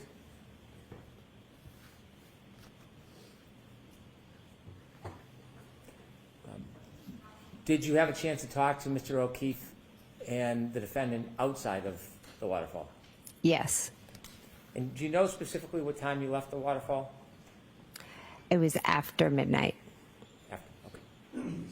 When you left the waterfall with your husband, you said you were driving. Did you stop anywhere along the way before you got to your sister's house? No. Tell us what you see when you get to your sister's house. What are the weather conditions like as you're driving there? It's starting to snow to the point where it's starting to like accumulate. It's on your car. It's just, getting on the street. Is it light? Is it heavy? It's light at this point. How long does it take to get from the waterfall to your sister's house? 5 to 8 minutes, depending on lights and weather, etc. When you first get to your sister's house, while you're still in the car, describe what you see. My wipers are on. I'm just looking out the window, and it's snowing. It's dark. Anybody in the driveway? Any cars in the driveway that you see? Oh, when I pull up to my sister's? Yes. As I pull down the street, I take a left into the driveway, and there is a Jeep that's parked on the street, and there's maybe a couple of cars in my sister's driveway. What do you do when you arrive at your sister's house? I go in the house. Now, there are a couple doors at your sister's house. Yes. Is there a front door? Yes. Is there a side door? Yes. Which one's closer to the driveway? The side door. Which door do you go in when you get to your sister's house? The front door. Was anybody with you when you went in? My husband, Matt. You walked in together? Yes. Tell us the first person you remember meeting. When I went in the house? Yes. Probably my niece was at the table, and then I saw my nephew, Brian. Was there anybody else you saw at the table? Julie Nagel and Sarah Levinson. So when you walk in the front door of the house, is it what table? Is this a living room table, a kitchen table? Oh, you walk in, and then you go to the right, and it's into the kitchen, and there's a table there. Is the kitchen separate from the living room, or is it open? It's open, but they're separate. Can you see the kitchen table when you walk in the door if you turn and look right? Yes. And when you go into the kitchen, you said there was a woman by the name of Julie Nagel, Yes. and then another woman, Sarah? Yes. You know her last name? Levinson. Okay. Julie Nagel, did you know her when you walked in the house that night? I had met her a few times. Had you spent time with her? Were you friends with her? No, I just had met her a few times, and she had watched my dog for me when my nephew couldn't. When you would go away, would your nephew be responsible to watch your dog? Yes, Did you understand that Julie Nagel had watched your dog a couple of times? yes. Had you ever socialized with her before that night? No, I may have seen her at a graduation party, but never beyond that. Were you friends with her at that point? No. Friendly enough that she watched your dogs? Yes, through my nephew. He just said my friend's going to do it, and I I see. trusted his judgment.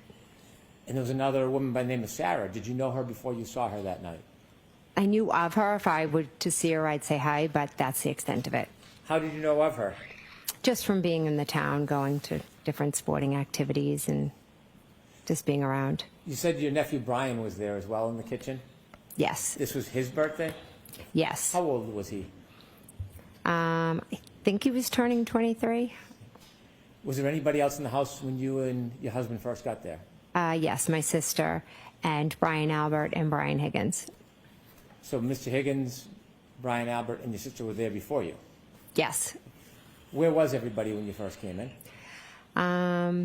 My niece Caitlin, Sarah Levinson, Julie Nagel, and Brian Jr. were all at the kitchen table. My sister was over, I think, cleaning the counters, and Brian were off in that TV room that you can see from the kitchen because there's a wide opening. If you walk in the front door, would I look left or right to see the TV room? You look right to the kitchen, and then through the kitchen's the TV room, but you could look, and when you walk in, you can see because it's open. Is the TV room in any way have a relationship with that side door? Yes, it does. If you were to walk in the side door, would you be walking into the TV room? Yes. When you saw your nephew Brian Jr. and his friends, are his friends about the same age as him? Yes. Were they drinking? Yes. Was there music? Yes. And when you went in, did you spend time with the group? Yes, I sat right down and started talking to them. And when you were speaking to them, did you have any drinks that night? I believe they brought me over a White Claw, but I didn't have more than a sip of it. I really wasn't. It was at that point where I just didn't want another drink. As you were in the kitchen, were you expecting anybody else? We had mentioned it to Karen and John, and I had actually just spoken to John, so I was expecting them. So when you saw John O'Keefe in the waterfall, that wasn't the last time you spoke to him? No. You had spoken to him, was it on the ride to your nieces? To your sisters? Yes. Did you call him or did he call you? He texted me and I believe asked something like, where to?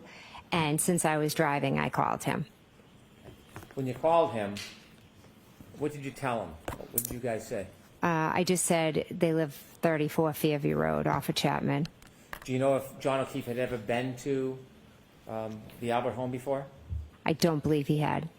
In that conversation, how long did that conversation take? It was quick. Was there any other conversation that you had with him other than that one conversation?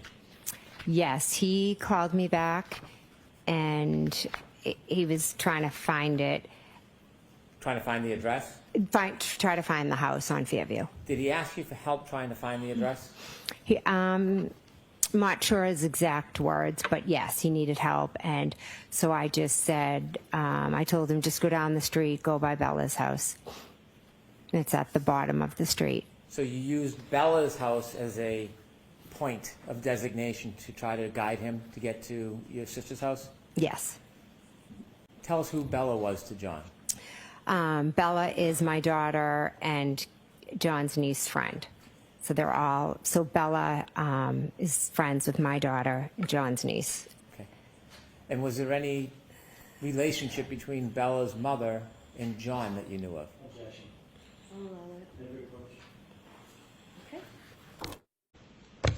May I? Yes.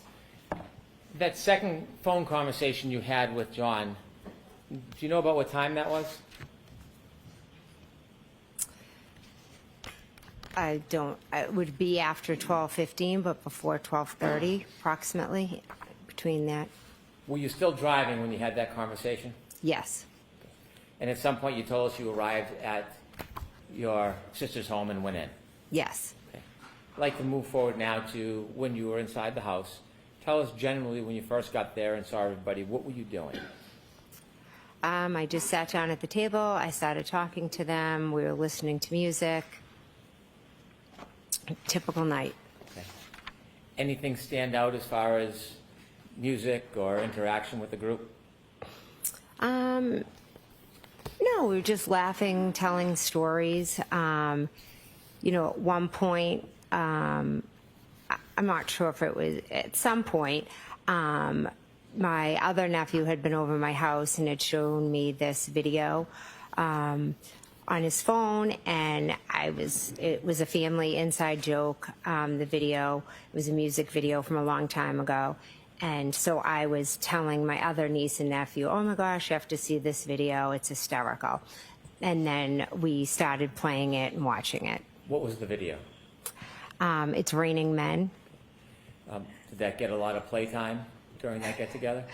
Well, I have one sister who sometimes has a little too much to drink, takes out an umbrella, and will dance. So it's a family joke. While you were at your sister's house, what area of the house were you spending time in? And I was in the kitchen. What was the mood of everybody in the house, as far as you remember? Everybody was in a great mood. Was there any fighting? No, Any arguing? no, Any violence? no. Was it a celebratory mood? Yes. As you were in the house, were you waiting for anybody else that you expected to come? Yes, I was expecting John and Karen to come. At some point when you were in the kitchen, or let me ask you a little background. As you're in the kitchen of that house, can you see outside from the kitchen area? They had blinds or something down, but if the blinds were up, you could see out. Were the blinds up? No.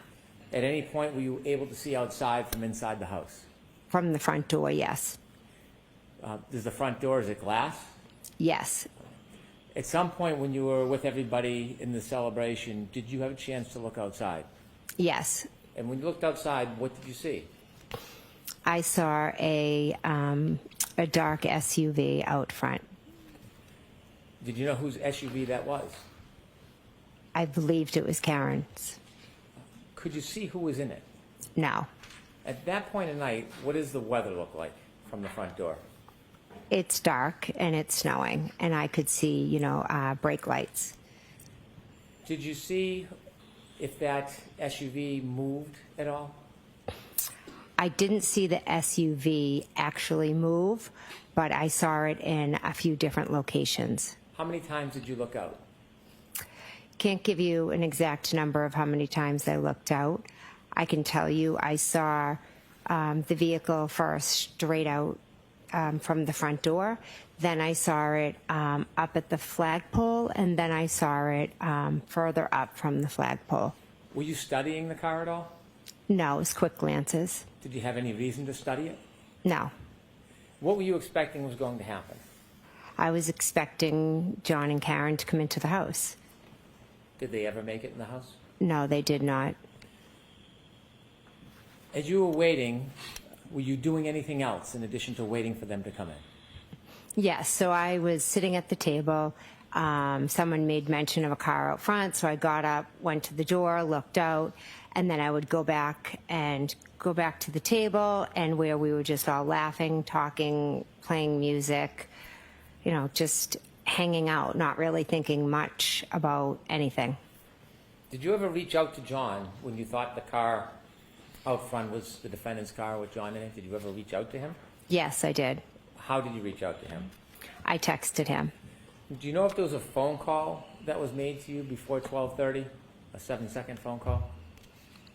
From John? Yes. I don't. You mentioned you had spoken to him about directions. Is that the last time you heard his voice? Yes. When the car was out front, did you exchange text messages, or were you simply texting him?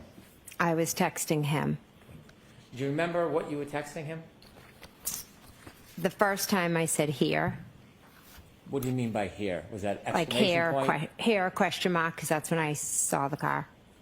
You were wondering whether that was him? Yes. Did you send any other text messages that you can remember? After I saw the car move locations, when I saw it go up to the flagpole, I said, pull behind me. And do you remember any other communications you had with him? Was he texting you anything? No, Did he ever text you again that night? he never texted me again. Never called again? No, Did you continue to text him over the next 15, 20 minutes? I did, yes. And so at some point, did you realize that John O'Keefe and the defendant weren't coming in the house? Yes, when the car was gone. Did you ever go outside through the storm down to the flagpole to speak to them? No. Why not? Why would I? I was just asking. All right. I had no reason to. So when you were in the house, at some point, did you notice that that car was gone? Yes. Were you marking the time or keeping track of it? No. After you didn't see the defendant's car anymore, did you stay? Yes. How long do you think you stayed for at the house? I stayed till about around 1:30, 1:45-ish. Did anybody else come in the house up until 1:45? No. Did people leave at certain times? Yes, people did leave. Who was the first to leave? Brian Higgins? Do you remember about what time he left? I don't. And after Mr. Higgins left, do you know who left?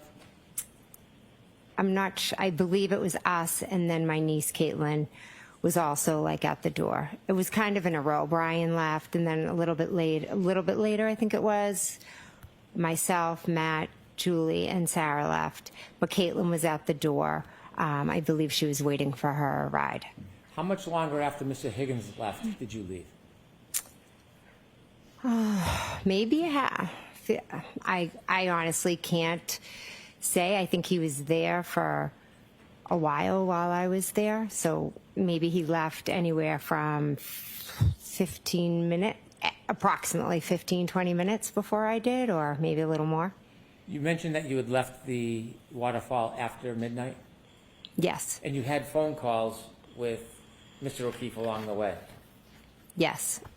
Do you know that there are phone records with your text messages and phone calls in them? Yes. And do you know whether your phone records reflect the time of your calls with Mr. O'Keefe Yes. and your text messages? Yes. When you were texting Mr. O'Keefe, when the Lexus or the car was in front of the house, rather, was Mr. Higgins still there? Yes. What are some of the things that everybody did along that night before you left? What happened in there? What happened inside the house? Yeah. Nothing. We basically just sat around the table, talked, laughed, listened to music, chit-chatted. Celebratory? Yes. Was there ever any fighting? No, none at all. Any arguing? None at all. Any physical interaction? No, none. When you decided to leave that night, did you say around 1:45-ish? Yes. When you left around 1:45, was there any events that happened that night that would cause you unrest or excitement or your heartbeat to raise? No. When you decided to leave, you and your husband, where were you going to go?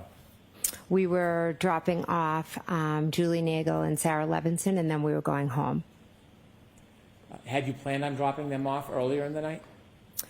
No, when we got there, Julie's brother had pulled up to pick them up, and I won't ask you what was said because you weren't there. Oh, but okay. At some point, did you come to an understanding that you would give them a ride home? Yes. Did you offer?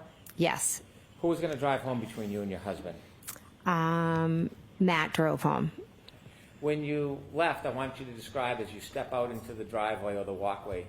Was it the front door or side door, if you remember? I walked out the front door. Is the weather like it was when you first got there? No, it's picked up. Tell us what you mean by it's picked up. So as I walk out, you kind of go, the walkway is to the left. So I walk down the steps, I go to the left. The snow was coming, it was cold, the wind was picking up. So I kind of just like curled up and ran to my car quick to get in. What part of the car did you get into? Front passenger, Who was driving? Matt. And where were the other two people? Sarah and Julie were in the back seat. Who was in which spot? I'm not exactly sure. So both of the young women were in the back seat? Yes. Was there any conversation when you got into the car? We got in the car and they were teasing me Why were they teasing you? because I had like bread and maybe peanut butter in my car. Why did you have bread and peanut butter in your car?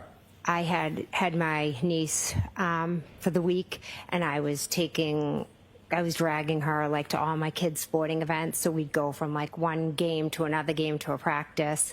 So sometimes instead of always giving her McDonald's or Dunkin' Donuts, I'd try to throw her a peanut butter sandwich. And they were making fun of you? Yeah. As the car backs out of the driveway, tell us what you're doing. I'm talking to the girls. You just moved your head. Yes. Does that mean anything? Yes. Tell us. They were both sitting behind me, so I was like turning and, chatting and talking. After your husband pulls out of the driveway, do you start to drive home? Yes. If the house is on my right and you're driving, are you in the passenger seat closest to the house or furthest away? Passenger seat closest. So you're driving, if you look at a picture of the house, you would be driving from right to left? Yes. So as you start to drive, or your husband starts to drive the car, what direction are you looking in, if you remember? The back seat. Did you drive by the front of the house, do you know? We pulled out of the driveway and went up Chapman. Okay. And your husband and you passed by the front of the house? Yes. Did you pass by the flagpole? Yes. Were you looking at the flagpole? No. And how dark was it at that point? It was dark. Snow? Yes. As you're passing the flagpole, do you hear or see anything remarkable? No, I'm not really paying attention. I'm just chatting to the girls, and Matt's just focusing on driving. When you're talking to the girls and they're making fun of you, what's the mood in the car? We're all laughing and joking. Where do you go next? We drive Julie Nagel home. After you drop off Miss Nagel, where do you go? We drop off Sarah Levinson. Is the weather constant? Yes. After you drop off the young woman in separate spots, where do you go? We went home. Can you tell us when you get home what happens next? We go in the house. I go up to bed. Matt makes himself a snack and then joins me upstairs. Do you have a telephone? Yes. An iPhone? Yes. When you go to bed, do you stay up at all? Yes. Do you use your iPhone? Yes, I do. What were you doing?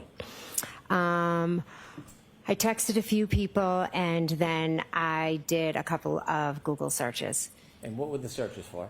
One, my daughter had played in a basketball game earlier in the night, and it was a very good game, so I went and I read the report on it. And then my other daughter had an offer to play on a basketball team, so we had to make a decision about whether or not we were going to accept the spot. So I was just looking up that basketball club.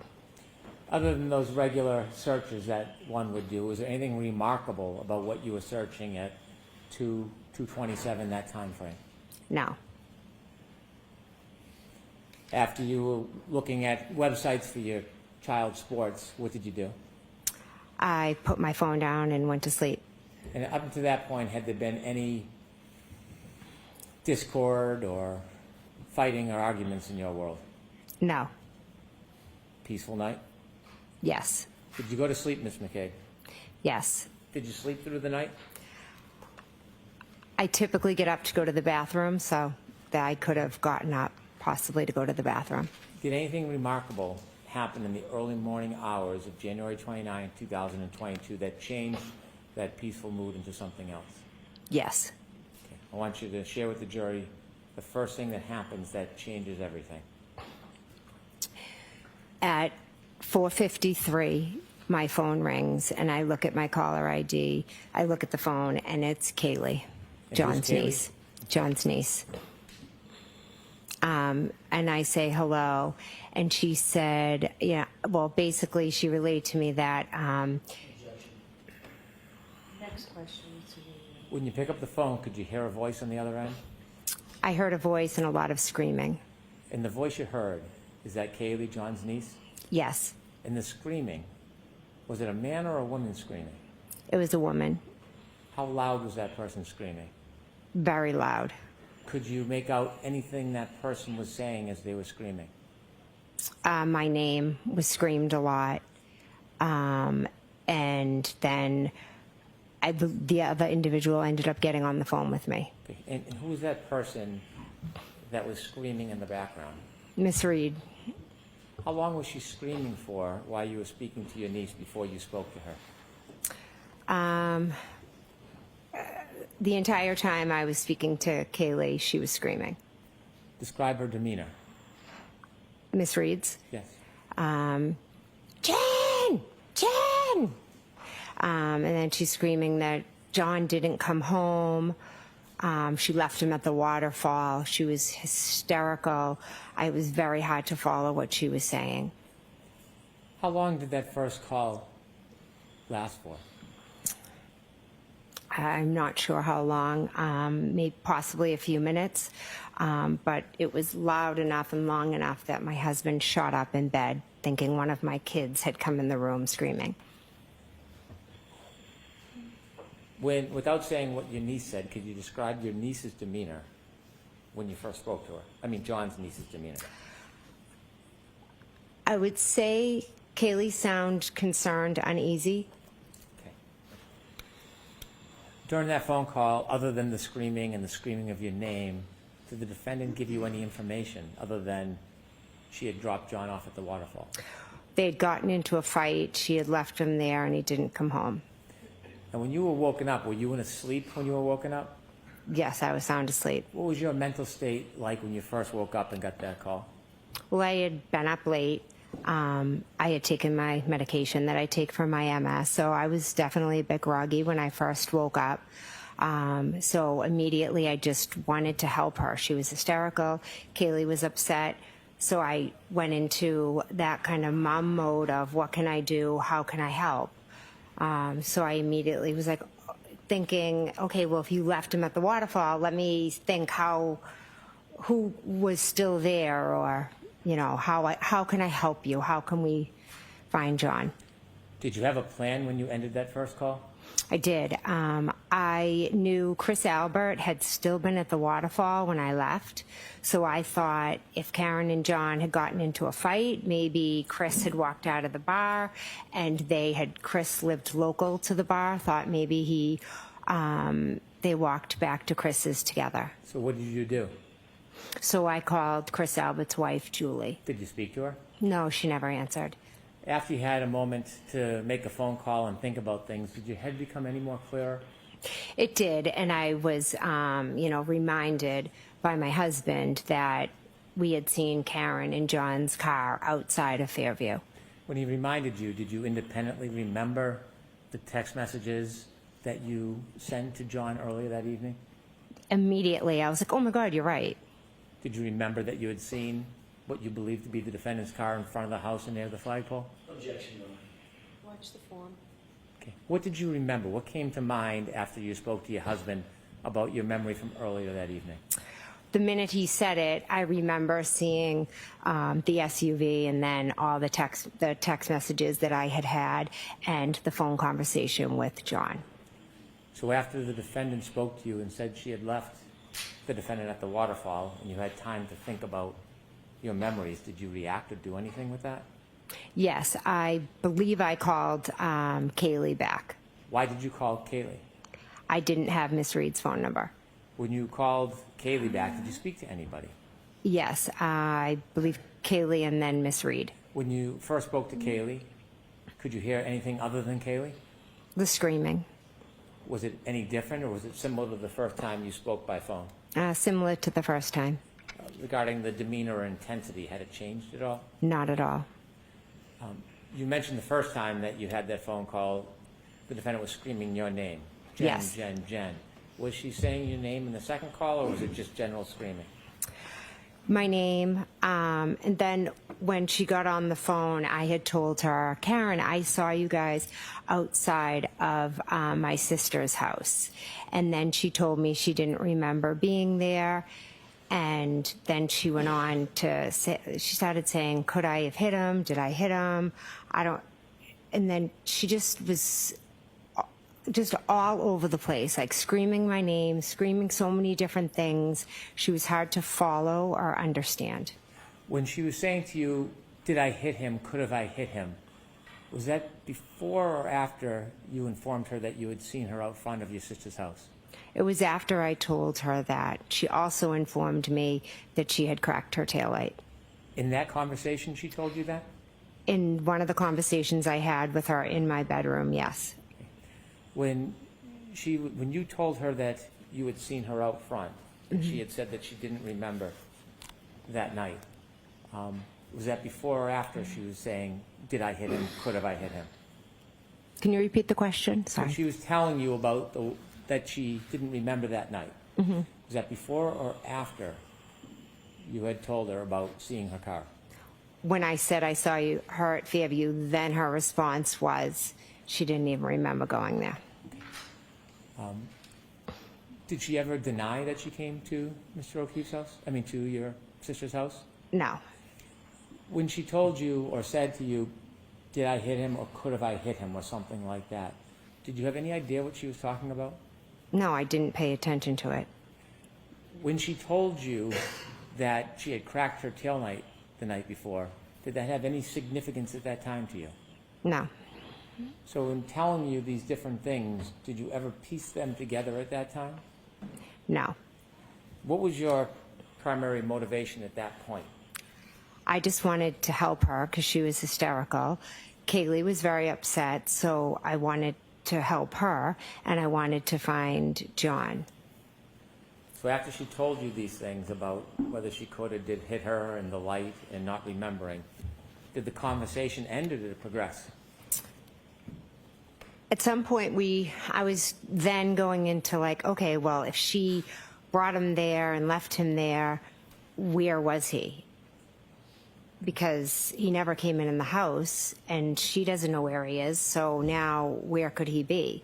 So I started thinking there was another gentleman that was supposed to meet us out at the bar who John was friends with. So I thought, okay, well, in my head I'm thinking maybe they got into a fight, John got out of the car, and he connected with this guy because he was at a party on the street. What was that over. person's name? His name is Tom Beatty. Did you call him? Yes. Did you get a chance to speak to him that night? That morning? Yes. No. Did you call around anywhere else? I believe I called my sister, I called John, I called Tom Beatty, I called his daughter. You called John O'Keefe's phone? Yes. Did he answer? No. Did it go right to voicemail? I don't remember. Did you text anybody? I honestly don't remember if I Okay. texted. I primarily think I was just trying to call as many people as I could and try to figure out what happened. So you had two conversations at this point with the defendant while you were still home. Yes. Was there any further phone calls that you had before you did something? I'm not sure if I know I went downstairs to make coffee because my plan was to go with my husband. I said, come on, let's just go over to Tom Beatty's. Let's see. Maybe John's there. He passed it on the couch. I'm not sure if Karen called me again or not. It's a little foggy because there was so many calls and everything. Okay. And so that morning when you're receiving calls, did something happen? Karen showed up at my house. How did you know Karen showed up at your house? I could hear her screaming out front. And about what time is this? Approximately 5:20, 5:30. I can't be sure. Were you worried for John at this point? Not particularly, no. Were you screaming? No. Now at this point, at this moment when you hear her outside of your house yelling, early morning hours, did you know a person by the name of Kerry Roberts? I knew of her. I'd met her once. Were you friends with her at that time? No. Had you socialized with her at that time? No. Had you ever seen her before with John? Once. Tell me about that. Years earlier, as I said earlier, I used to take Kaylee on Friday nights, and Kerry was the one who would take Patrick on Friday night. So we would each have the kids. And to thank us, one day John told us how he got a discount at Reebok, and to get our kids' shoe sizes, and he was going to buy us all sneakers, just as a way to say thank you for helping. So we all went to the store together, and then John took Kerry and myself to the hillside for lunch. How many years before this moment was that? Oh, gosh. Well, I think that's when my daughter was in kindergarten or first grade, and at this point she was in 8th grade, so like 7 years. Had you ever spent any other time with Kerry Roberts before this morning? No, Were you friends at that point? no. How would you consider your relationship with Miss Roberts on that morning when Miss Reed arrived to your home? I had met her once, and that was the extent of it. I wouldn't say I knew her at all, beyond that one time I went out with her. I want you to take us back now to when you first hear the defendant in your driveway yelling. When you hear that, do you hear any words, or is it general yelling? So I hear yelling. So I was downstairs making coffee. I go to my front door and I open it, and she's screaming, "Jen, Jen!" She's screaming that 3 times, and then she was saying, "We have to go to Fairview." You know, a lot of the "could I have hit him? Did I hit him?" Just she was on repeat. What did you do? My husband came running down the hall and was like, "Tell her to shut up. She's going to wake up the neighbors." And then I said, "I'm just going to go with her. I'm going to go look for John." And then he yelled down saying something like, "You can't be driving around in this weather, you know, with a broken taillight."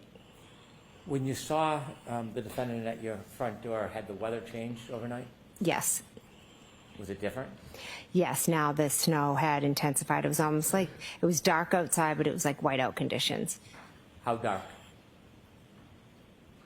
Dark. I mean, it was dark. It was like 5:30 in the morning. What was the visibility like? Not good. After you meet the defendant at your door, do you let her in, or does she stay outside? I'm not sure if I just grabbed my coffee and ran out, Where did you or go? whether she came in. So we went down my walkway. She was just kind of running all around. The driver's door was open, so I told her I was going to drive because I thought she was too hysterical to drive. In the meantime, all of a sudden there was a car at the end of my street, and there was a plow behind it. The car that came to the end of your street, do you know where it went? I meant the end of my driveway, I'm sorry. When you say at the end of your driveway, did it pull into your driveway? No, it just kind of stopped right at the base of my driveway. Okay. How far behind your car was that car? Not far, not too far. Okay. Did you know who was in that car? No. Did you learn who was in that car? Yes, How did you learn who was in the car? because I said, "Who is that?" And- Did you ask the defendant, or did you walk I up? asked the defendant, and she told me it was Kerry Roberts. Did you meet Kerry Roberts face to face in your driveway that morning? Yes, I wouldn't say we met. It was more of a, the plow was coming, so then she was having to like move down the street, and then either Karen called her or she called Karen, but they were on the phone, Karen's phone over the car, so they started talking. Did you get into the defendant's car? Yes, we did. I got in the car with Miss Reed. When you got in the car, you were in the driver's seat. Was Miss Reed in the passenger front? Yes, You said there was an open call. Is this something you could hear on a speaker? yes. At that point, had you had a chance to go and look at the taillight of that car? No, Did you have any interest in the taillight at that point? no. There was an open call between who? Karen and Kerry Roberts. Can you describe what you heard in that call? Karen was saying that she wanted to go to Fairview, and Kerry Roberts was instructing her that no, we weren't going to be going to Fairview, and she kept saying, "We got to go to your sister's house," and Kerry Roberts said, "No, we're not going to be driving around in this weather in 2 cars. Let's go back to John's. Let's go to Meadows. Let's go see if he's there." That was kind of the conversation. And then Karen was doing a lot of screaming, and Kerry was kind of yelling back at her to shut up. Who was taking charge of the situation that morning? Kerry Roberts. Were you in charge of it? No. Did you weigh in or make any decisions on where you were going to go next, or were you just a listener? I just listened. Carrie said that Carrie's kind of a take-charge person. She said, we're going to Meadows. So I said, okay. I drove to Meadows. Now, at this point, you didn't know Carrie Roberts other No. than that meeting, Yes, correct. and you agreed to follow her? Yes. So tell us what happens. Take us through the drive. She might have followed me. I'm not sure, but we drove back to Meadows, pulled into the driveway. So you knew where Meadows was? You had been there many times for the kids? Yes. You think Miss Roberts may have followed you? Yes. What was the weather conditions as you were driving? They were awful. It was, I was driving very slow, cautiously. It was dark. It was hard to see. It was that type where the snow is like coming at your window. How long of a ride was it from your home to John's home? Approximately 5-6 minutes. Was there any other phone calls while you were in the car with Miss Roberts, or did the phone calls end? I believe that was it. Can you describe the defendant's demeanor on the trip from your house to John's house? She was just screaming, yelling things. It was almost like everything she said 3 times. And she just went from one thing to the next. She was quite hysterical. Do you remember what she was yelling about? About going to Fairview, asking, could she have hit him? Did I hit him? How many times did she raise the question, did I hit him, could have I hit him? A good amount. Did you ever speak to her about that? No. At some point, did you finally get to John's home? Yes, When you got to John's home, who pulled in the driveway first? I did. Where did you pull in respect to the driveway? I just pulled straight in next to the garage. Did you see where Miss Roberts went? I believe she pulled in behind me. After you pulled into Meadows, John's home, and you stopped, what happened next? We go into John's house. When you went into John's house, did you all go in the same way? Yes, we went through the garage. And before going into John's home, did you do anything? Before entering into the house, Yes. I took off my shoes. You took off your shoes? Yes, Why did you do that? because you always had to take your shoes off at John's. He didn't want you to track. He would have yelled at me for tracking snow in his house. Did you see if Kerry took her shoes off or not? I believe she did. Did you see whether the defendant took her shoes off or not? She just walked right in How would you remember that? because I thought it was strange. What was your purpose when you went into the house? What was the number one thing that you were worried about? We were looking for John. Anything else on your mind when you went into his house? Also, I knew Kaylee was there. Now, at this point, did you have a close relationship with Kaylee? Yes, Do you still? yes. What did you do when you went in the house? Where did you go? I walked through the kitchen and then I kind of peeked into the TV room. I walked through the dining room, and then before I went up the stairs, I kind of peeked into a living room. I went up to the top of the stairs. I peeked into John's room, and then I went into Kaylee's room. Did you ever see John? No, Why did you go to Kaylee's room? because I wanted to go check on Kaylee. Did you have a chance to speak to her? I did, yes. Okay. What was her demeanor at that point? She was very, she was in the bed. She was holding on to her phone. She was terrified. Was she screaming? No, Did you provide her any comfort? yes. I told her that I was going to go out. I told Kaylee that I was going to go out with them and I was going to find John. And I promised her that everything would be okay.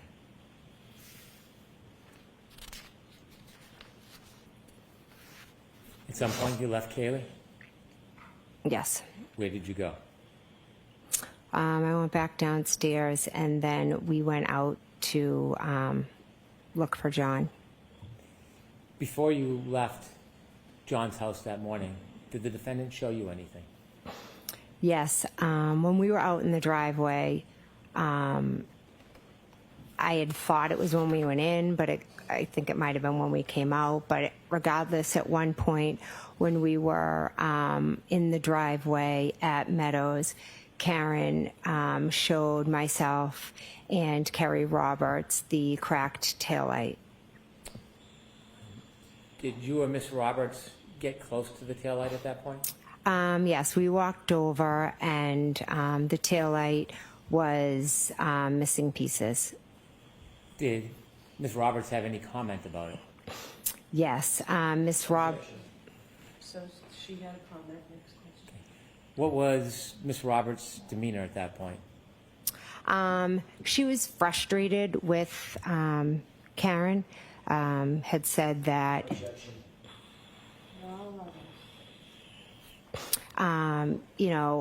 Had said that Karen basically was telling her to shut up. You were so drunk, you could have hit anything last night.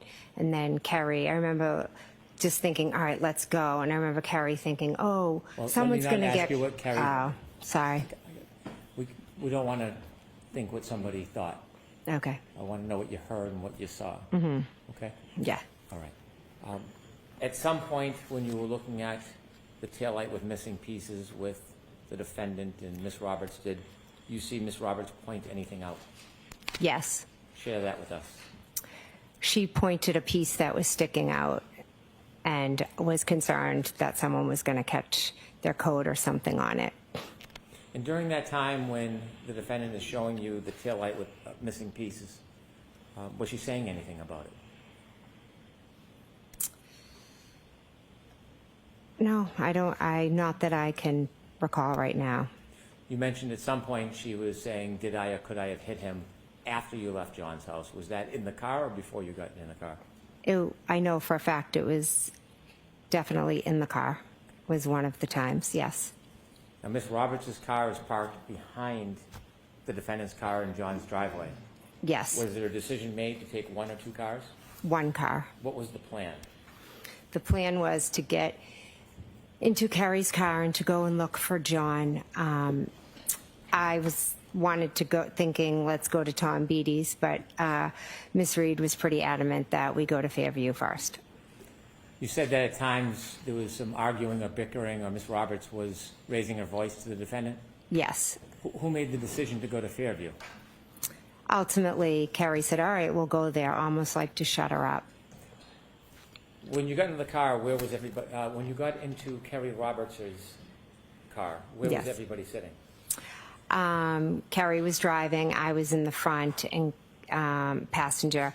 Karen was in the back, in the middle, kind of peeking her head through between us. I want you to take us through the ride from John's house at Meadows until you first get to Fairview. So as you pull out of, or Kerry Roberts pulls out of John's driveway, what is the mood inside that car? I'd say it was starting to get tense because Karen was just continuously screaming. Kerry was trying to focus on driving, and Karen's behavior in the back of the car was a bit erratic. When you say erratic, can you just give some detail what you mean by that? Yes, she would go from sitting back to leaning up in between us, and she would yell Kerry's name 3 times. Then she would yell my name three times. And then she would yell, could I hit him? Did I hit him? Over and over again. When she was repeating these questions or phrases that she was yelling, did you respond in any way? I don't believe I did, no. How about Kerry? Kerry was telling her to shut up and to buckle up. Was she buckled? I don't believe so. You began your drive from Mr. O'Keefe's home at Meadows to Fairview. Is the weather getting better? No, it's getting worse. Is the visibility still difficult? It was terrible. As you began that drive to Fairview, was there anything that you were doing on the way? Yes, I was just kind of looking out the window intently to see if I saw anything. What were you looking for?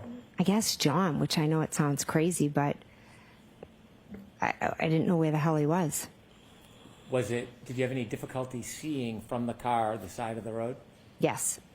Did you see what direction Ms. Roberts was looking when she was driving? Well, she, it was hard because she needed to focus on driving because the conditions were that bad. Did you have a chance to see the defendant on that drive at all? Yes. Was she looking out the windows with you? No, she was popping back and forth, and screaming. Was it constant screaming, or did it change at all? She would scream and then kind of sit back, and she'd almost be like quiet for a minute. It was like, okay, good, and then she'd start again. In those quiet times, do you know what, if anything, she was doing? I didn't know what she was doing that morning, no. How long did it take to get to Fairview? I don't know. I'm going to assume maybe 10 minutes, like with the weather, maybe 10 minutes. I'm not, give or take, approximately. As you're approaching 34 Fairview Road, before you get there, is Fairview going to be on your left side, driver's side, or on the right side? As we're pulling up, it's on the driver's side. Carrie's going to take a left down Fairview off of Chapman. I want you to take us back to that morning, about 20 or 30 yards before you get to Fairview. Mm-hmm. You're in the car with Miss Roberts and the defendant? Yes. What's happening in the car? Karen's is screaming, and at that point she had asked if John could be cheating on her and if John could be with Bella's mom. And then what happens? I didn't know what the hell she was talking about. I was like, what are you talking about? Why would he be with Bella's mom? And then Carrie said, well, do you think he could have walked to, there was another woman years before that John had dated who lived on the next street over to her house. Okay. And as you approach that area before you get to the flagpole, does anything remarkable happen? No. Okay. What happens next? As we're driving down the street, I just say to Carrie, because she doesn't know where my sister lives, oh, her house is just at the bottom of the street. Visibility still difficult? Yes, awful. What happens next? We continue, driving, and we're driving slowly past, the line of, I guess, bushes and the flagpole area. And all of a sudden, Karen's screaming from the back, there he is, or something to the effect of, there he is, let me out. Did you know what she was talking about? I had no idea. When she was yelling that, did you look out the window? Yeah, we had our eyes peeled out the window. Did you see anything? Nothing but snow. How long was she yelling about whatever it is she was saying? Carrie, she screamed, stop, so Carrie stopped pretty quickly. There he is. She could have kicked the door, like, let me out of here. And when she was kicking the door, what were you doing? I was just like, what the heck, what is going on? What happens next? She gets out. Carrie looks at me and said something, like she's batshit crazy. Then what happens? Then Carrie got out. Then I got out of the car, walked around the back of the car, and was walking like over to where I could see the girls were. Now, at that point, you were in Kerry Roberts' car. Yes. It had his headlights on. Yes. Was it facing up the street of Fairview? Well, we had come down the hill, so yes, up the street. There was no other lighting in that area? I do not believe so. No fire engines or ambulances at that point? No. No police cars? No. Any street lights? It was dark. When you got out of the car, did you look towards the area of the flagpole? Yes. Could you see anything at that point? No. How close did you get to the area of the flagpole before you could first actually see something? Well, I saw the shadowy figures of Carrie and Karen, and it wasn't until I got very close over to them that I saw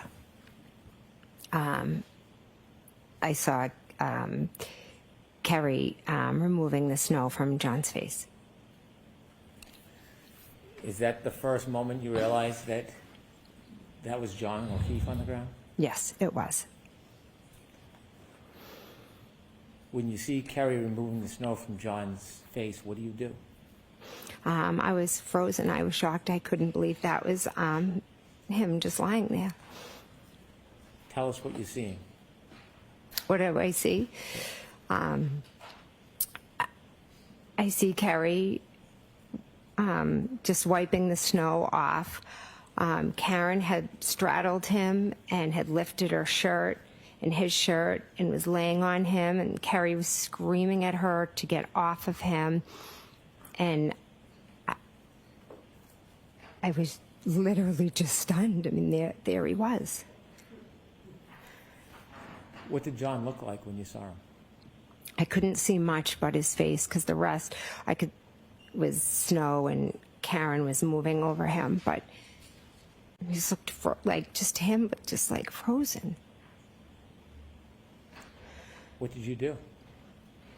At first, I just stood there for a minute because I couldn't believe it was him. And then Carrie Roberts and I made eye contact. And I knew, I was like, all right, I'm going to call 911. But I think I knew in that moment that John, was dead. Did you call 911? Yeah, I started to call 911, and Carrie and Karen were just screaming. And so I walked back towards Carrie's car, and then Carrie was also yelling at me to go to the back of the car to look for blankets and towels. So as I was calling 911, I was at the back of the car looking for the towels and the blankets to bring over to Carrie. And while I was doing that, I believe 911 answered. Did you speak to 911? I did, yes. Did you get the towels and blankets that Carrie had requested? I did, yes. After your phone call with 911 and you had the towels and blankets, tell us what happens next. So after I called 911, I went back over to Carrie, Karen, and John. And at that point, Carrie asked if I would take over compressions. So she got up and I started doing compressions, and Karen was doing mouth to mouth. When you started doing compressions, were you touching John over his clothes or touching his skin? I don't remember. Did you at that point get a chance to touch John's body and see how it felt temperature-wise? I just remember when I was doing the compressions, I don't really know how to explain it. It just felt very funny. I'm sorry, very It just wasn't like normal. Why?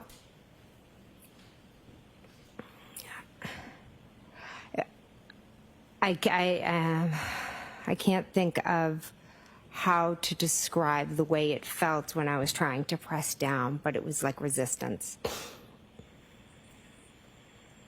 How long did you try to give compressions and give aid to John for? Until the police came. Mr. Brennan, why don't we end here? Thank you. All right, Ms. Mccabe, I'm going to need you back tomorrow. You can stay and then okay. Jurors, that's it for today. I have to give you those same cautions. Please do not discuss this case with anyone. Don't do any independent research or investigation into this case. If you happen to see, hear, or read anything about this case, please disregard it and let us know. And again, please be very careful with your social media. All right, we'll see you tomorrow morning.